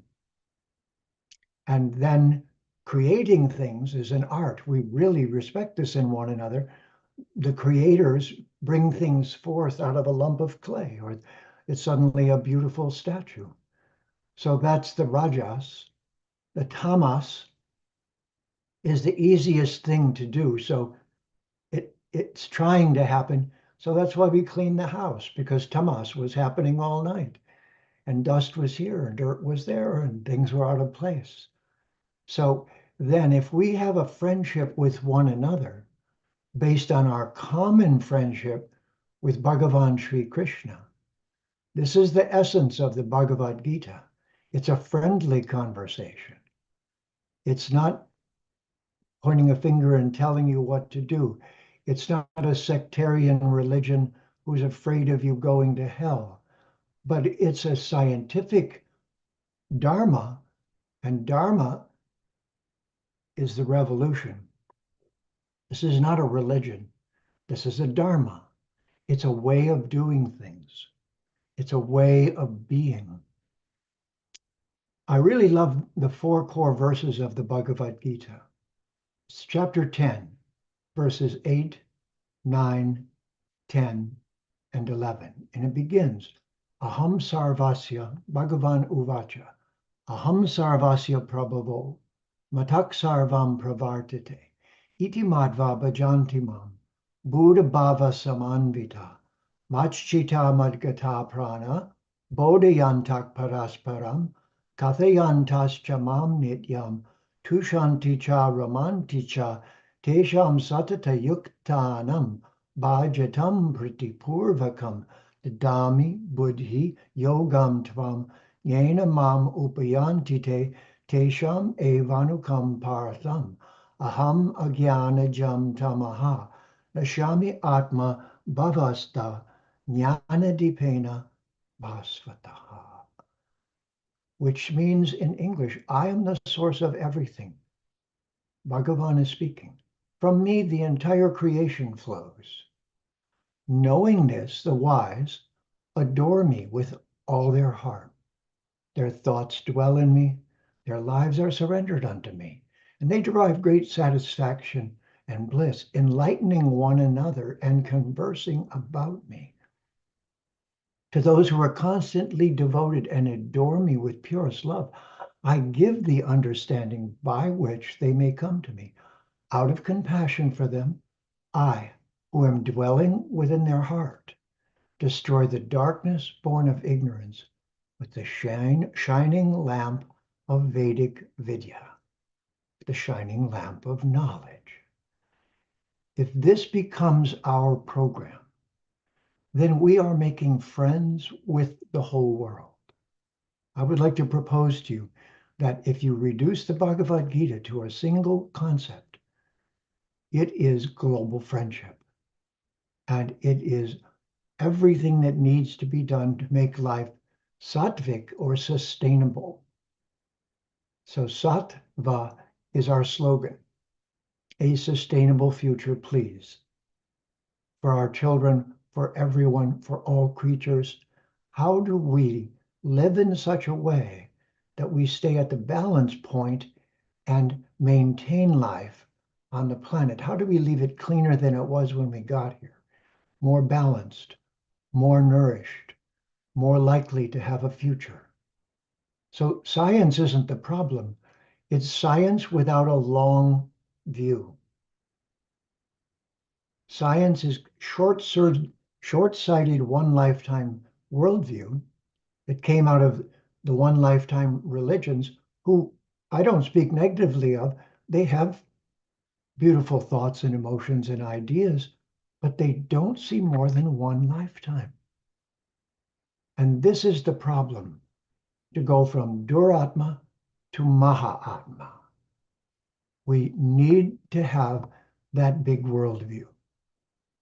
And if we can share that, if we can make Matabhumi alive, a real live person, that's a carving done by one of my students. And it's a Murti of Matabhumi. See her arm on the planet? See, she's pouring a nectar. She's pouring Amrit on it, because this is our Dharma. This is the Sanatan Dharma, is that each of us is a child of Matabhumi. Therefore, we're all related. Our best friend is the Supreme Being, Sri Bhagavan, Bhagavan Sri Krishna. And if we make friends with Sri Bhagavan, Om Namo Bhagavate Vasudevaya, this is where mantra comes in. Mantra is the broadcast from the realm of divinity from which all of us and this have arisen. And therefore, Bhagavan, Krishna's tu Bhagavan Svayam, the ultimate attraction is friendship with the supreme and ultimate person. We all understand this. We'd like to meet great movie stars or politicians or world changers. What's more exciting than to introduce you to some person who's been making the world a beautiful place, or some historical person you think and know brought beauty and light and love and truth into the world? So this is our definition of the Supreme Being. Bhagavan. Van means who possesses. It's where the word your van comes from. The van you're driving is Sanskrit. It's Bhagavan. It's container for. It's who possesses. And Bhaga, there are 6 Bhagas: beauty, wealth, strength, fame, knowledge, and detachment.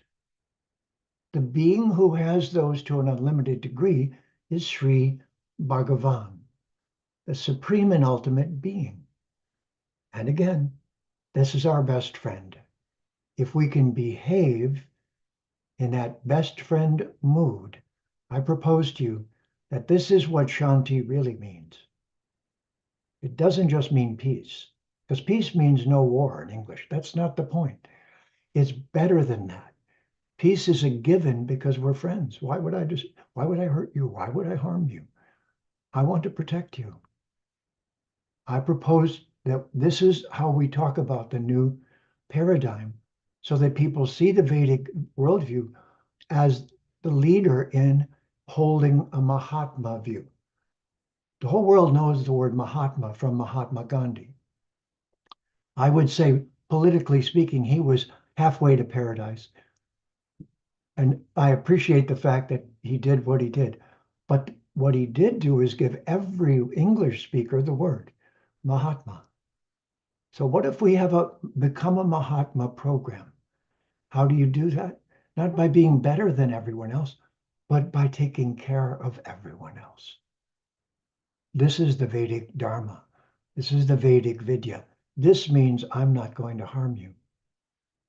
And so with that, the gunas and the doshas and all of the language of Samkhya Yoga will be our Vedic contribution to what science has done so far. But right now, science is dangerous and maybe going to destroy the world. So what can we do as yogis?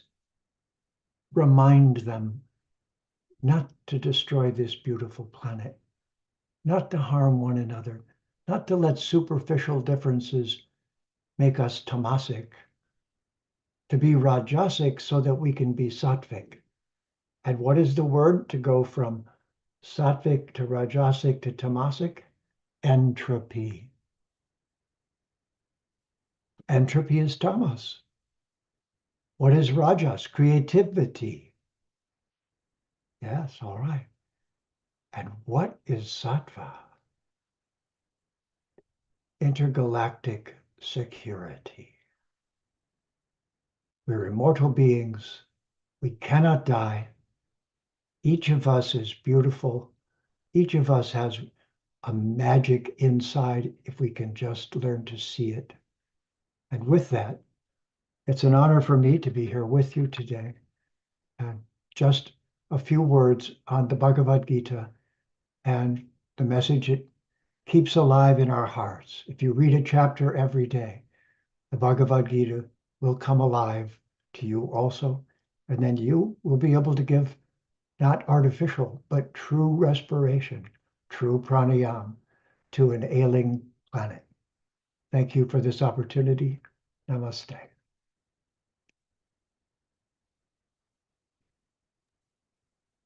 Namaste. What a beautiful explanation of what the Bhagavad Gita truly does in modern times. One of the things that I wanted to mention was the relationship that we speak of when we speak of the Jeev Atma meeting the Paramatma, meeting the Brahma, as so to speak. And that is really the thing that underpins yoga. But in the Bhagavad Gita, we go a step further. Shri Krishna looks at Arjuna as being the Jiva. So we're actually looking there at a relationship between the Supreme Atma and the Atma.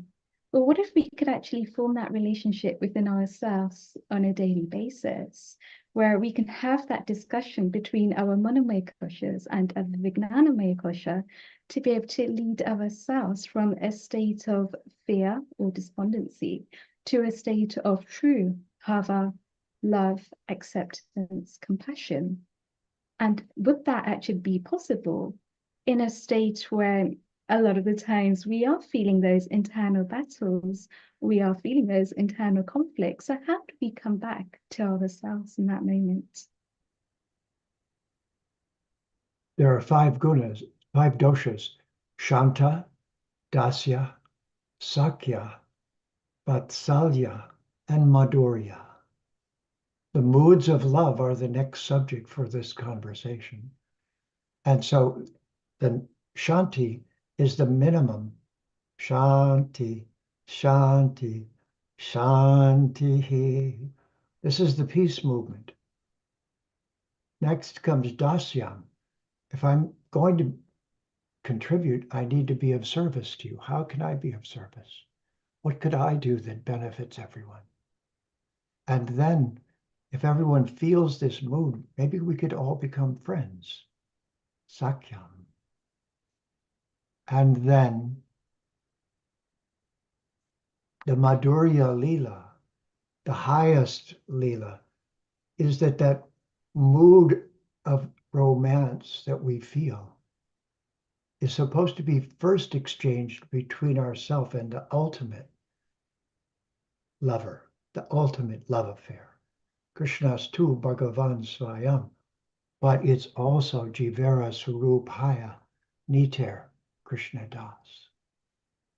If we serve Bhagavan Sri Krishna and Radha and the gopis and the residents of Vrindavan, we will make the place we live as beautiful, elegant, delicious, delightful, loving, and caring as Vrindavan.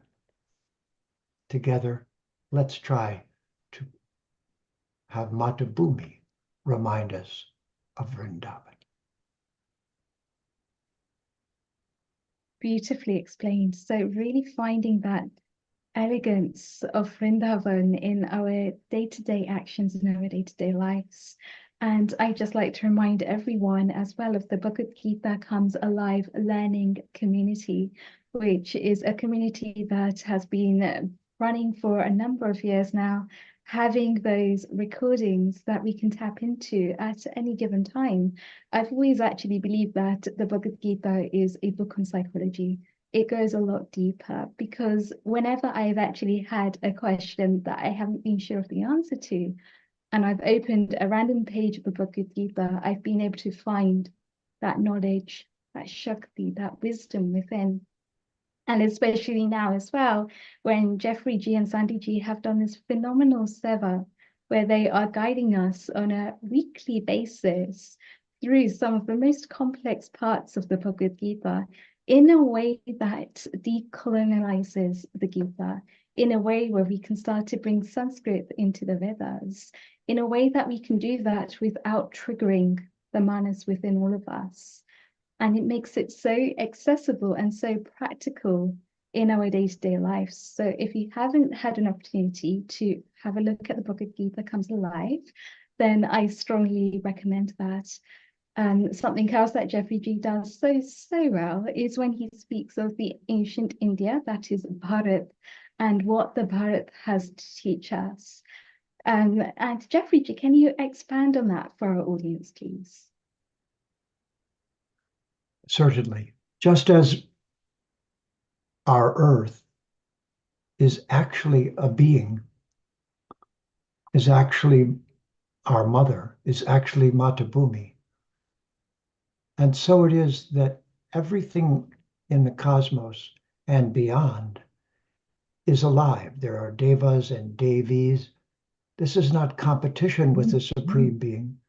This is a worldview that sees we're already inside of an amazing reality, which, just like our planet, in order for the planet to have an amusement park or a beautiful place or somewhere you go and have a wonderful time, there must be beings in the background making it possible.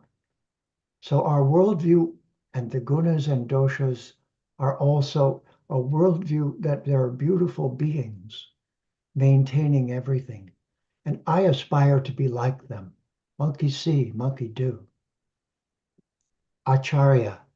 So Mata Bhumi, and then Bharata. The problem that happened during colonization that was the worst was the wrong names were used for the culture that was colonized because it was robbery. So what we're really recovering from is a historical period of robbery that was, ironically enough, initiated by the Catholic Pope. He called it discovery.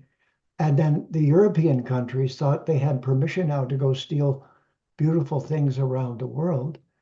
They're still in museums in England. Wouldn't it be nice if they gave them back? But that's a decision they'll have to think about. But this mood can be changed.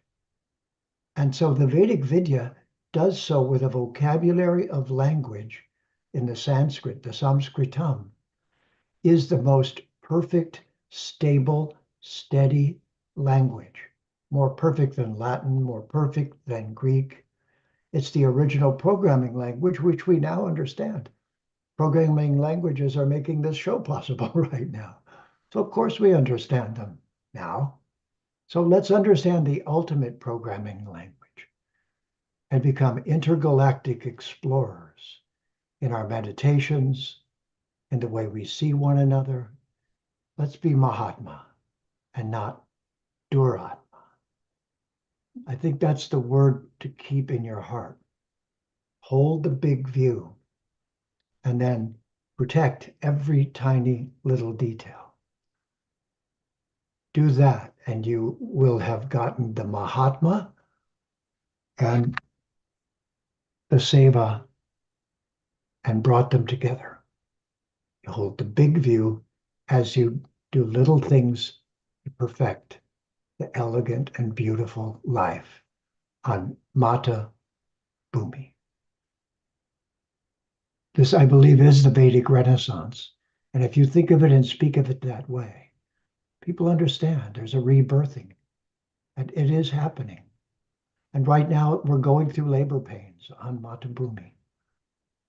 So let us all work together and be unified in that. And then if there's a favored part of the Vedas, we don't try to make it dominant over the other parts. It's just our favorite. And in that way, we won't have quarrelsomeness. We won't have sectarianism.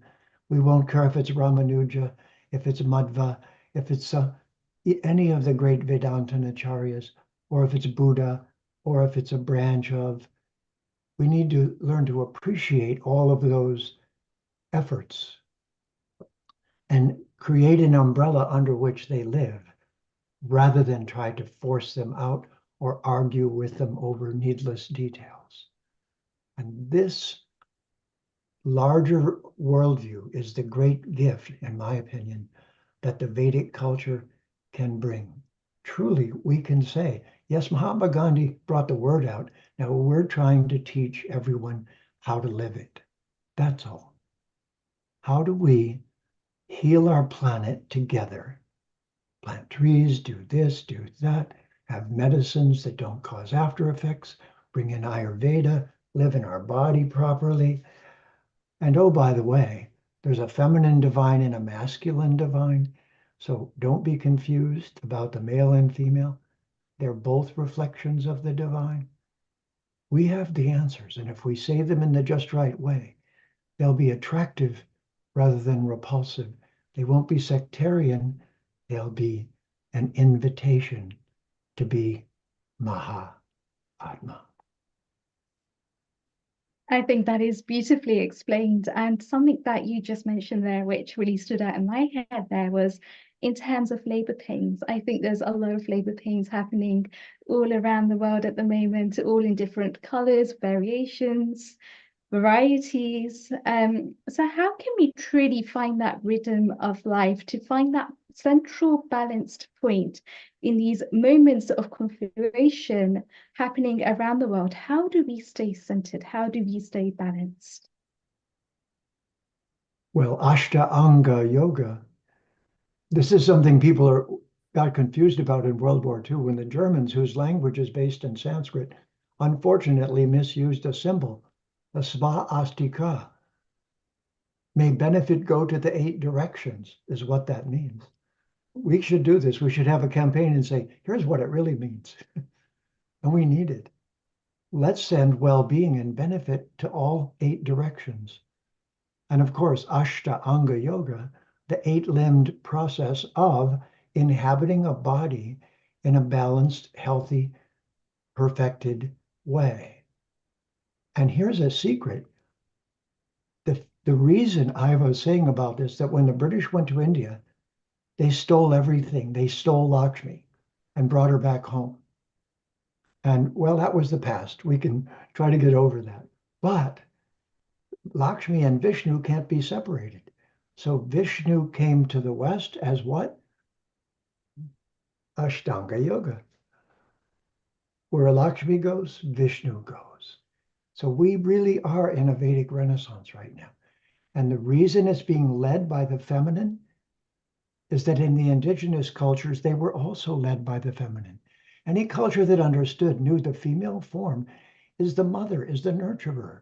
So therefore, she has equipment to sense when someone's hurting. And therefore, she is the nurturer. And so the feminine form took to Ashtanga Yoga because it's more complex to embody in a female body than a masculine body. But we're not the body. That's what this means. I see the real you, huh? You're lovely. Look at you. You're an Atma. But the feminine is to lead us in the secret of nurturing life. The First Nations cultures around the world and all over America said that. And the American U.S. Constitution was given to them by the First Nation tribes who were run by the female components. They were the advisors and the Supreme Court justices. That's what I'd like to see. Ladies being the Supreme Court justices. We'll have justice with compassion. We almost just had a president that way in America.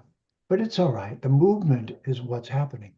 The movement that we don't see each other as our gender. We see each other as the Atma, as an immortal being with deep respect. And then we ask, what are you good at? And most often, the feminine form is to nurse a baby, to make life, to bring forth the beauty of life. So we also need to bring this male and female balanced, integrated Tantra forward. Tantra isn't sex. Western grabbed it and said, oh, good, sex, we can sell that. But no, it's not that.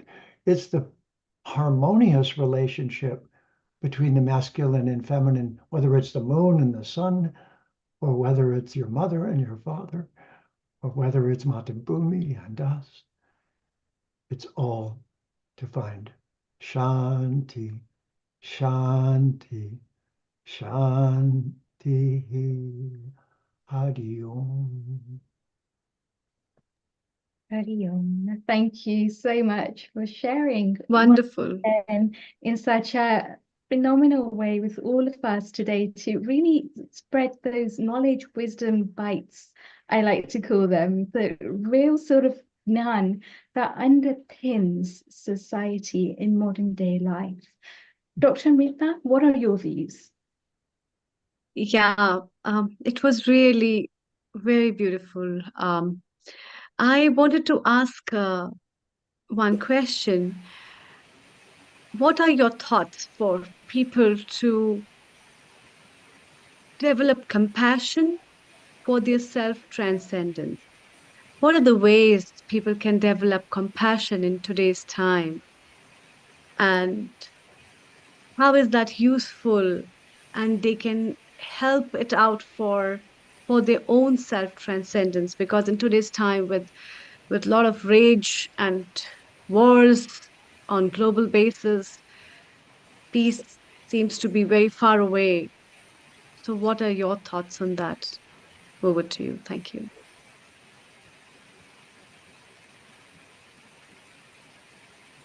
Charity begins at home. Mm. Yoga is actually a lifestyle. And so there's a slogan I like in English. Always remember and never forget. Whatever helps you remember, do that. Whatever makes you forget, don't do that. So yoga is remembrance of who we truly are. Aham Brahmasmi, Jivara Swarupaya, Nitar Krishna Das. We are to serve, but not slavery service, seva service. And seva is rasa. It's tasty. It's delicious. When I serve you a beautiful meal, I feel like I had a better meal serving you a beautiful meal, because I taste your happiness, and your happiness tastes even better than good food. So we need to become specialists in rasa, in flavor, in beauty, in elegance, in sustainability.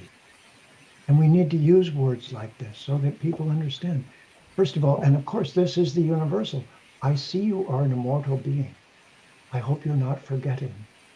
Please remember, allow me to remind you how beautiful you are. And the messed up clothing that you're wearing today because you fell in a mud puddle, that's not you. I see you. You're beautiful. But we need to practice being intergalactic citizens, in my opinion.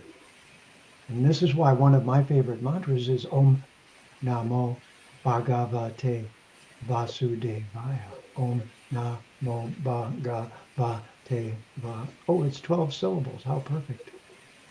Om Namo Bhagavate Vasudevaya. I have a role model, the ultimate beautiful persons, plural, persons.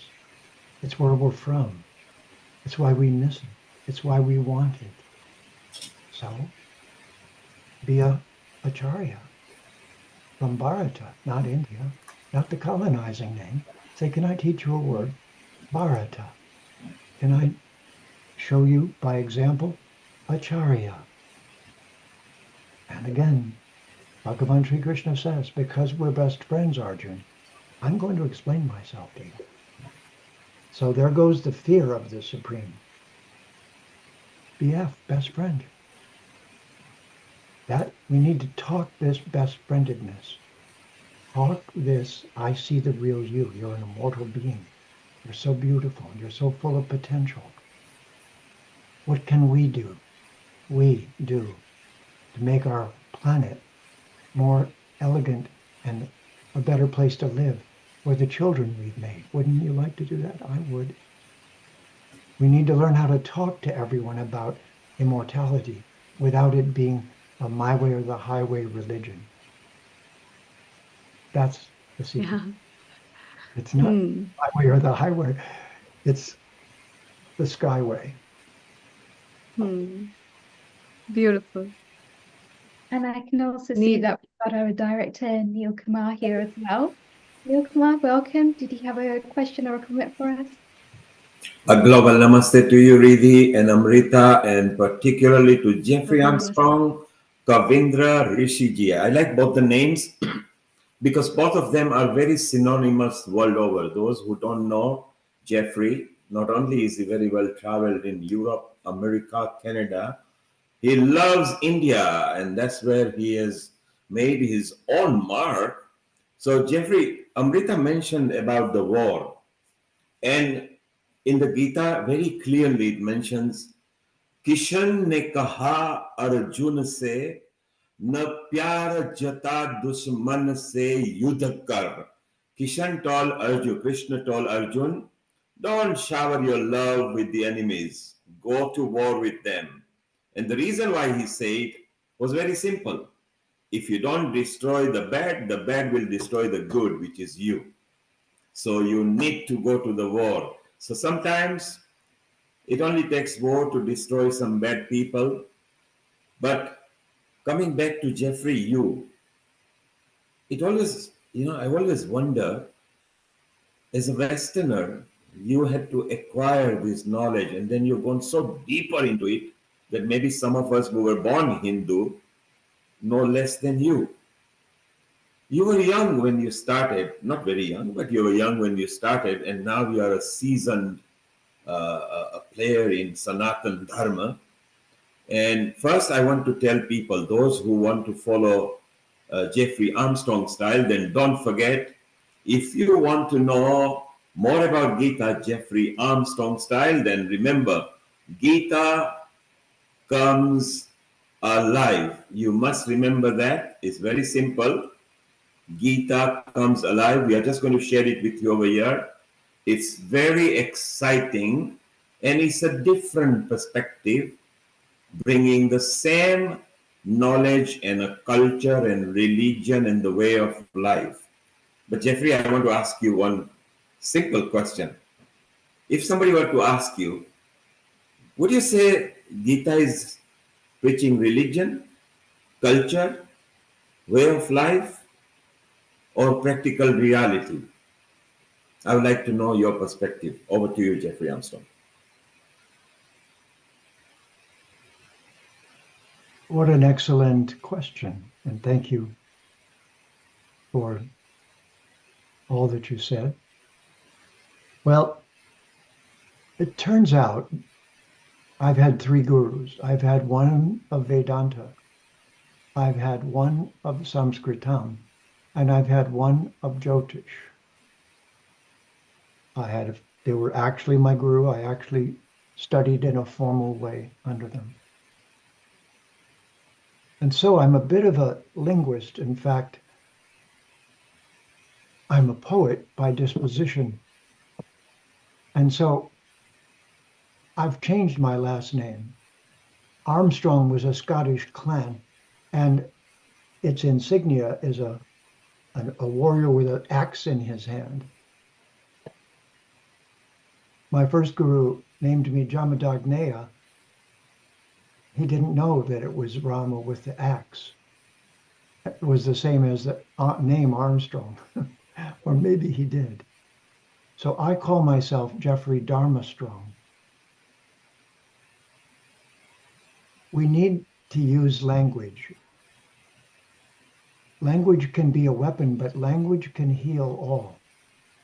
It's not for no reason that the Sanskritam, is the most beautiful and profound language. It's also so that we can be articulate and elegant in our descriptions. And so, in a very simple sense, I would say the Vedic civilization is overcoming the trauma of colonization and the removal of Sanskrit. There was actually a British, and I don't like using the word lord because they weren't lords. They were, I call them dirt mongers. They were the owners of the property. But Macaulay introduced a concept that Sanskrit would no longer be taught in Bharata and English would replace it.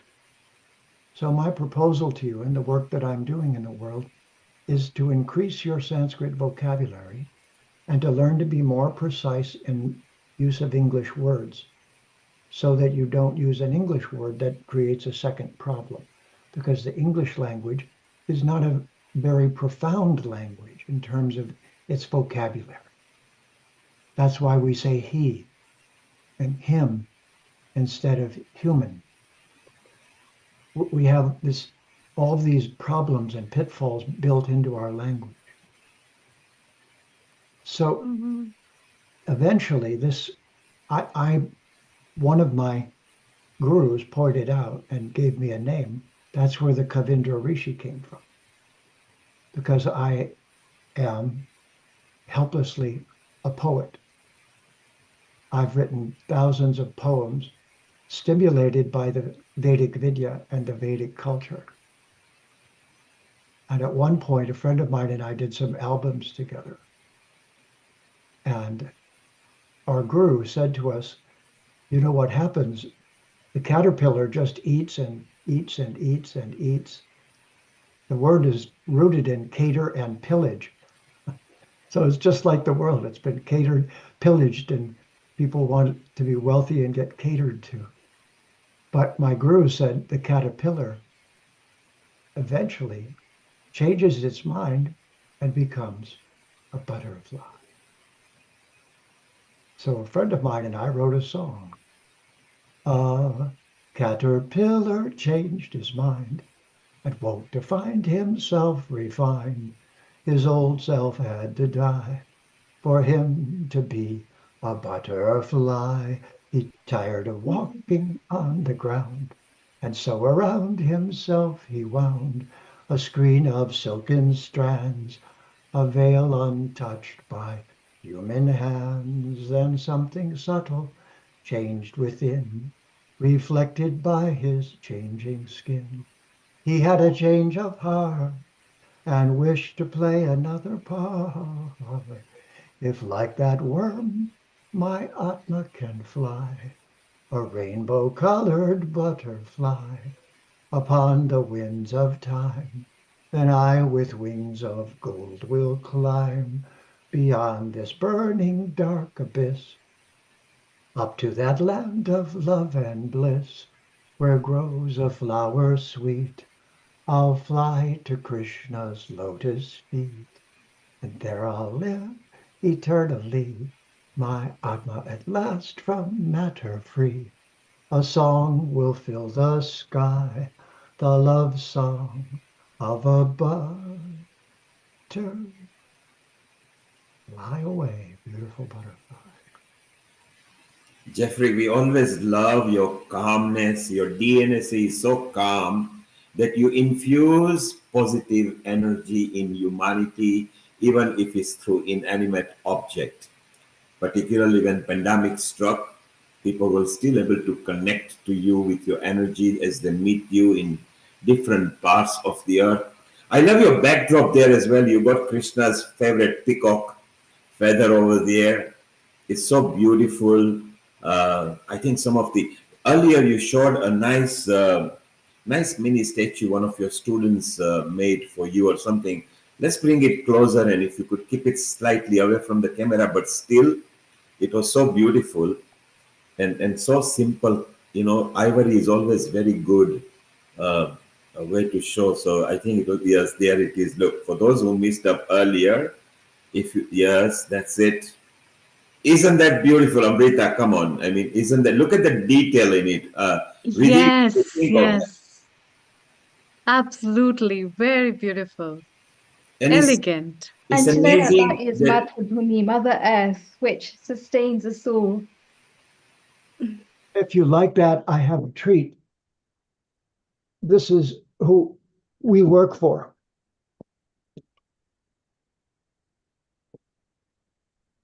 Oh, wow. isn't that beautiful? Brahma, Saraswati. Oh, beautiful. That's so They're the beautiful. they're the keeper of the message, and we're the messengers. Yeah. Yes, yes, true. Jeffrey, what happened when you first saw them? When they were first presented to you, what clicked straight in your mind? Well, talker that I am, I started spouting poetry because it was so beautiful I couldn't hold it inside. And we want to hear exactly what you did then, now, so we can be Wow. part of the journey. Jeffrey, maybe this is Sandy, everybody. Maybe I can tell the story of how those deities came about. Yes, Sandy. About 50 years ago, when Jeffrey first started teaching, there was a couple in Santa Cruz.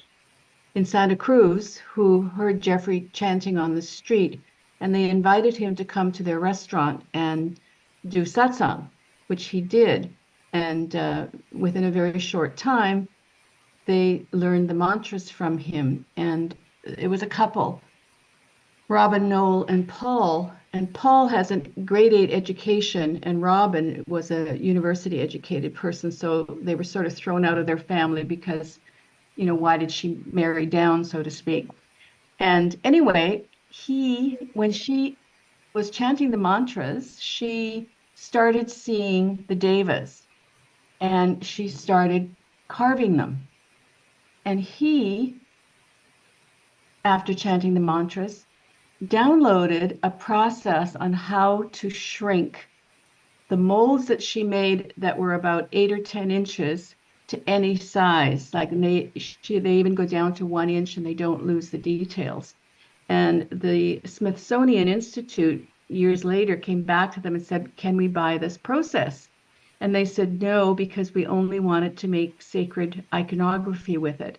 So it's very interesting, somebody who had no idea how to carve, and he had no particularly scientific education, came up with this process. And even today, this is a patent process on what those things are made of to look like ivory. So it's quite an unusual and a powerful affirmation of how powerful some of these mantras can be, especially when they're coming from an initiated teacher. They go right deep inside of you, and portals open. It's the drishti, the guru gives you the vision to see the deities, the devas that are all around us, the invisible devas. I always used to joke with Jeffrey, why is a man with 3 degrees and a photographic memory talking about the wee folk? You know, you can't go on CNN and say, gee, I see these devas, I hear these devas in my heart every day. They're giving me inspiration. So when you hear inspiration come to you, just know it's the devas talking to you. And this is, she's carved hundreds of different types of devas over the years. So that's the story of how these deities came into being. Sandy, thank you for sharing the story. Sandy, your voice is again so soothing, just like Jeffrey. You bring calmness into people. You bring that energy again. So both of you tango so well. It's so wonderful to have you guys always generally, healing our earth as well. And it's so beautiful. And while you were talking, Sandy, Jeffrey was actually showing more statues and figurines and the memories that was bringing in there. So it's so beautiful that we are sharing the journey that you two shared long way back, that we are actually able to be part of it whilst we were not there physically present. And Neil, I actually managed to see some of these wonderful Yeah. miniatures. I was in Canada, Vancouver myself recently in August, and just to see the amount of detail that go into these miniatures, the visions and the shaktis that they must have had at that point to be so creative and yet so expressive. And that's something that really stood out in my mind of how this relationship develops, where they can really tap into that power within. And a lot of that is about overcoming our vices and being our highest true potential, being our highest possible self. And when we do that, we enable ourselves to create, we enable ourselves to express, just as the miniatures that Jeffrey G was kindly showing and sharing with us. Amrita, what are your views on this? Yeah, that's very true. And I think this is how the divine comes within, where a conscious being just meets a conscious being, and then it enlights in itself the ignition of the real spiritual fire within, which I think gives a potential for an individual to explore his or her unrevealed potentials at certain times, which even that person also doesn't know. And I think that's what has been the story about. And Jeffrey, I really loved your poem, and I think I definitely want to read it again and again. And that's a very wonderful thought about a caterpillar being a butterfly and to fly in that way. I think each one of us wants to be that butterfly in that rainbow sky and to find our own space in all that. This is really, really very beautiful. Thank you so much for connecting so these thoughts and giving so many ideas about it. And then it's really remarkable. Thank you so much. And so, Sandy G, I've got to invite you to share your final message for our audience for today. Well, I didn't expect to speak, but as you know, I've been listening to Jeffrey now for 28 years. We've been working together, and I have a joke. I said, the minute he bores me, I'm leaving. So 28 years later, the Vedas are so vast that he's keeping me interested all of these years. And so I can only thank Bharat, all of its gurus, for giving us this great knowledge. It has inspired us to live this kind of life and to share the knowledge. So thank you so much for healing our earth to host these events, and we really appreciate it. So thank you. And Jeffrey G, your final message for us as well, please.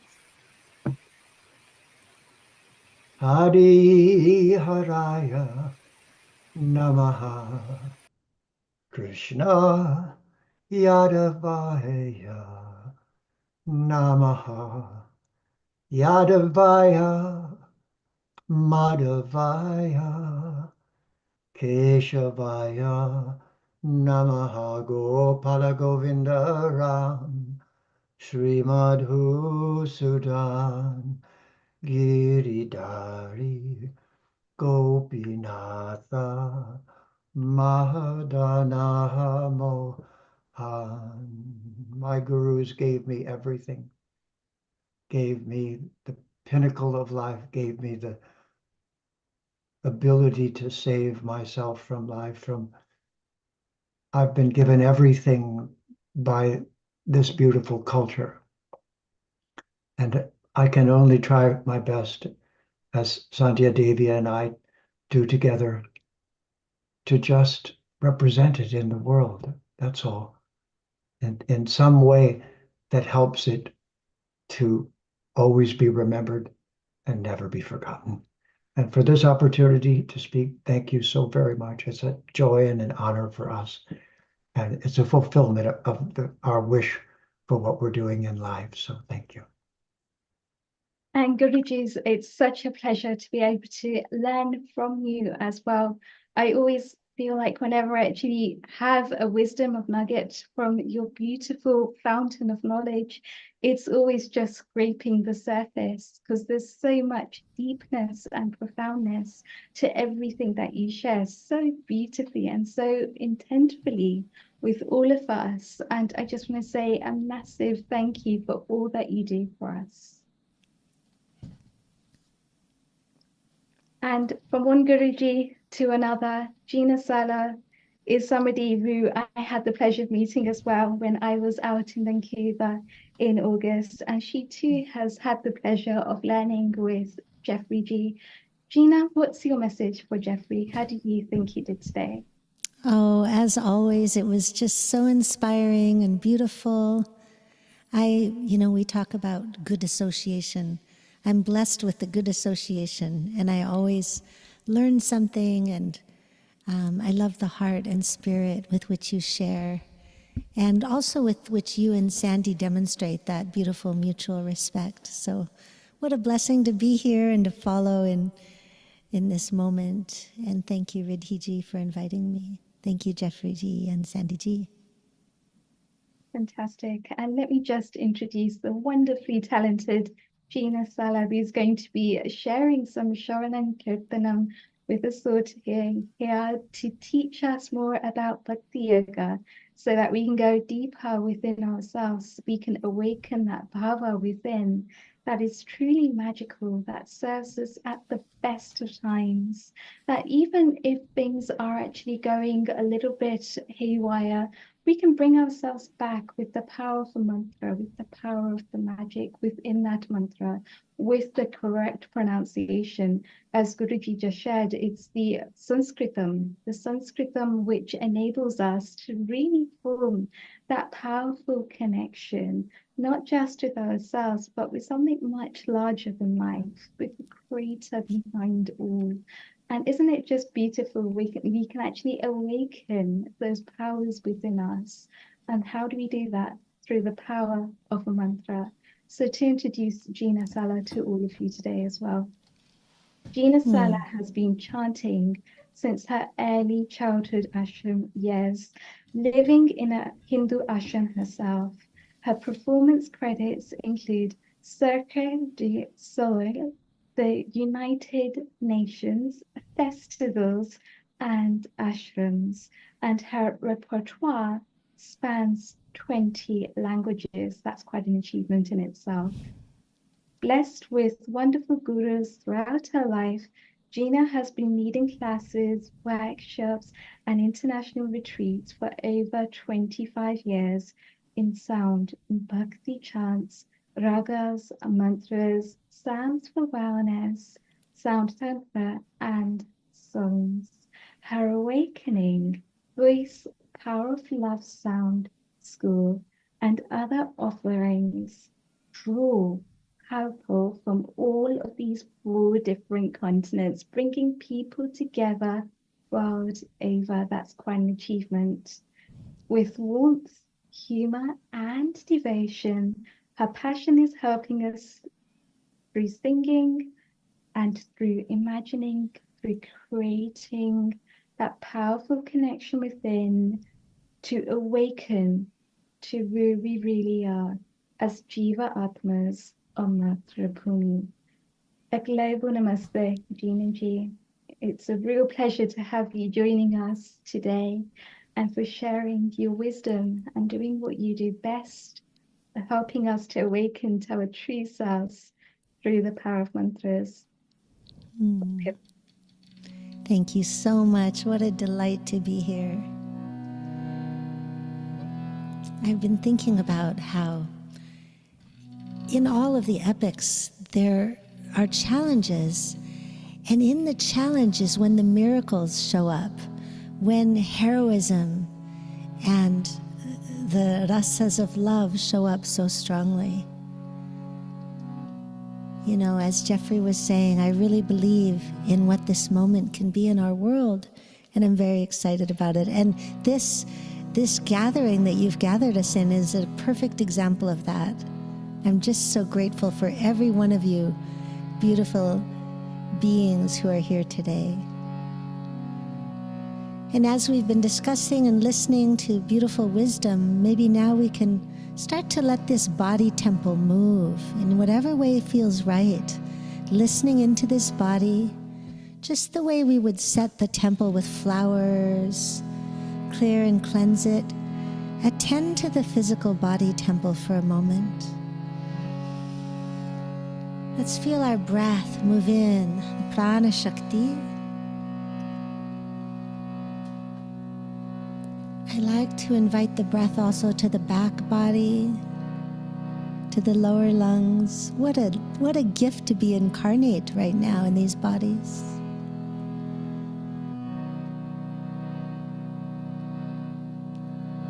Noticing as if you were in a pranayama practice, the touch of the air at the nostrils. As prana shakti is a shakti, I like to welcome it as the goddess, this breath of life. How cool it is on the inhale, how warm it is when we release, to breathe with the trees and with all beings.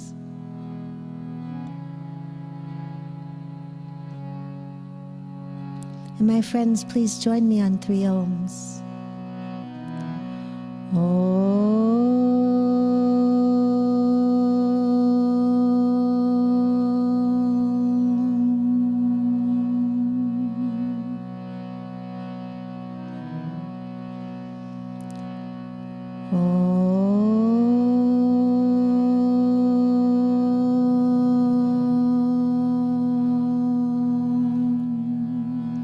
The Omkara begins gently like a sunrise, ends like a sunset.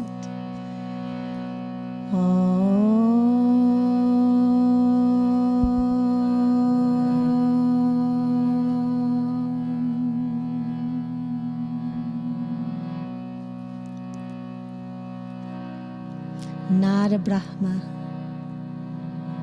The sound is divine. And I take this moment to just give thanks for the sound itself. The first letter of the Sanskrit alphabet is A. It's the sound the voice can make in the body initially, A. And let's feel this beautiful vibration in our bodies, first just on Akar, just on the sound A now.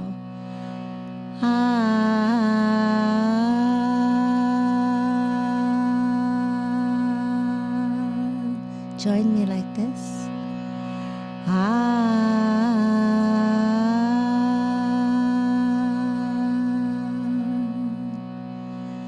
Feeling the sound in the body, just like if we're with someone we love, we pay attention, we notice their face, we notice their touch if they give us a hug, or feel that Vak Shakti, the energy in the voice, the Ma Shakti of the voice.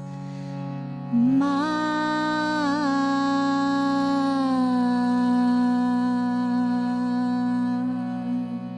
Yeah. Ma.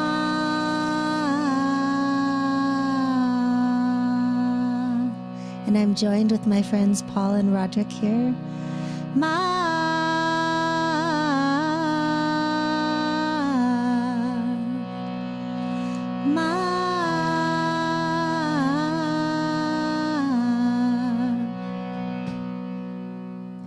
And feeling how when we open from the makar, from M to the A, that we're chanting and inviting that divine Ma that we've been speaking of so primordially, as beings have done since life began as human form. Ma.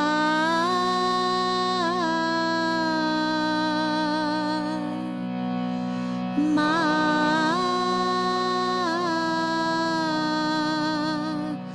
With so much compassion, Ma.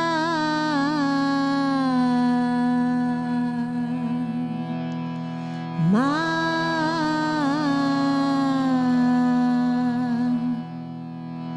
Ma.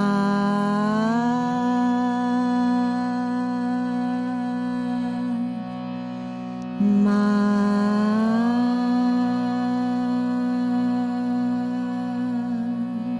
Good. And sometimes we say, oh, I don't have a good voice, oh, my voice. But as I see it, we don't really even have a voice.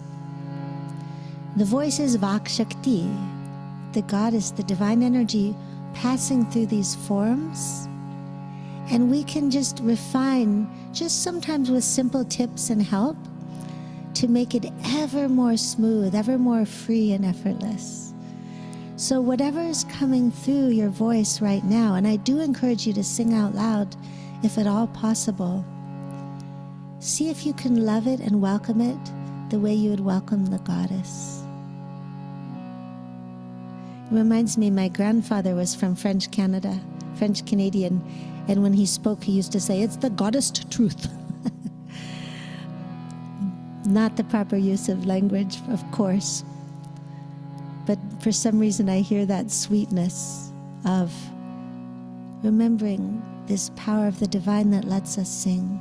And when we sang the Omkar, the Om beginning, remembering that that sound is what takes us into this presence and encompasses and is beyond past, present, future, and the eternal now.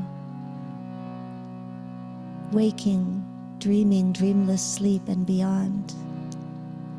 Sound is the medium between form and formless, which I believe is why every spiritual tradition uses sound as a way to connect to our vast beingness beyond even this imminent physical form. And so with that, I want to invite you to sing with me first, as is the tradition, Sanatana Dharma, to invoke Ganesh. Ganesh, the tongue is retroflex on the N, Na, is curled back like Ganesha's trunk. And this is a shloka that celebrates the qualities of Ganesh. And my path, one of my Gurujis in Sanskrit, has always been to also recognize that within, and I know Jeffrey teaches us so beautifully. Jeffrey G. So let's sing, just call and response after me. And if you don't quite know the words, don't worry, do your best. Like in Bhagavad Gita, offering water, offering your best, and it's welcome. So we start Shri, honorific, and also welcoming the energy of the divine feminine. Vakra, curved, Tunda, like a trunk. Vakratunda, Maha, like we've just spoken of, Maha, great, like Mahatma Gandhi or Taj Mahal. Kaya, body. And of course we're describing the energy of Ganesh, the aspect, the divine, that welcomes us into new beginnings, like this moment in time, so the mind's not racing to past or future. But it also, we can think of it, for me, I think of it internally as well, and think of how can my spine be like Ganesha's trunk, very strong, could uproot a tree, and flexible and gentle, could caress or lift a peanut. Shri Vakratunda Mahakaya, big, great body. Shri Vakratunda Mahakaya, bright as a million suns. Surya Koti Samaprabha, Surya Koti Samaprabha. Bha, like Bharat, imagining that effulgent light, placing our mind upon it, that sun that shines on everyone in this planet, all beings. And then we realize there is possibility of discord and difficulty, but we're invoking beyond obstacles this grace. Nirvignam kurume deva, deva, shining divine. Nirvignam kurume deva, sarva, all, karyeshu, all our actions, like the word karma that many are familiar with, sarvada, always, may we experience this divine that brings us to now, that removes all obstacles, obstacles in consciousness, always. And what I love about that too is a boulder may fall in the river, but the river doesn't rail at the river, at the boulder, I mean. It goes around. It might make a new path. It might wear down the boulder. This consciousness. Sarva Karyeshu Sarvada Sarva Karyeshu Sarvada. Good. And the sha and shu is in your back teeth, like in the back of the mouth, like Krishna, Vishnu, Lakshmi. And let's sing now for freedom from obstacles for each other and for all beings. Sarva Karyeshu. 2 more times together. Sarva Karyeshu Sarvada Sarva Karyeshu Sarvada.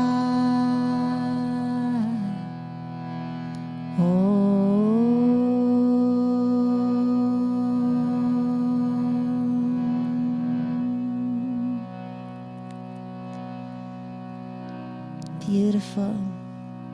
And noticing if we feel any different than when we started even. Thanks and praise for the Vak Shakti, for our voices, for the Sangha.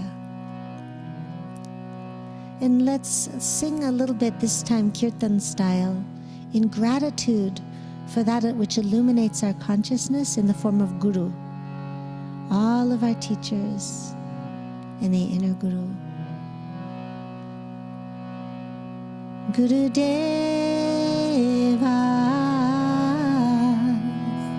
Jai Guru Dev. Everybody can sing here. Guru Deva Jai Guru Dev. Nice. Guru Deva Jai Guru Dev.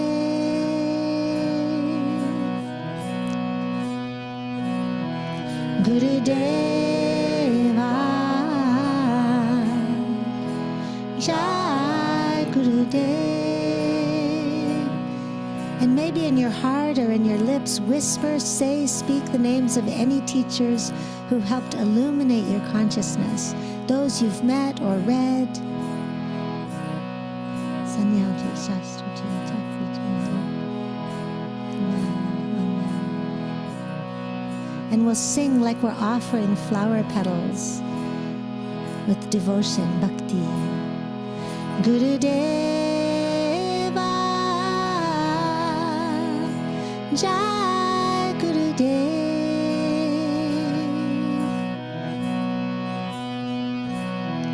Guru Deva Jai Guru Dev.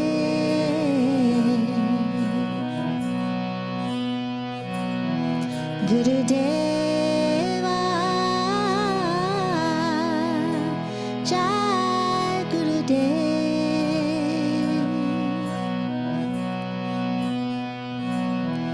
Guru Deva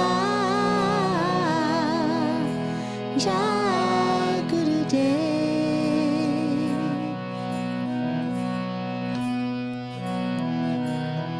Guru Dev, Guru Dev, Guru Dev, Guru Dev, Guru Deva.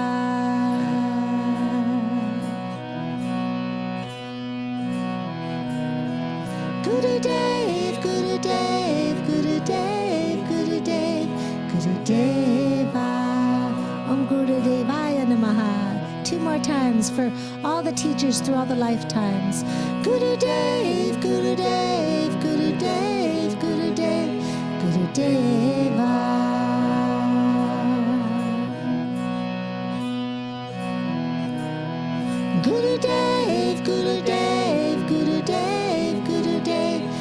Deva. Let's breathe that in.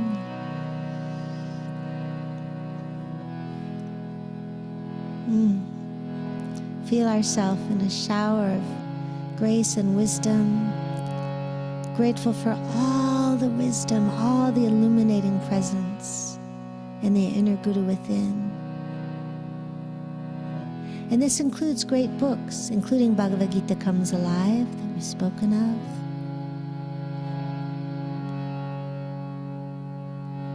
And what in this moment would your inner Guru want you to remember?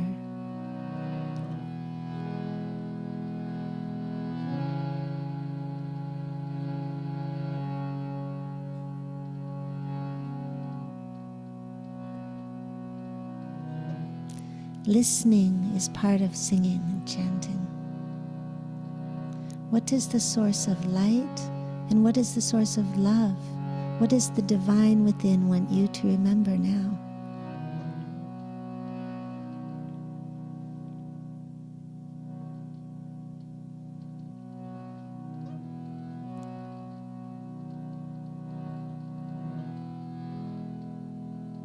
Beautiful. And keeping that channel open to hear and be guided. One of the reasons I love chanting is because it helps us to soften and slow down the mind that wants to race hither and thither. Durangamang Jyoti Chan Jyoti Tanme Manaha Shiva Sankalpa Mastu. Helps us come to now where we can hear our guidance, and that's one way to make peace. That's one way to make peace, is to be guided from our source, each one of us, for what we're here to do, how we're here to show up. I want to just share briefly, because we've been speaking this moment of Bhumi Devi, the Mother Earth, with so much love for this Mother Earth. May we love her more and more and more and more, and still yet more. And may our actions be wisely guided. A Gayatri mantra for Mother Earth, and then a short closing chant for Krishna.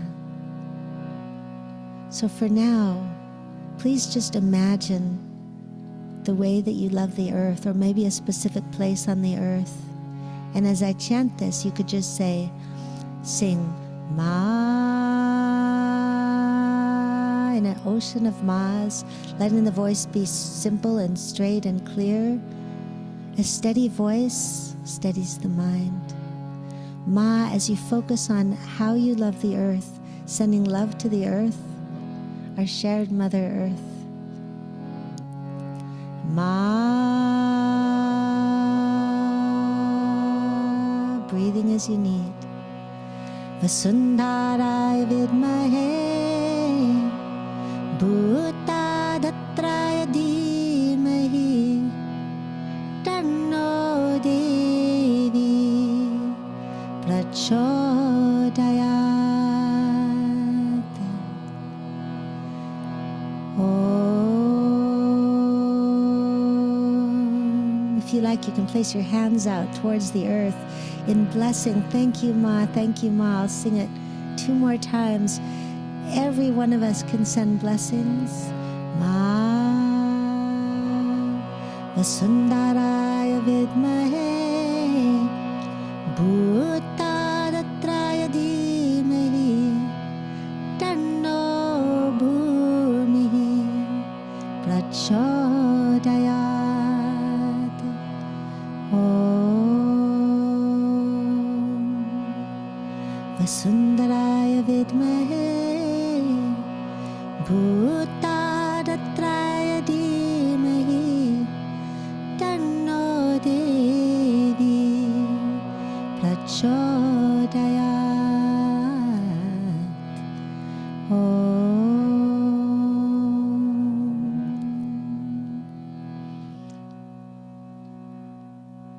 And feeling our bodies held by this beautiful Mother Earth, the way that we can come together in peace, just like here today.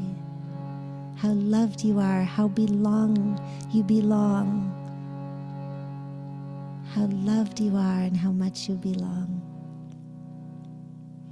Thank you. And for those of you whom I can see, just raise your hand if you feel any different than when we started. Yeah, good. Mesmerizing. Thank you. Absolutely mesmerizing. It was so serene. It was so calm. Really divine and wonderful. In fact, it just made my brain waves change from one state to another, and I really feel really peaceful with the words.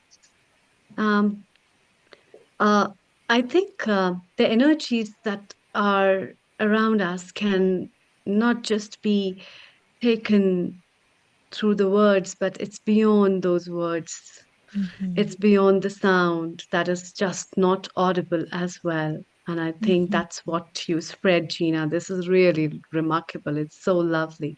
I'd like to Amrita, thank Riddhi for bringing up. Amrita, Yes, we have a comment from Neil uh, Kumar. Yes. Amrita, Gina was so good. We have got comment from the people who are actually on our social media. I think we can go on and on and on and just keep on listening to her calm energy. It wasn't just, it was just amazing the way she came in through with the scale, the energy. It was so beautiful. And when Riddhi suggested that, look, Gina could be available and she's in USA and she's part of this stuff, and we said, yes, let's just bring her in. So Riddhi, what a good choice that so many people on social media love it. And in fact, Prashant has been here as well, and he raised his hand. He enjoyed himself as well. Prashant, we haven't skipped you. We are still in our mind. We were just drowned with Gina's energy. So we want to talk to you as well. Prashant, if you can just unmute yourself and even tell us how you felt. So Riddhi, it's a wonderful choice. And Gina, we are very proud of you. Never stop it. I think you should create an app where people can just slip to it and go to sleep at night. Thank you so much. And of course, sometimes we do much more rigorous, excited chanting, but it just felt nice to be restful in these times. If people want to chant with me, they're welcome to join me Mondays or on retreat. They can find me on my website. And I'm so grateful to be with you all. Thank you. Gina, you can do something. Gina, while you are here, you can do something, maybe just a minute or two chanting. We got a very special guest here who are a part of Healing Our Earth. It's their 50th wedding anniversary today. So it would be nice to maybe wish them and maybe have a little chant from you. I'm just going to add them on the screen here. And we would like to wish them as well. And I'm just going to share the screen. So maybe you can wish them as well. Oh, well, happy 50th wedding anniversary. Vinod and Manju, beautiful. I'll just sing a couple of lines because we can all join in this so simply that we can send blessings and love and gratitude for their love in the world. Your love blesses the word. Radhe Krishna, Radhe Krishna, Krishna Krishna, Radhe Radhe, Radhe Shama, Radhe Shama, Shama Shama, Radhe again. Radhe Krishna, Radhe Krishna, Krishna Krishna, Radhe Radhe, Radhe Shama, Radhe Shama, Shama Shama, Radhe Radhe. I don't want to take too much time, but let's let that ring in our hearts with just love and gratitude. Thank you for sharing love and for sharing this way of being that any love blesses the world. Any love blesses the world. And so Gina, your love spreads the world across. We still don't want you to go. If you are available, stay there for a moment. We want to chat to Prashant for a few minutes. We bring you back in because there is also one of our contributor at Healing Our Earth whose birthday it is today, Tala Mashru. She might be listening and she will be coming in as well. And this special couple with the 50th wedding anniversary, well, what a long milestone, golden wedding anniversary. We'll take a comment from them a bit later. Riddhi, let's introduce Prashant. because Prashant is also a very special soul. Again, I think he's in USA. Tell us more about that. And Gina, don't run away. Yes, sip some water, take some more energy because we loved what you did. Over to you, Riddhi. Thank you so much. What a blessing.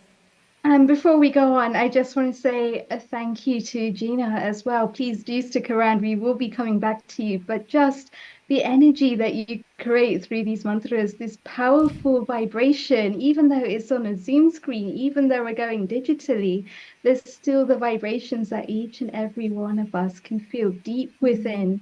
And for that, we are truly grateful for your Ma Saraswati that resides in your throat and that you share so beautifully and so elegantly from the bottom of my heart. Thank you. Stick around, we will be back. Jayama, thank you. And Thank you, Gina. Thank you so much. And a happy anniversary as well to Vinuji and Manjuji as well. Yes. Happy celebrations. Thank you for all that you do for our community and inspiring and spreading that dharma deep within to each and every single one of us. Your appreciations and your contributions are very much appreciated. The way that you've actually helped us all to rise as well, and the dharma that you continue to provide on a daily basis. A global namaste. How are you? Global namaste to you, Manjubin. Global namaste to you, Vinod ji. बहुत बहुत शुभकामनाएं और बहुत बहुत बधाई हो. हम सबकी तरफ से kindly unmute yourself. We would love to hear you and meet you. We are lucky enough to have you on the screen today, which is a blessed thing. We have been hearing about all your stories from Neil Kumar, but then it's really a pleasure all the good to get stories. blessings from both of you. I'm sure it's the good stories, not. Well, I May think good both God of these bless are you. always divine stories that we can learn so many lessons from that guide us in our own path as well. So just the power of you being you has shown us so much and provided so much wisdom to all of us. Thank you for your time. Thank you. Thank you. Thank you for the blessing. बहुत बहुत शुभकामनाएं. Thank you आपको भी. Happy Diwali and thank you. Happy New Year. Happy New Year. Thank Happy you. New Year Thank you. and happy days. May you continue to do the seva that you have been doing, and may you continue to help us to inspire us in dharma and all the seva that you do as well. Thank you. And Thank that you. brings us nicely on to our next leg. Amrita, I've got to ask you that. How are you feeling? Amrita, how are you feeling? Yeah, I'm feeling great. In fact, Riddhi, look at that. What a kind of all varieties we are having. In fact, spending 50 years of life together is another kind of yoga. It's not an easy task. It's one of those kind of yoga that is a blessed form of a human evolution, in fact. And that's a perfect form of being. And that's what is a true story about Radha Krishna. It's true story about Ram Sita. It's true story about Lakshmi and Vishnu. And in all divine forms, that thought of staying together and being together of two individual souls is what is being reflected. So that is also a beautiful gift of yoga that comes as an essence from all that stuffs. And today we have a lovely bouquet of a lot of people and a lot of experts in different forms sharing their views, ideas, giving their blessings, and a lot more to come as well. Over to you, Riddhi. Thank you. Beautiful. Thank you, Amrita. And so a global namaste to dearest Prashantaji.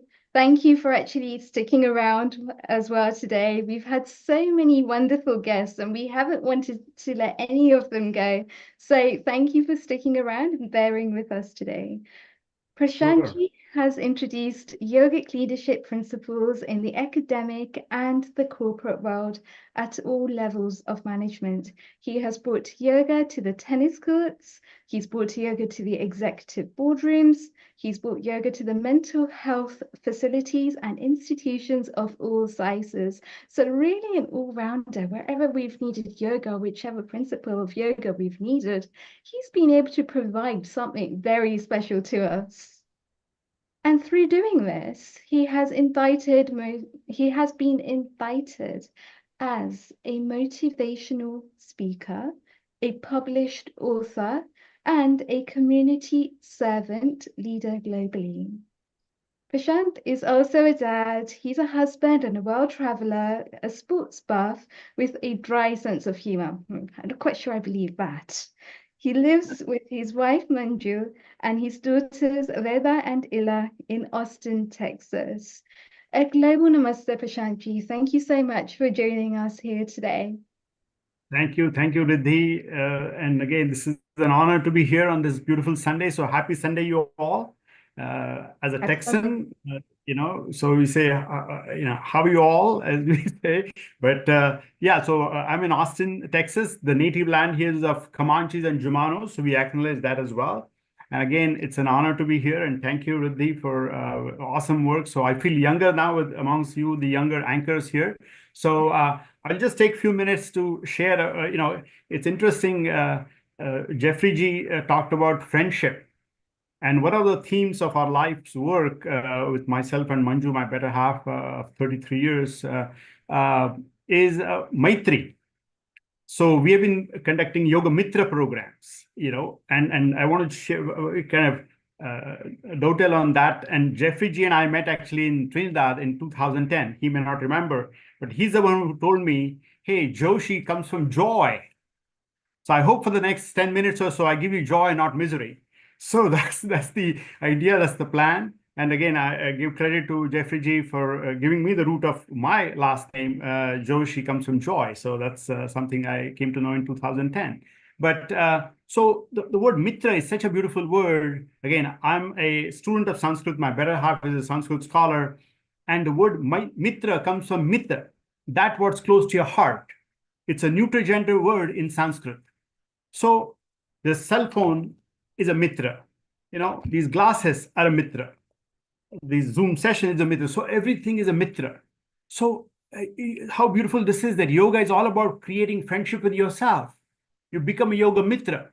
So I have this little, sharing first of an action, which is you can call it an innovation, that you can just spread your arms like this. It's just beautiful arms, Sunday afternoon, morning, wherever you are, and give yourself a big hug. And in the days of selfies, this I called a self-hug, self-huggy. Because what is needed is self-love, self-maitri, maitri with yourself. And that's what yoga is all about, is creating friendship with yourself. So you take care of yourself, so you can take care of others. So we have a line, we say, be selfish to be selfless. Because if you're not able to take care of yourself, why bother? You are your own CEO. And I have again, a lot of wordplay here, but the word CEO is check ego out. So you become that egoless, leader that you serve. So that's the idea here. But mitra is such a beautiful word that if we really imbibe that in our actions, well, compassion comes, and then the planet, you have a beautiful theme of healing earth that happens very naturally. And so that's why I have this 4-step, we call it quadruple bottom line: planet, people, prosperity, and peace. So first has to be planet. And that's why I'm so impressed with your theme of healing earth. Vasudhaiva Kutumbakam. The whole world is one family. This is not about my problem and your problem, it's our problem. And that's why, again, just want to bring that out here. And, again, the theme of yoga is so powerful. It's a science and a practice. Words are cheap, practice is hard. And that's why we say practice, practice, practice. And these words are really so poignant. Word sadhana, it's all about doing something. And then siddha, we become a siddha after you do sadhana. So talk about 50th anniversary, that's a tapas of 50 years. So that's a lot of sadhana being together, with all the different times. So again, kudos to everyone here for this, beautiful, what I call a gathering or a mela. And one thing I want to say about Gina, who sang so beautifully, the chanting, the word Gina in Hindi is to live. And how can you live without music? Life is music, life is a dance. So it's really so beautiful that we had those chants. And then again, following Jeffrey G and Gina G, I really feel we have come alive. So again, I just want to take these few minutes to share some of the tips that we have learned, in this whole context of life. Patanjali, of course, we all know Patanjali, great contribution. I call him the father of classical yoga. And the 3 sutras of Patanjali, 3 is a good number in this whole leadership context. It's easy to remember. 3 sutras that come to my mind that really define the whole thing and how do we live our lives is first the definition. Without definition, why bother? So the definition of yoga, yoga chitta vritti nirodha. And our simplified definition is yoga is calming the vibrations of the mind stuff. So it's all about calming the vibrations. We get agitated. Yeah, we go off center. We come back to the center. You feel angry. Take a deep breath. You come back to the center. So it's all about that following the definition. Then there's never a doubt. So that's why when I see the phrase yoga and meditation, I get a giggle and chuckle. I say, hey, yoga is meditation. So that you do your practice. Then comes the next definition of asana. Asana is not a physical, acrobatics. It's not a workout. Sthira sukham asanam. So what is sthira? It's your body being sthira. It's your breath being sthira. And it's your mind being sthira. Stable, steady. Sukham, pleasurable, joyful. You're not doing something by hook or by crook. Easy. Prayatna shaithilya. So Patanjali has given so much of wisdom in succinct sutras. So first is the definition of yoga, definition of asana, and then of course the promise of yoga. Heyam dukkham anagatam. The misery that is yet to come and can be avoided should be avoided. How beautiful is that in this day of healthcare crisis? So it's all about prevention. Talk about planet Earth. Let's prevent. Of course, we have already created a lot of havoc, but yes, it's not too late. We can prevent, we can reverse dis-ease. Again, wordplay is, I came to the United States 37 years back with a little thicker Indian accent. I used to say disease. People said, oh, don't say disease, say disease. I said, no matter what you say, it's dis-ease. So let's spend more time in ease. Let's create ease. Breathing is a beautiful thing. It's underutilized. So your solution is right under your nose. So ease is where focus has to be. So there's less dis-ease. So there's Heyam Dukkham Anagatam is another beautiful Patanjali Yoga Sutra. So these 3 sutras really sum up the whole core of yoga. It's all about practice, do work in, not work out. So you're not hurting yourself. And then again, live the definition. So you're never ever saying, oh, yoga is something, meditation is something. This is something, no compartment. This is holistic. And that kind of brings me to this, Vayu, what you see behind me, Vivekananda, who brought yoga to the West. And I'm honored to be representing Vayu Vivekananda Yoga University, the first yoga university outside India. And Riddhi, again, is a proud student who joined first from UK. So again, we are happy to be here. A lot more to share. But let me just share finally with a Shanti mantra, because again, it's fitting with the theme of friendship, that we want to create those vibes, those vibrations. And all of us matter. Our energies matter. Our eyes, when I was looking at Gina's eyes, okay, that's just love and peace was reflecting in those eyes. There was no pretension there. So that's the beauty, that the true love and thing happens. There's no pretension. So let me just end a little bit here with the Shanti mantra. Then I'll, of course, here to take any questions. But sit nice and tall. Take a deep breath. We already had this innovation called self-hugging. There's a name for this asana called Swa-Alinganasana, self-embrace. And I have one more innovation before we go to the mantra, is just open your arms like this. It's a Sunday. Take a deep breath. We are free. And I call this knee mobilasana. See, this is called mobilasana. We have been doing too much of it. Our cervical vertebrae are getting really, messed up. So we're doing this. This is called mobilasana. Let's do this. Knee mobilasana. So let's be free. So again, I have some poetry as well, but I don't want to, I cannot top what Kavindra Rishiji did. But there is some website, on the Gurukul Yoga website, there is some poetry that's listed. And again, maybe some other session I'll do it again and more sharing. But let me end with a Shanti mantra. And again, remember, we care for this planet, but we care for this universe. So it's a much kind of a magnified Shanti mantra, we say, Samastaloka Sukhinau Bhavantu. Samastaloka Sukhinau Bhavantu. Samastaloka Sukhinau Bhavantu. Om Shanti, Shanti, Shanti. Hari Om. Dhanyavad. Thank you again. I'm here to answer any questions. Being at YU, we're doing graduate education and research, and Riddhi is now a live testimonial who has joined. We're welcoming students from all over. Spring semester starts in January, so please join us.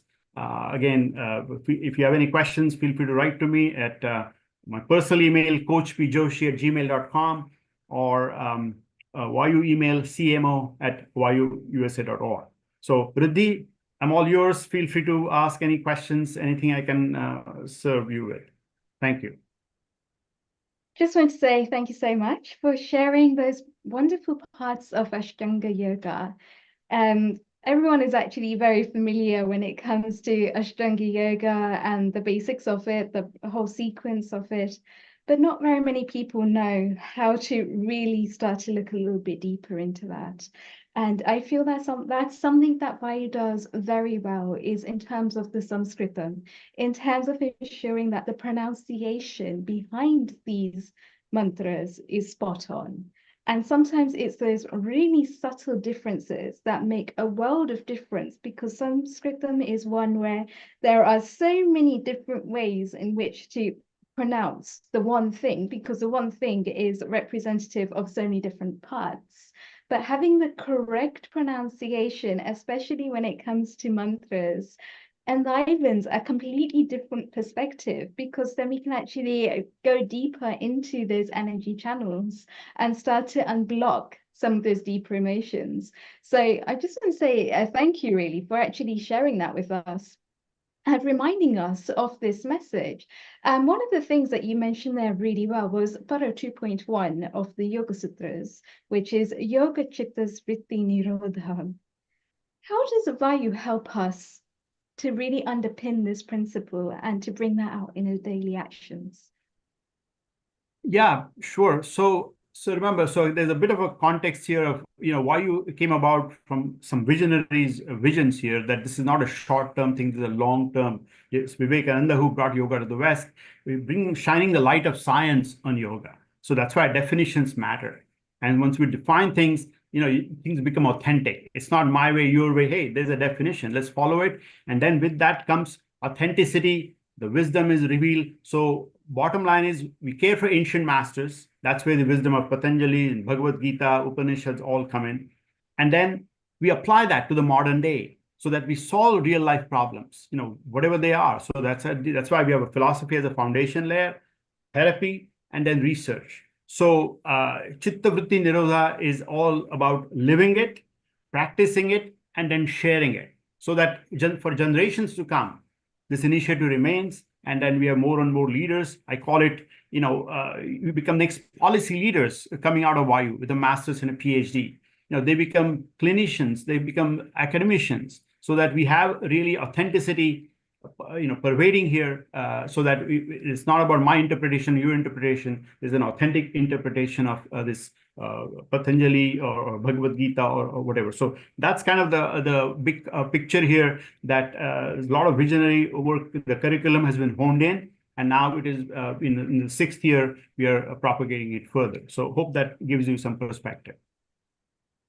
Fantastic. And as yoga mitras of Vayu that you actually mentioned, which are just friends of yoga, I think yoga is just one of those things that can really start to underpin our lives as well, because when we're actually coming from the perspective of yoga, the way that I see it, and you may well have a different perspective, but the way that I see yoga is that it basically underpins our actions, not just on the mats, but also in our daily lives, in our day-to-day actions. So by starting to be a lot more meditative of what we're doing, we raise that awareness. By raising that awareness, we start to see life from different perspectives.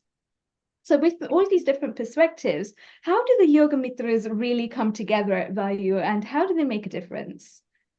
Yeah, so again, the Yoga Mitra theme, we have been carrying it way before Vayu came along, but now here I call it Vayu Mitras. Let's create Vayu Mitras. So again, the idea here is that as you become more and more authentic, you start living the science. It shows up on your face, shows up in your actions, and then you start sharing it with others. So again, our curriculum is all about going deep and wide. So you look at the ancient texts, look at the modern texts, look at the research methodologies. So, again, I always say that this Mitra is such a universal theme that nobody can dispute it. So the idea again is that whether you have a donor who becomes a Vayu Mitra, we have a student who becomes a Vayu Mitra, a faculty, so that basically we have Mitras everywhere. And then with that, we solve problems at the end of the day, and create a better, healthy world, and truly holistic, with a universal welfare as a vision of Vivekananda that we carried forward. So that is really the idea here, and that's why we also have, yoga is not in a compartment. We care for Ayurveda, we care for Jyotish. Kavindra Rishi talked about Jyotish. So we have these three sister sciences that are covered at Vayu in the curriculum. So it's really very, very holistic. We have MDs and PhDs and really, authentic scholars who are covering these all three aspects here to give a holistic view. So hope that helps. And my final question for you, for people that want to know more about the studies at Vayu, where can they go to get more information? Yeah, so our website is vayuusa.org. I see our colleague here, Dhanadaji, joining as well. So so vayuusa.org is our website. We have an online application there, and we have open house coming up. Actually, next Saturday will be an open house online. Of course, for UK time, it may not be most ideal, and we are going to change some of the timing so that our global audience can address as well. But it's at 6 p.m. Pacific, which is 9 p.m. Eastern, and so on. But so open houses is how we, there's event. If you go to events there, you'll see we have an event coming up. Just last night, we had a beautiful event on in schools of Indian classical philosophy by an eminent scholar, by Professor Hebber. So we have, so if you scroll down on the event, you'll see the open house. But at the end of the day, vayuusa.org is our website. My personal email is, again, my Vayu email is cmo@vayuusa.org. So feel free to reach out to us, and more than happy to help. And Riddhi, of course, you can be the conduit as well. You know where to reach me. So again, here to help. Thank you very much for the opportunity of sharing, and have a great rest of the session. Thank you so much, Prashantji, once again for sharing and for enlivening us with some golden nuggets, profound wisdom, and yet it's the simple things which, when we keep reminding ourselves again and again and again, it really starts to embed deep within ourselves. So thank you once again for sharing with us. And Amrita, back over to you. Namaste. Thank you, Riddhi. It is wonderful talking to you, Mr. Prashant. In fact, a wonderful effort. I think me and Dr. Dhanada are quite good friends on that, but we never collated on this idea about knowing this university. It's a good initiative that you have taken back at US to start up with a university that can offer these kind of courses. And I might pretty much be more interested as well, coming from the background of Ayurveda, yoga, and holistic healing from the experience of over 15, 20 years. So it's a wonderful thing that you have been doing. And this kind of an approach, I think, will broaden up the perspective of people, especially all those who have to travel India a long way to learn certain things. And then that experience, though undoubtedly is also very important, but still there are many more who cannot travel and afford that much.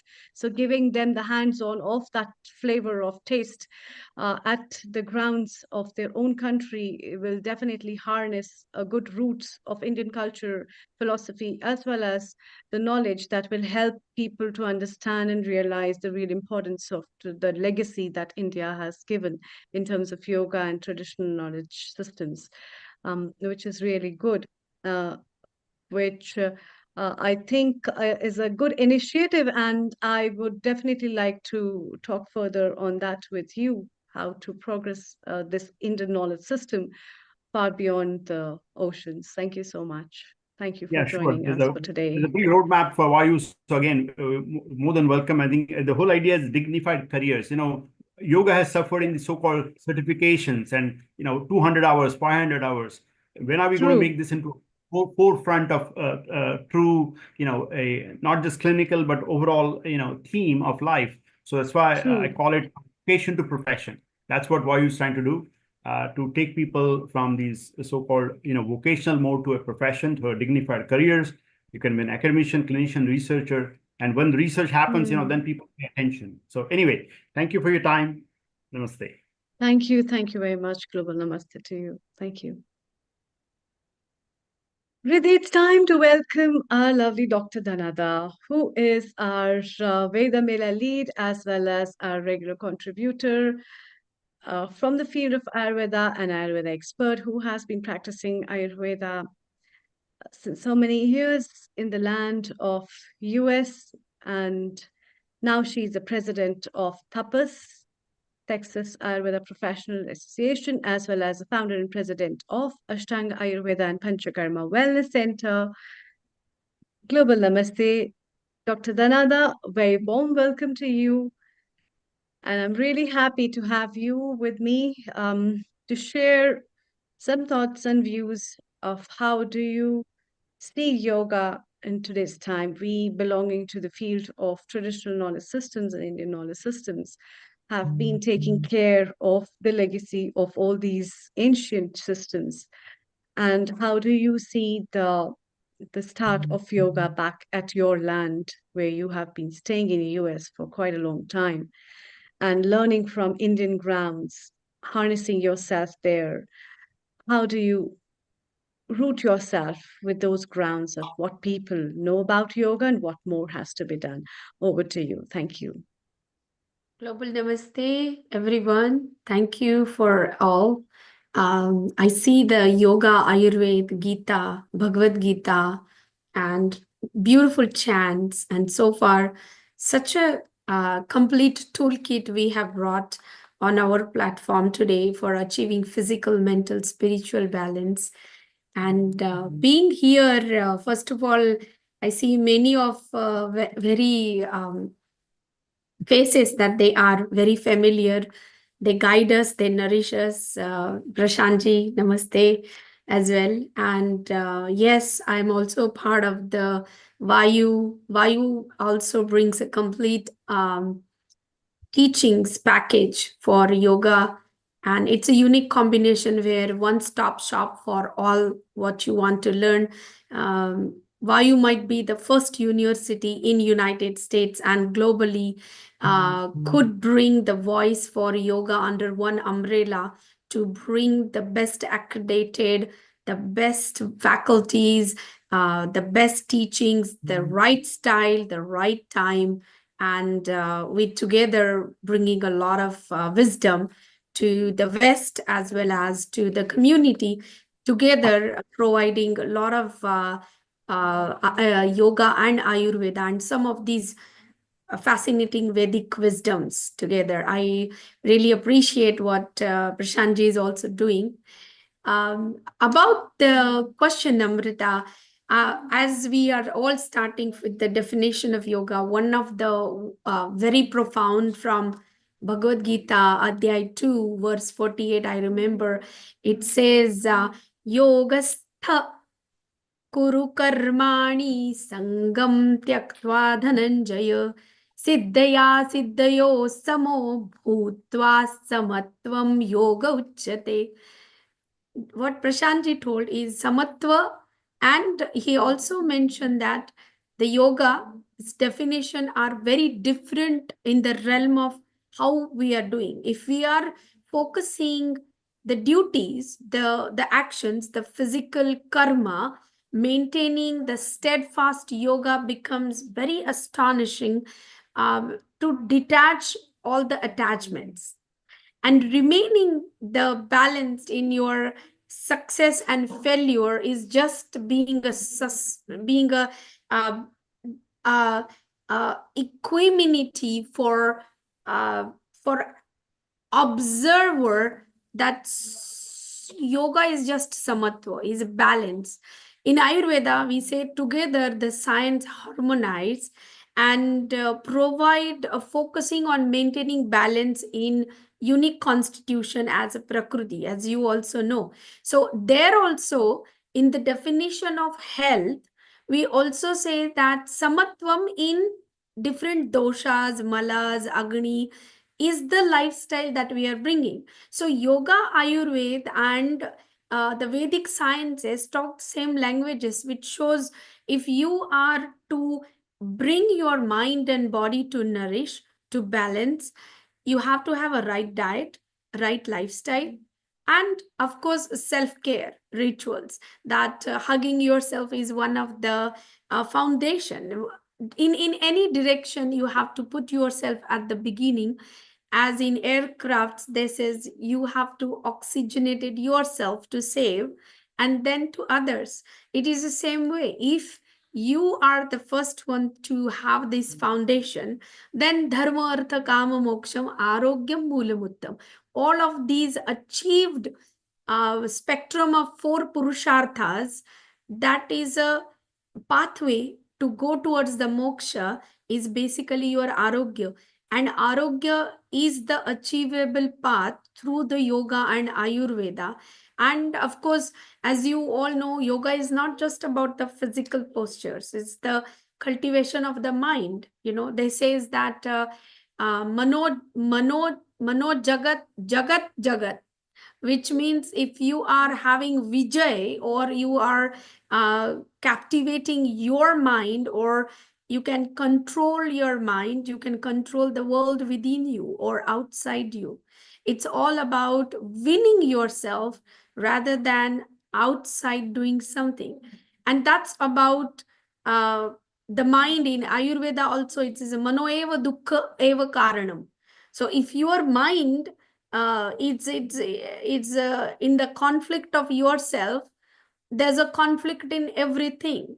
Even the patients that they would come to us and they are not in faith of favorism of themselves, starting something, cultivating and transforming their mind something, oh, that's become very hard. So that is a battle between your mind and body. If you really want to achieve some fruitful through Ayurveda and yoga, I would say the best way to start with the self-awareness, and all of the channels like nadis, asanas, meditation, these are the tools to quieten the mind. Versus in Ayurveda also, we say that Sattva Vajay or all of the other chikitsas where we emphasize that mind and indriya, the vishay, the aspect of sensory organs into the health is a phenomenal achievement of our fullness of understanding where the science is coming from. Definitely, I would say, as Jeffrey ji was talking about the Bhagavad Gita's approach, I feel there is one book where Swami Paramhansa, Swami Vivekananda's guru is Swami Paramhansa ji. And one time, somebody asked him, what is mean by Gita? Can you explain what is mean by Gita? And he told that disciple that you just chant Gita for a while, you will get the understanding of Gita that itself is embedded. So if we all could chant Gita, Gita, Gita, Gita, Gita, the pronunciation of Gita when it is in a reverse pattern, it becomes Tyagi. You see, if you chant Gita, that too much Gita chants will become Tyagi. Tyagi is an act of teaching with the love, the resilience, the surrender. And in today's world, I think that message is very important, that if you try to learn the science of Gita, the science of Vedas and wisdom, you have to first give some tyag. The donation and the charity that he says begins at home, that is a foundation where the holistic path fulfillment happens. So if we truly want to know the meaning of yoga or teach someone with that aspect in today's world, I would say our legacy will deeply thrive on the love, the deepest pattern of the peace, and it's no escaping from that. So mindfully and harmoniously, purposefully, we should encourage self-love, self-peace, and we should be achieving all of the goals that we need in terms of getting to the path of moksha, you know. So thank you for having me on this yoga. This is such a great topic, Amrita. Thank you, Dr. Dhanada. This added up to a well more bigger aspect of what everybody has been talking about in terms of adding up an addition to that, and coming from the same fields, we definitely realize the importance of how important it is to bring yoga into light along with the traditional therapies of Ayurveda. Let's hear from Riddhi what she has to add up before we move further. Riddhi, your thoughts. Over to you. Thank you. Yes, I think it's beautiful to actually just bring yoga and Ayurveda into the same perspective here as well. Dhanada, you mentioned Tyagi. How can we actually exercise Tyagi on a day-to-day basis? I thought that one of the ways in which to do this was to basically practice something over and over and over again until it becomes a habit, that habit becomes a behavior, and that behavior becomes a way of life. What is your perspective on it? I was just teaching a class yesterday, and there was a topic about celibacy, brahmacharya. One of the Trayopasthamba of Ayurveda is Ahara, Nidra, and Maithun. In that, it's a three tripod of a human life where you have to watch your diet, watch your sexual life, and watch your nidra. It's been written in Charaka, the first father of medicine. When we are talking about being tyagi, is as good as practicing celibacy. You know, you cannot be wearing saffron clothes in fast-paced life today. We cannot be possibly asking everybody doing that and go to Himalayas, sit and do the samadhi and all that. But what is mean by true tyagi? True tyagi, in my opinion, is if you are a very sugar, like too much sugar you like to eat, you have a sweet tooth, you find a day where you can detox, where you can tyag that 1 day or 2 day of something that is your senses are so attached. There is a beautiful topic that I just spoke is about the Ayurveda can help you how to digital detox. Ayurveda can help you about too much sensory of your eyes, your ears, your tongue, your skin touch. What are those that you need to find in yourself that you could tyag for a day or a two and feel resilient about it? We are all tirelessly working towards our own healthcare, and we have so many messages and from bombarding so many else. I feel tyagi is the essence of your life. If you have to become mom, you have to give so much as a tyag. You have to become somebody give you a promotion in your work. You have to tyag some hours with your family. So there is a tyag involved in our day-to-day perspective. And that is a Gita, because the Mahatma Gandhi was an avid reader of Gita. He would use to, very first in the morning, he would just get up and he would first chant the whole Bhagavad Gita, then he start his day. And he told once that whoever chants Gita or reads Gita every day, they find all the answers in their life. So to me, the Gita and the way the Paramhamsaji told in that topic is just chant the Gita, and the Tyagi Bhav should come into you to first start some of these things. And exactly for that matter of fact, we want people to come on the righteous diet. We want people to come on the righteous lifestyle, right? And for that, if they just practice a small bit of that detox. What is a detox? Basically doing a tyag, right? It's a modern day of detox version is basically doing some kind of a tyag. So I feel it's embedded in us, embedded in our DNA to explore that more. We just need to find out how people can incorporate that into their daily lifestyle. So by actually practicing the tyag, we start to embody those qualities deep within. It brings me back to a perspective of meditation, actually, and where we're looking at things from a perspective of nirguna meditation and sadguna meditation. So meditation without form and meditation with form. And by embedding those qualities in which we try to embed into our daily lives, by looking at, for example, Bhagwan, and seeing the different forms that Bhagwan embeds, or the different qualities, or the different instruments of action, which enable Bhagwan to do that bigger role in Brahma Rupa, as so to speak, which enables us then to actually think, well, what are the qualities that I want to embed in my life? And how is that going to help me? How is that going to serve me, to serve the wider good, to serve the society?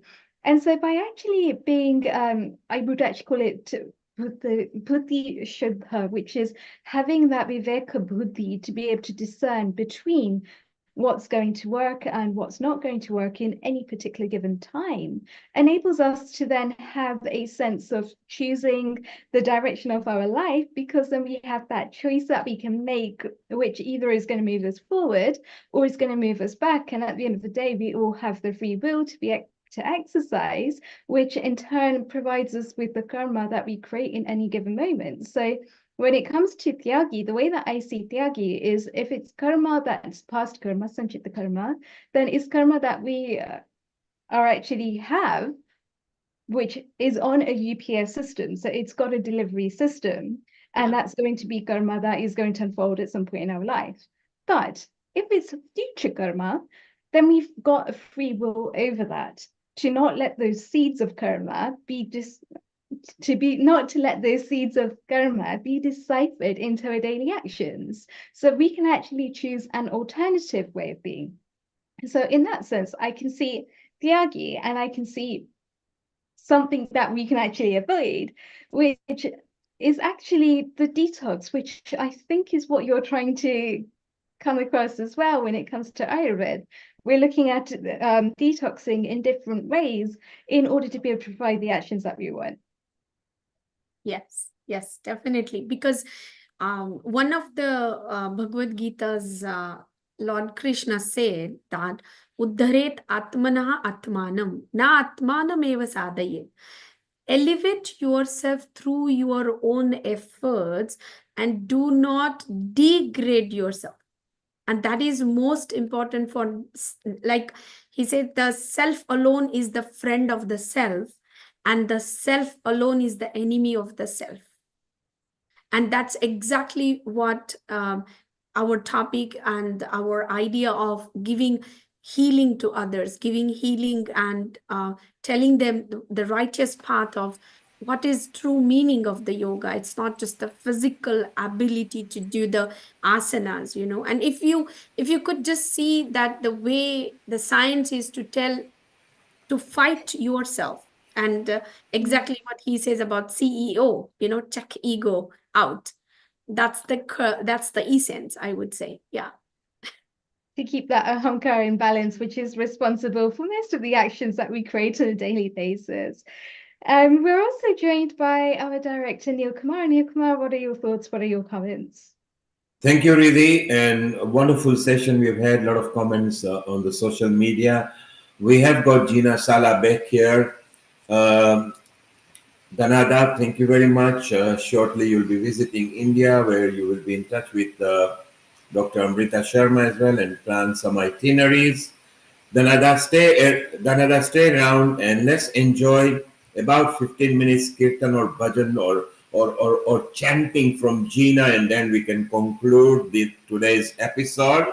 So Gina, welcome back again. It's all yours. And just before you start, let's remind the viewers of the future sessions that we have got. So next week, we have got the integrated health, which is an important one, where we actually merge different health facets and yoga and Ayurveda and chiropractic and all sorts of health, where we do a chit chat on it and see how we can move forward on that. And then the following week will be post COP29 climate, which is very useful. So from COP28 last year to COP29, these are the next two episodes. So we'll see you next Sunday and Sunday after. Meanwhile, for about the next 15 minutes, let's zoom into the Bhakti Yoga from Gina Sala in United States of America. Over to you, Riddhi and Amrita. Thank you so much, Danada, for yet another epic episode where you basically just bring the seeds of wisdom in such a palatable way that anyone can digest. And it's just such an incredible skill that you actually have, is to be able to break down these concepts into little bite-sized palatable chunks. And at the end of the day, that's where the true magic is. So a global namaste to you. Thank you so much. And Gina, welcome back. It's lovely to have you back. The next 15 minutes are yours. Please share with us what you will be singing or chanting. Thank you. What an inspiring session. I'm so moved to very unexpectedly be part of this and then welcomed back again. And every one of you has touched my heart and helped illuminate my mind. And may it be so for all beings. I've been thinking, what I love about singing and chanting mantra, of course you can do it Vedic style, or Vaikarivach, or various ways, Umbhadan Shuvak. But I like that it somehow integrates the wisdom that we are taking in, for me. So for example, we've talked, of course, of Chitta Vritti Nirodhaha, and that ability to calm the vrittis of the mind. When we sing, when I started earlier today, we sang very steady.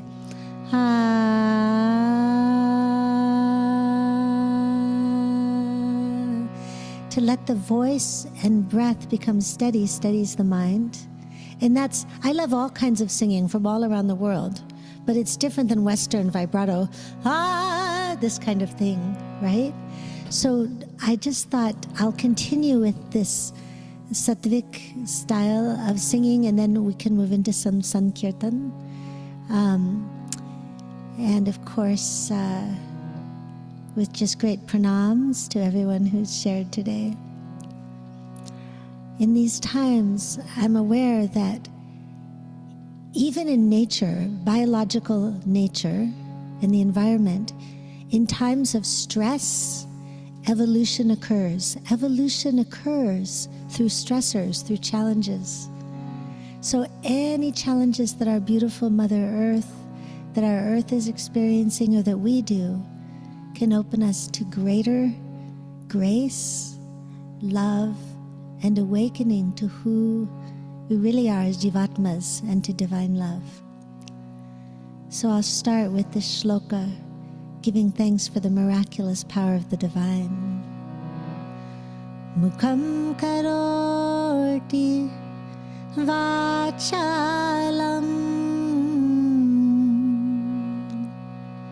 Pangum langhayate girim Yat kripatamaham vande Paramanandamadavam.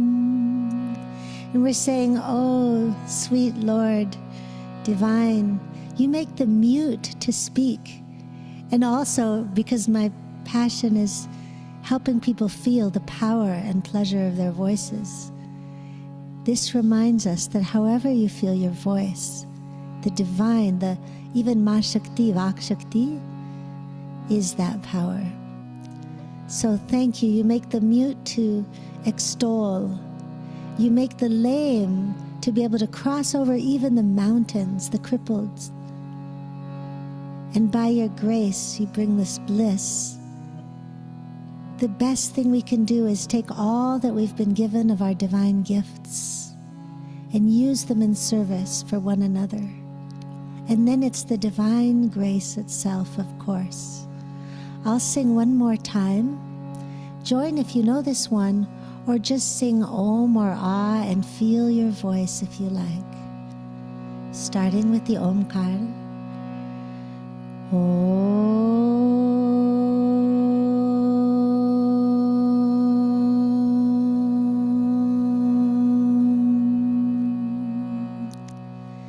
Divine, I surrender all limiting beliefs. I know you are the one who creates miracles. Mukham karoti vachalam Pangum langhayate girim Yat kripatamaham vande Paramananda Madhavam Madhavam.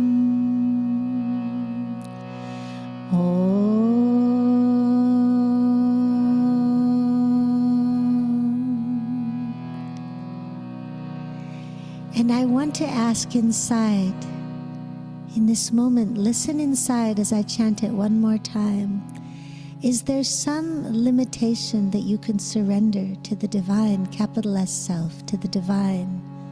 Aham Brahmasmi, Aham Brahma.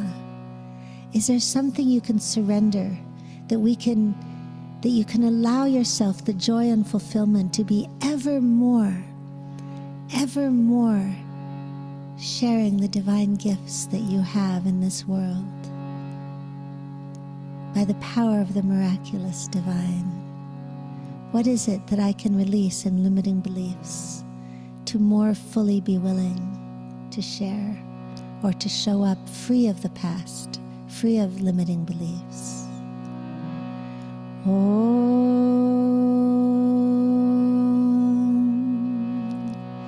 Mukham karoti vachalam.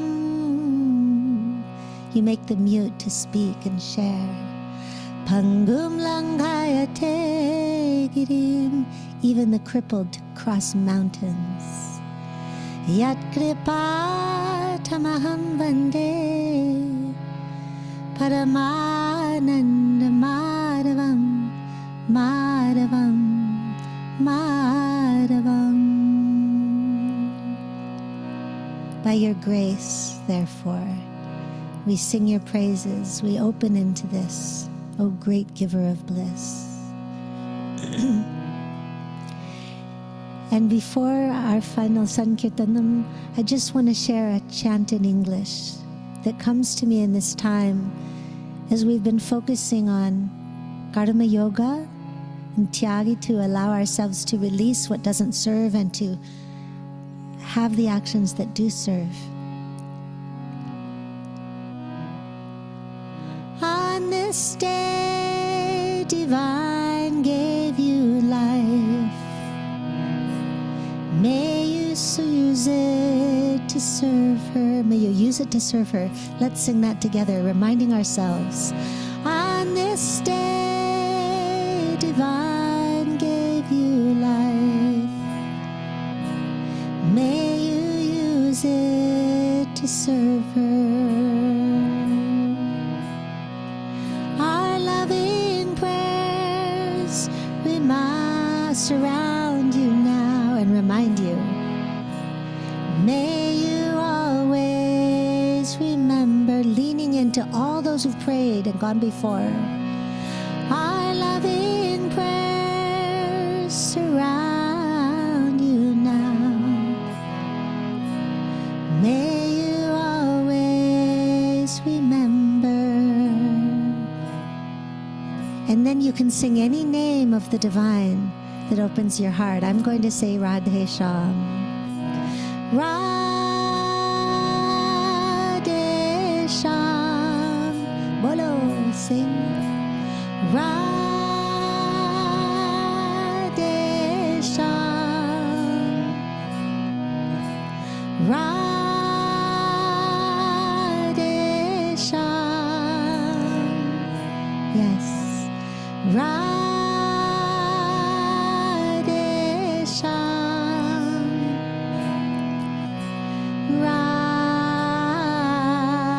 Radhe Shyam ki jai.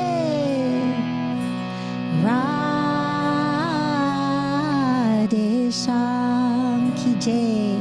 Let's sing that one more time. Let's remind ourselves and each other why we're here and what we can share. On this day, divine gave you life.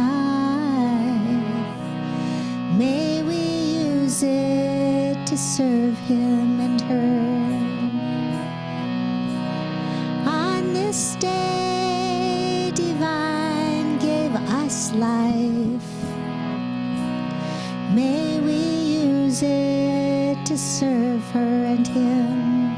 Our loving prayers going out. Our loving prayers surround you all. May you always remember our loving prayers.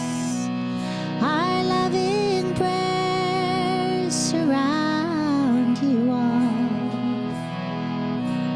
May we always remember Radhe Shyam. Radhe Shyam.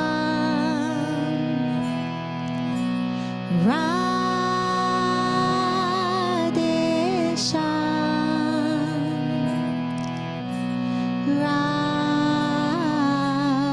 Radhe Jam ki jai. Radhe Shyam. And Jesus, Allah Buddha, Radhe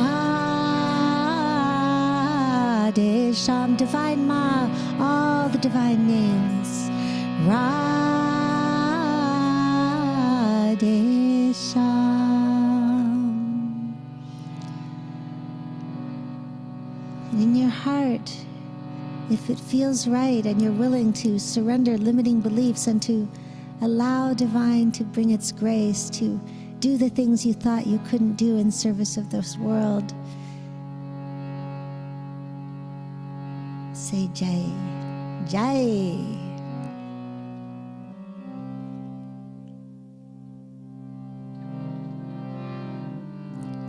And so one more in gratitude. Bhagavan, we've talked about the name, Jeffrey G shared, and others.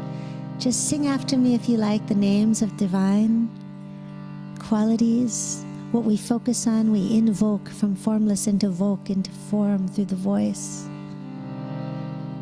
And then the Maha Mantra. Hey Bhagavan Krishna, Hey Bhagavan Krishna, Hey Madhava Krishna, Hey Madhava Krishna, Hey Achyuta Krishna, Hey Achyuta Krishna, Krishna Krishna, Krishna Krishna, oh Oh, sweet divine of all those qualities, oh, sweet, oh, unfailing, eternal, we focus on you, we praise the name. And as we do so, we open into the power of divine. Hey, Bhagavan Krishna, hey, Madhava Krishna, hey, Achyuta Krishna, Krishna, Krishna, Bhagavan, hey, Bhagavan Krishna, hey, Madhava Krishna, hey, Achyuta Krishna, Krishna, Krishna. One more. Hey, Bhagavan Krishna, hey, Madhava Krishna, hey, Achyuta Krishna, Krishna, Krishna. And the devoted heart, oh, Ma Radha. Radhe, Radhe, Radhe, Radhe, Radhe, Radhe, Radhe, Radhe, Radhe, Radhe Krishna. Radhe, Radhe, Radhe, Radhe, Radhe, Radhe, Radhe, Radhe, Radhe Krishna. One more. Radhe, Radhe, Radhe, Radhe, Radhe, Radhe, Radhe, Radhe, Radhe, Radhe Krishna. Union of lover and beloved. And let's just chant a little bit of Maha Mantra in these moments together, remembering not only are we beloved, not only do we love the sweet divine and we open to it through the chants, but we are so beloved. Hare Krishna, Hare Krishna, Krishna Krishna, Hare Hare, Hare Rama, Hare Rama, Rama Rama, Hare Hare, Ramana. Hare Krishna, Hare Krishna, Krishna Krishna, Hare Hare, Hare Rama, Hare Rama, Rama Rama, Hare. Let's sing all together, my friends. Hare Krishna, Hare Krishna, Krishna Krishna, Hare Hare, Hare Rama, Hare Rama, Rama Rama, Hare Hare. Hare Krishna, Hare Krishna, Krishna Krishna, Hare Hare, Hare Rama, Hare Rama, Rama Rama, Hare Hare. Hare Krishna, Hare Krishna, Krishna Krishna, Hare Hare, Hare Rama, Hare Rama, Rama Rama, Hare Hare. And I'm remembering the story when a hard rain was going to fall, you could say, due to all the actions and the karmas, the people cried out to divine, didn't they? And what did this sweet one do? He lifted Govardhan, he lifted the mountain on his finger, and the people could come together under the shield of this divine. This is the divine not out there, also here imminently, and unite and praise and feel the protection and the safety and the unity in this one. Hare Krishna, Hare Krishna, Krishna Krishna, Hare Hare, Hare Rama, Hare Rama, Rama Rama, Hare. One more time. Hare Krishna, Hare Krishna, Krishna Krishna, Hare Hare, Hare Rama, Hare Rama, Rama Rama, Hare Hare. Krishna Krishna, Hare Hare, Rama Rama, Hare Hare. Let's breathe together the way we share these molecules.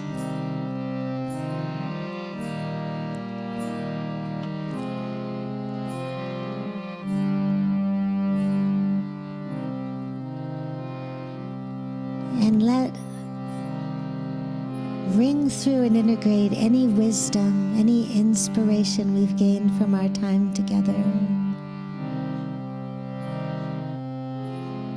May it illuminate every cell of our body, every level of consciousness. And then illuminate our thoughts, our actions, and our hearts.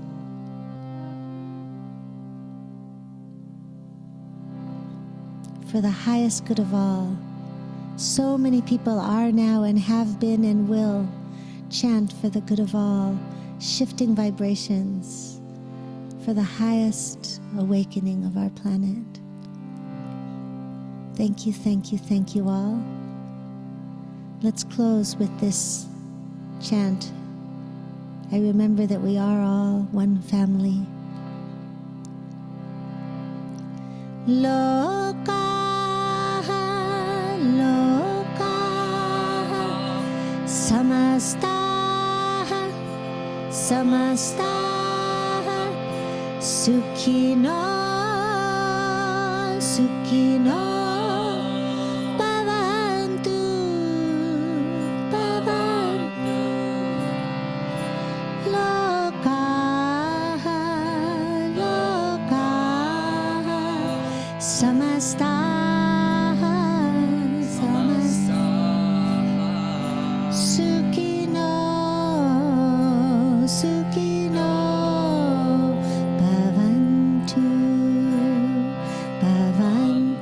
in all realms, may there be sukh, may there be that happiness beyond circumstance, and may that lead to wondrous circumstances for everyone here and for all beings of the universe, including the other than human, the animals, the plants, all the elements, the bhutas, the earth, the water, the fire, the air, the akash, the spaciousness, all beings. Loka, loka, samasta, samasta, sukhino, bhavantu,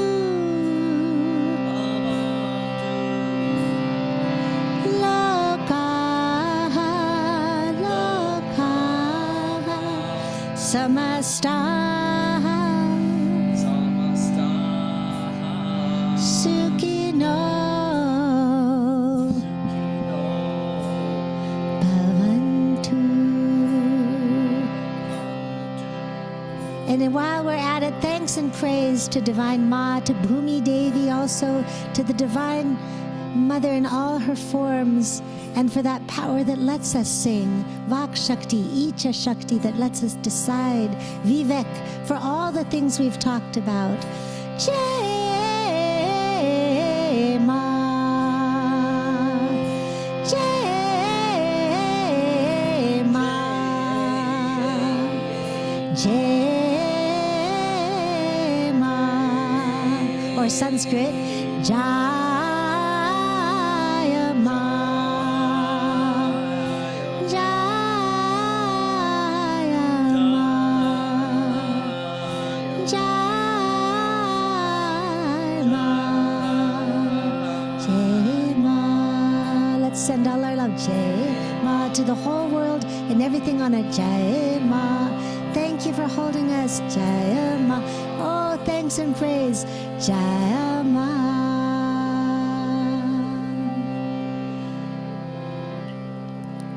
And a little trick, if you ever want to get happy, send blessings, sing your blessings to the world.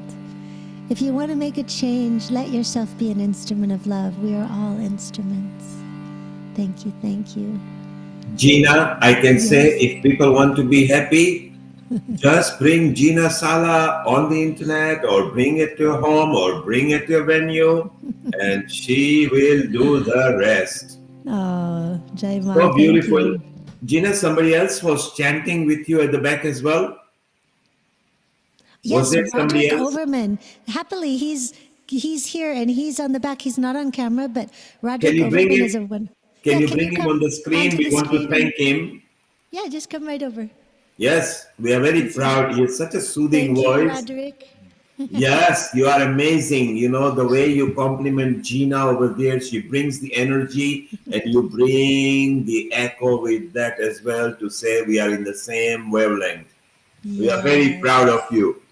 Thank you. Dhanyavada. Thank you. And both of you have got such an energy, the way you take the flow. So you can see a nice calm sea coming with a waft of waves and then come with that breeze and you just take us all in. And it's so wonderful to ride with you. Gina, while you are here, earlier I told you that we have got one of our healing contributor. She is already a presenter. Tarla Mashru. It's her birthday as well. Maybe if she can listen to us, let's see if we can wish her a happy birthday. Tarla, yes, she's here. We'll try to unmute her. I'll just share the screen just to say this is the happiest birthday woman here. There we are. It's the birthday over here. Global namaste, everyone. Namaste. Namaste. Yes, we can hear you. Thank We you are so much. sharing your birthday. We are sharing your birthday card, and I think you are either at a gurudwara or at a function where you are taking some blessing. Is right?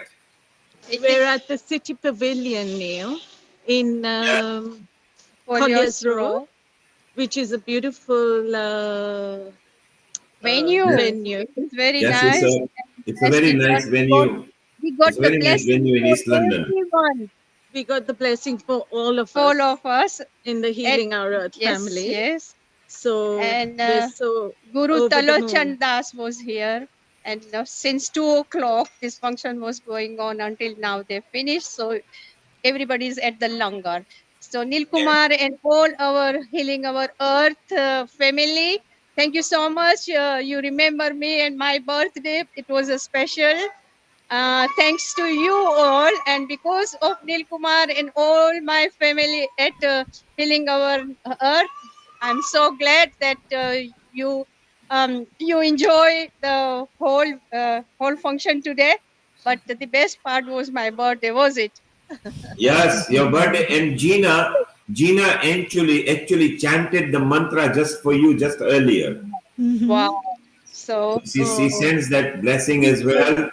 And Riddhi actually just came at the midweek and said Gina might be available. You know, shall we have Gina? And Gina, what a wonderful find you are. You are a permanent part of Healing Our Earth now. Come and spread the bhakti yoga whenever you feel like. Tarla Mashru, we wish you all the best. Tarla is actually a radio presenter herself, and she sings as well. So maybe next time we will have some more bhakti yoga.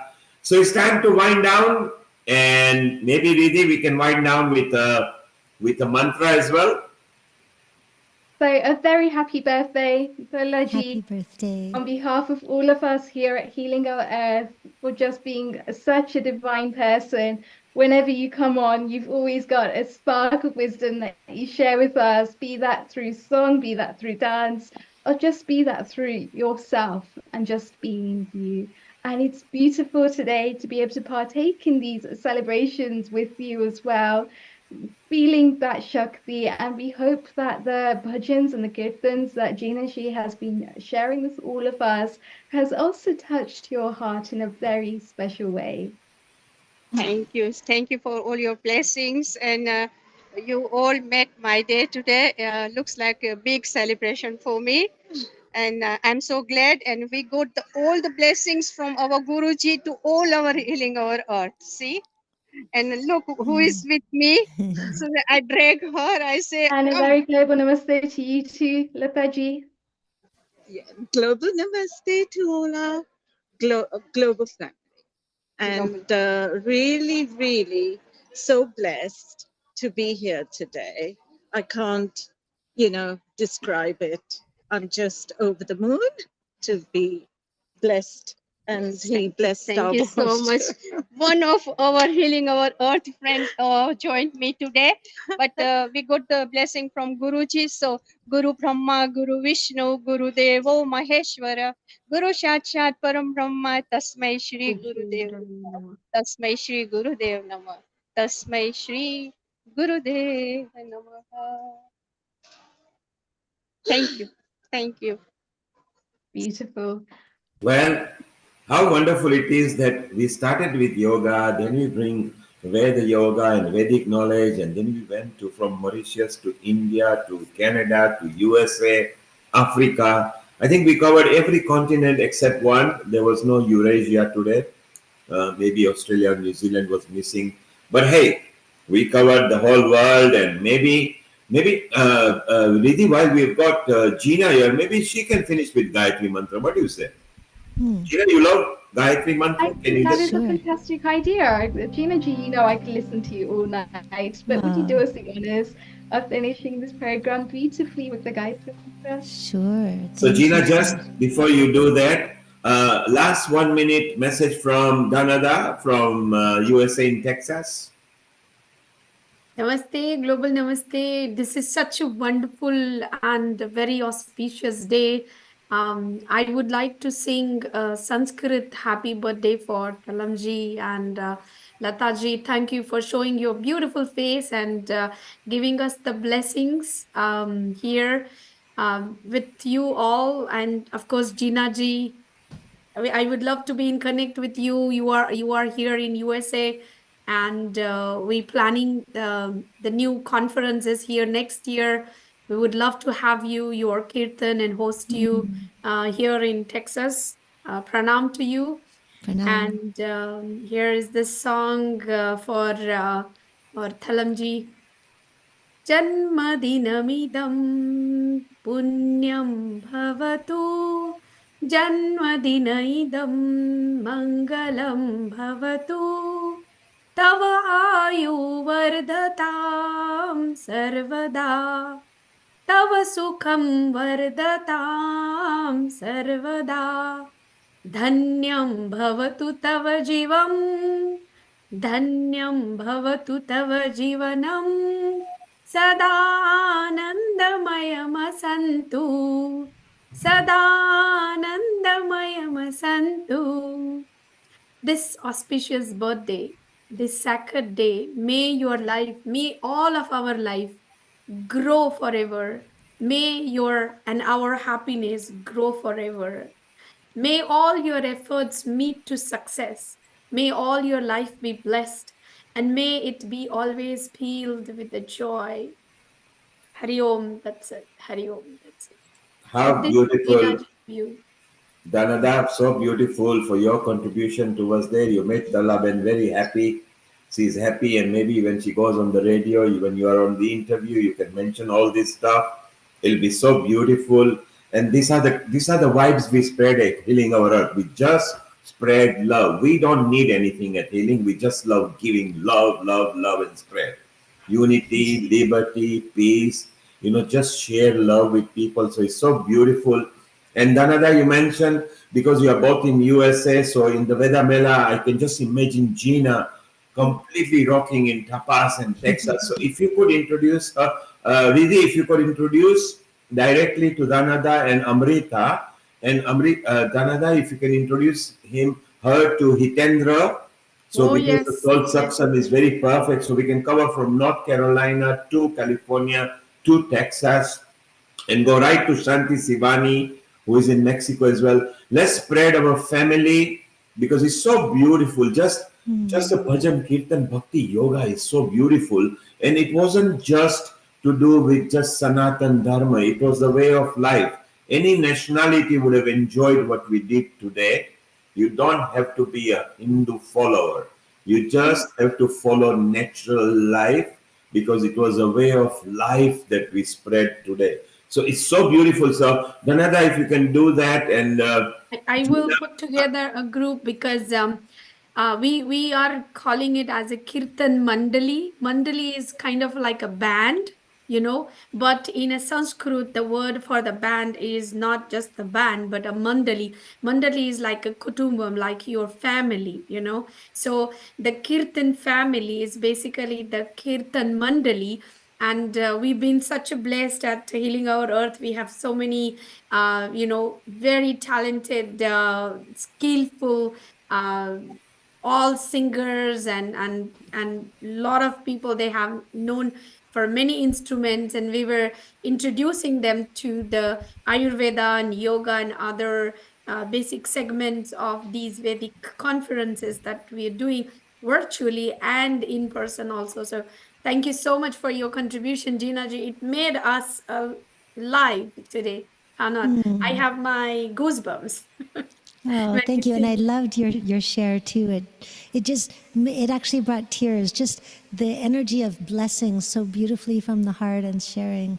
And Gina, you will love when you meet Michael, when you meet Hitendra. They are all like-minded soul. Dhanada, through Riddhi, will get that organized with Amrita, because we are one big family. And at Healing, we are very keen to unite family, because the whole world is one family ultimately, you see. And this is why we like to promote that. And when you go to Texas, you're welcome to go to Dhanada and Rohini, who is Dhanada's friend. Both of them are very hospitable, and maybe Dhanada, you can pick up over the phone of this live episode over here. So we love it. People have made good comments on the social media, because this is broadcast on several partner channels.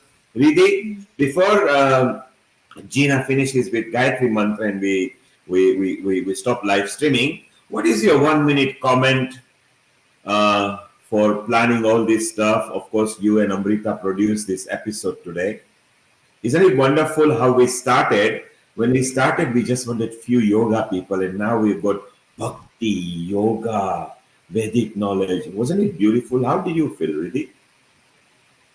That is a very deep question, Neil Bhai. I think it's wonderful that we are actually one of the few channels that see yoga beyond the yoga mat. We don't look at yoga as being asanas, as being physical postures, or just being breathing. We look at yoga as being a holistic way of life. We look at yoga as all of the different modalities that yoga truly is, and how they all embed together, how they all flow together to be a way of life, to be a way of service. And when we grow from that perspective and we embed dharma into our day-to-day actions, into our day-to-day lives, everything changes. I've had several miracles that have happened in my life just because I've come from dharma, and it's about giving, it's about being of karma, service to others. And that is something that every person that has come onto the platform today has done so beautifully. It's just to open up and just to share with us those nuggets of wisdom which they know that they truly live by. And we can see just the magic, just the magnificence of the Vartavarna, of the atmosphere that we have been able to create here today on Healing Our Earth, just by having some really remarkable souls, really remarkable atmas, that immortal nature that comes together. And when you have that reunion between ourselves of the mind and the body, we start to think as one. We start to think as a Vasudeva Kutumbakam. We all have our individual choices, and that's how we create our individual modalities. But at the end of the day, it's that divine Shakti within us which is able to blossom.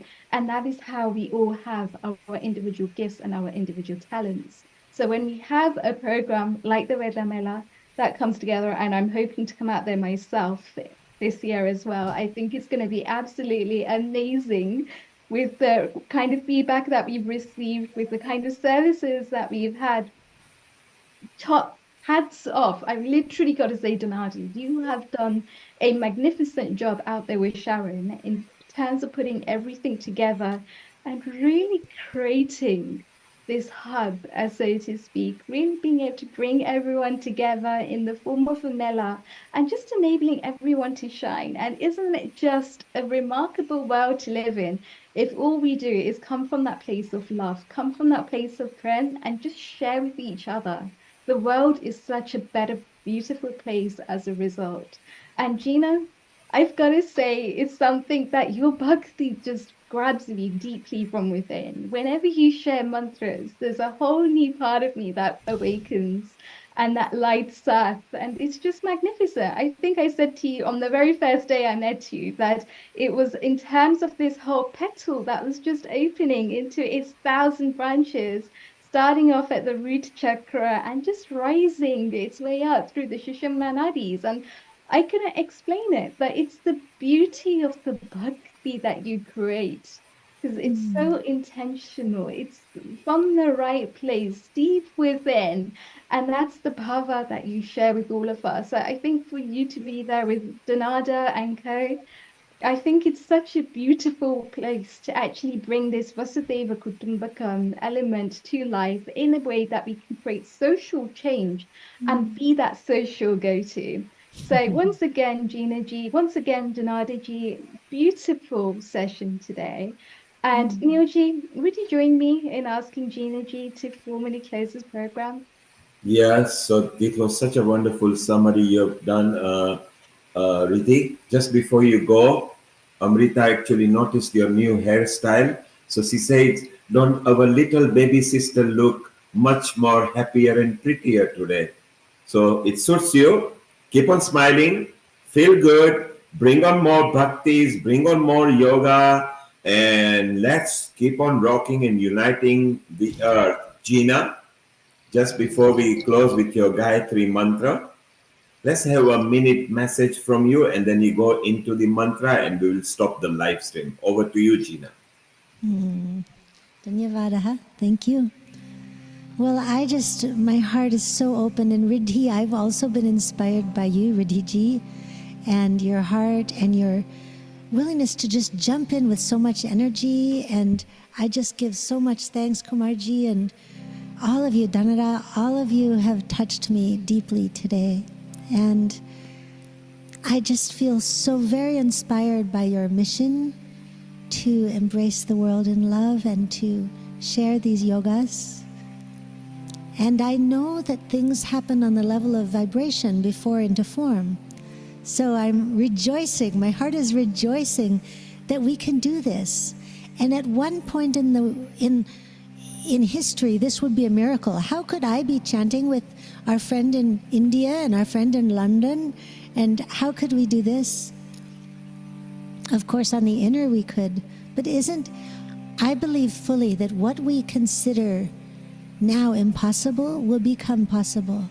And there will be miracles in science and in consciousness by the grace of our sweet divine.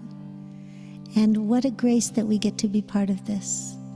We're all here right now for a reason. And so I bow to all of you from my deepest heart. I bow to you all. Thank you. Thank you so much. And I'll just say, if you do enjoy chanting, just contact me, info@ginasalah.com or on my website. I think it's showing ginasalah.com. And there's retreats or there's Monday classes or anything. Each of us have an important voice. And so a thank you to my Gurujis in Drupad and Sanskrit in life.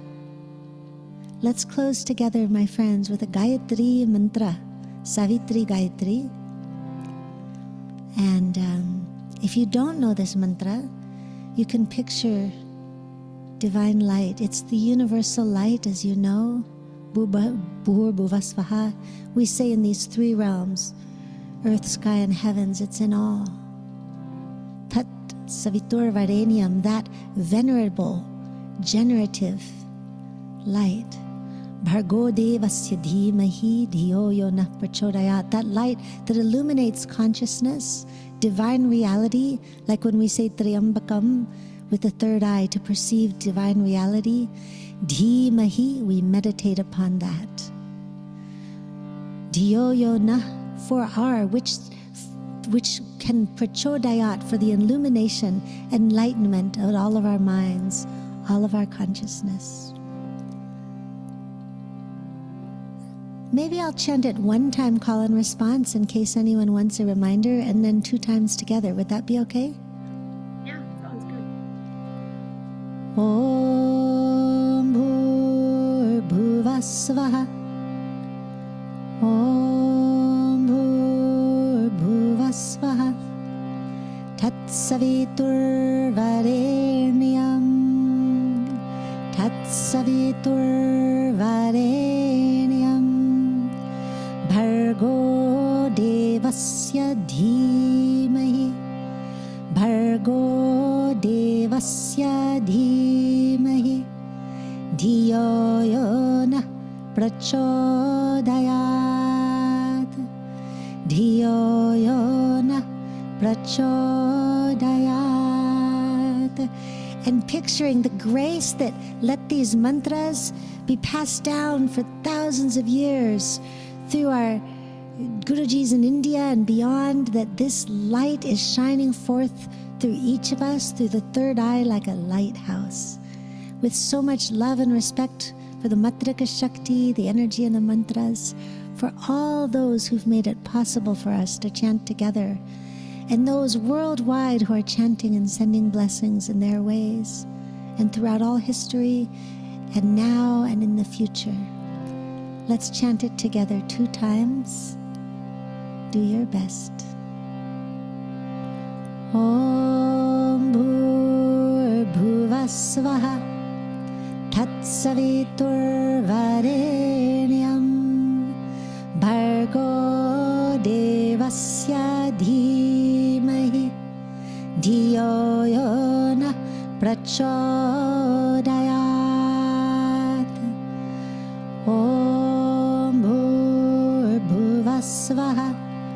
Tatsavitur Varenyam. Bhargo Devasya Dhimahi. Dhiyo yo nah prachodayat. And let's close. Let's stay open but complete with Om Shanti, Shanti, Shanti. Let there be peace revealed among all beings of the universe, in every cell of our bodies, every level of consciousness, all koshas, in every way, all together with gratitude for this, all the organizers, all those who've brought us together. Om Shanti, Shanti, Shanti. Om Shri Gurubhyo Namaha. Harihi Om.